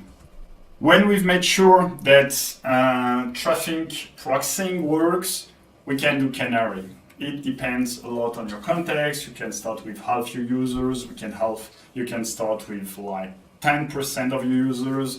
You can start with just people who are inside your organization that come from a specific referrer, that comes with a specific header, whatever. Let's do it. And here the ID is called traffic split, and you put the rules. The ID here is very simple, 50-50, because I want it for demo purposes. I don't want to have to like run that hundreds of times just to check it. So I will run it, and you see that I remove the mirror, the proxy mirror, because I don't need it anymore. Now I'm doing real Canary release. And if I do it, yeah, amazing. It works super well. And now I'm balancing and everything works as expected. I check that what I want works like I want. And we can see it in our Grafana dashboard that, hey, we've got, we had a 404, I don't know why. Yeah, I know why. It's because actually, well, there was nothing to do here, because actually what we did, what I forgot to configure, is to configure the part where we removed the prefix. So the reason for that is, so here the mirror proxy didn't work as expected. So normally it should work as expected. My configuration doesn't work. I need to change that in the GitHub repo. Perhaps when you check it, it will be fixed.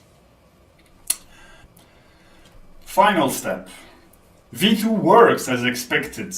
You want to remove V1. And for that, there is an IETF draft called the deprecation header. So you can set in your header that a endpoint is deprecated, and you can tell, hey, it's deprecated. You can tell at which time it will be deprecated, or perhaps it's already passed.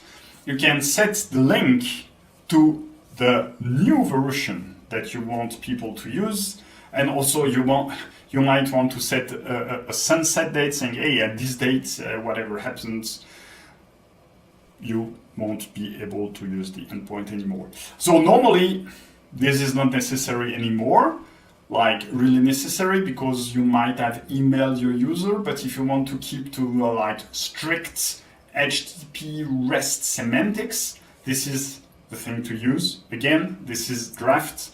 It's not a spec yet, but you can try to do it, and I believe some like organization already doing it. To do that, we will use responsive write.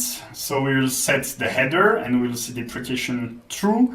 Then we can set the link. We will use some of the stuff some of the variables that we are allowed to access, so we don't need to repeat it. And if we run it, okay. And now if I curl it, and I need to like be verbose about it.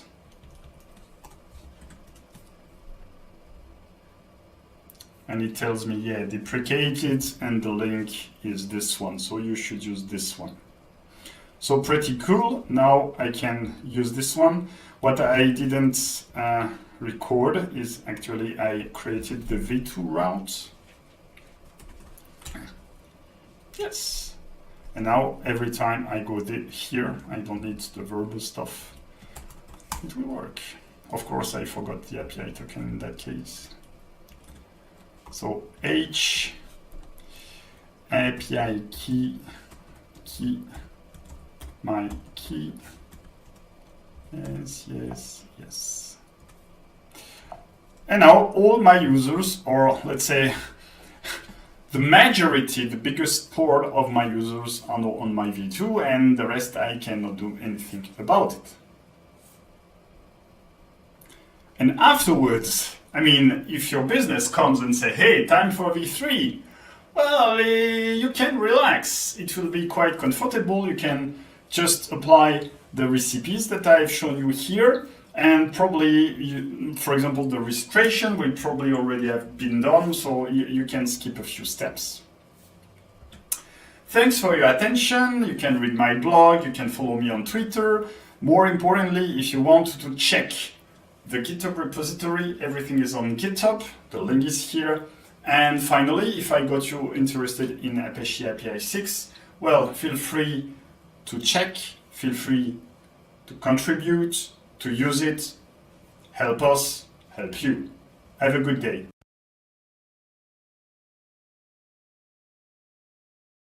Let's move to the next speaker. So next speaker we have Ramesh Kumar. He will be presenting around Kubernetes event-driven auto-scaling tool, which is KEDA, KEDA. So over to you, Ramesh.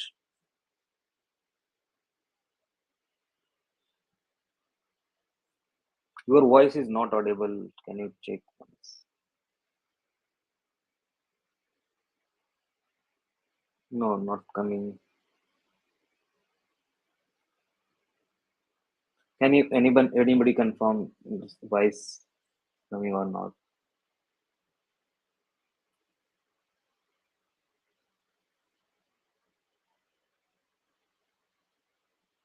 No. I think voice is. Can you check the settings? Can you check the settings?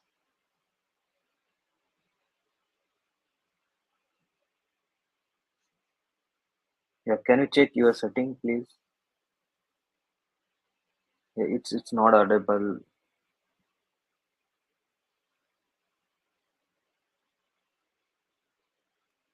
I, I don't know why it's happening, but it's not audible. Can you rejoin once again? Yeah.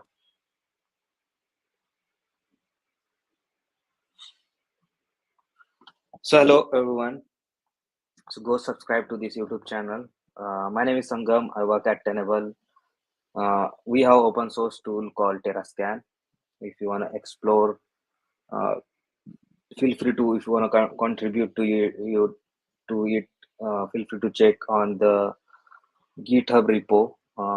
So it's here. You can check on the screen. It's TerraScan. Go and check it out. It's very cool tool to scan your misconfigurations. We have more than 500 plus policies. We support Dockerfile, Hemchat, Kubernetes, Terraform. So if you are a cloud native, you are using like extensive writing the using the Kubernetes or Terraform, go and check it out this tool. And if you want to contribute or you want to speak around any meetups anywhere around TerraScan, feel free to connect with me. We will wait for a few minutes for the Ramesh. Maybe there is some voice issue. Feel free to ask questions. Feel free to give a suggestion and feedbacks.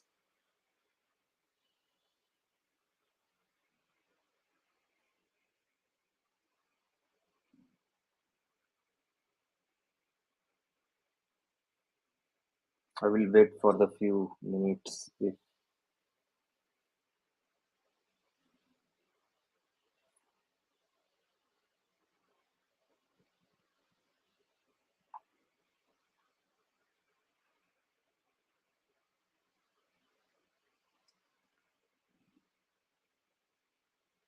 Feel free to ask the question, and there is a link.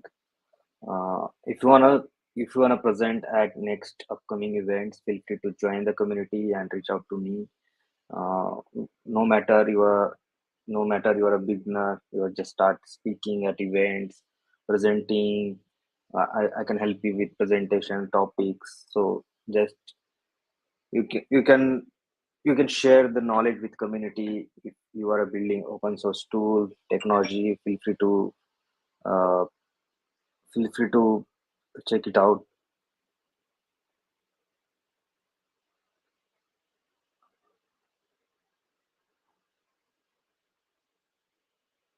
We'll wait for the next 5 minutes. I will just helping Ramesh.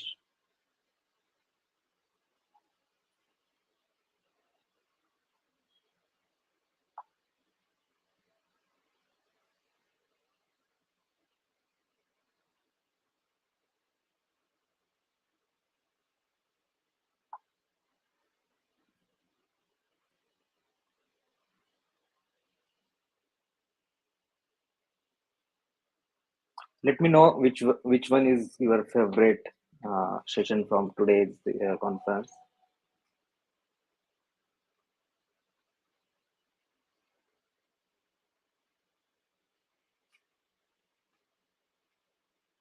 If anybody want to join here on the backstage, let me know. You're gonna give a feedback or share something, no matter what they are working on. Feel free to drop me message in Discord. I will just invite you to share whatever your thoughts or whatever you are working on. Maybe if you have wonderful blog, YouTube channel, happy to support you.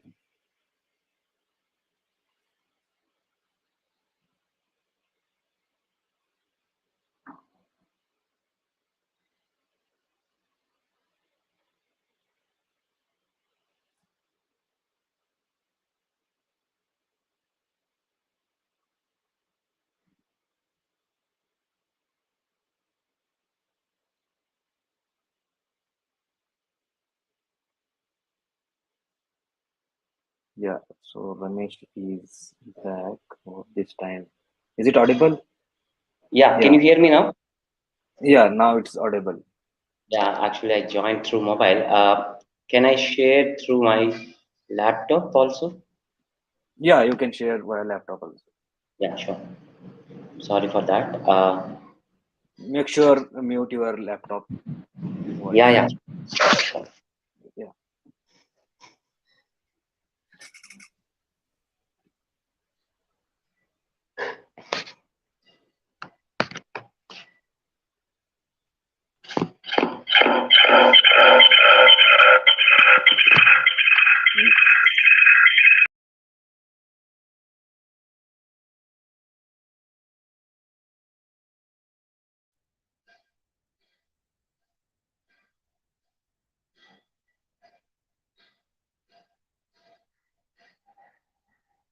I'm not able to hear.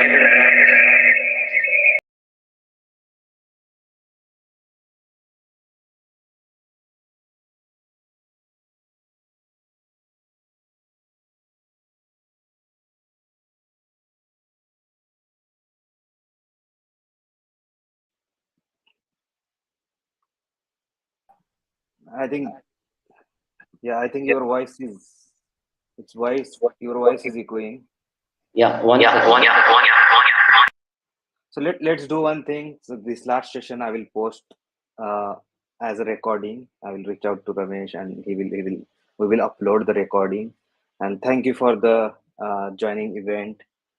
So I will end this event here, and whatever the last session we will share the recording. Thank you for staying with us for long. So I'll just end the event.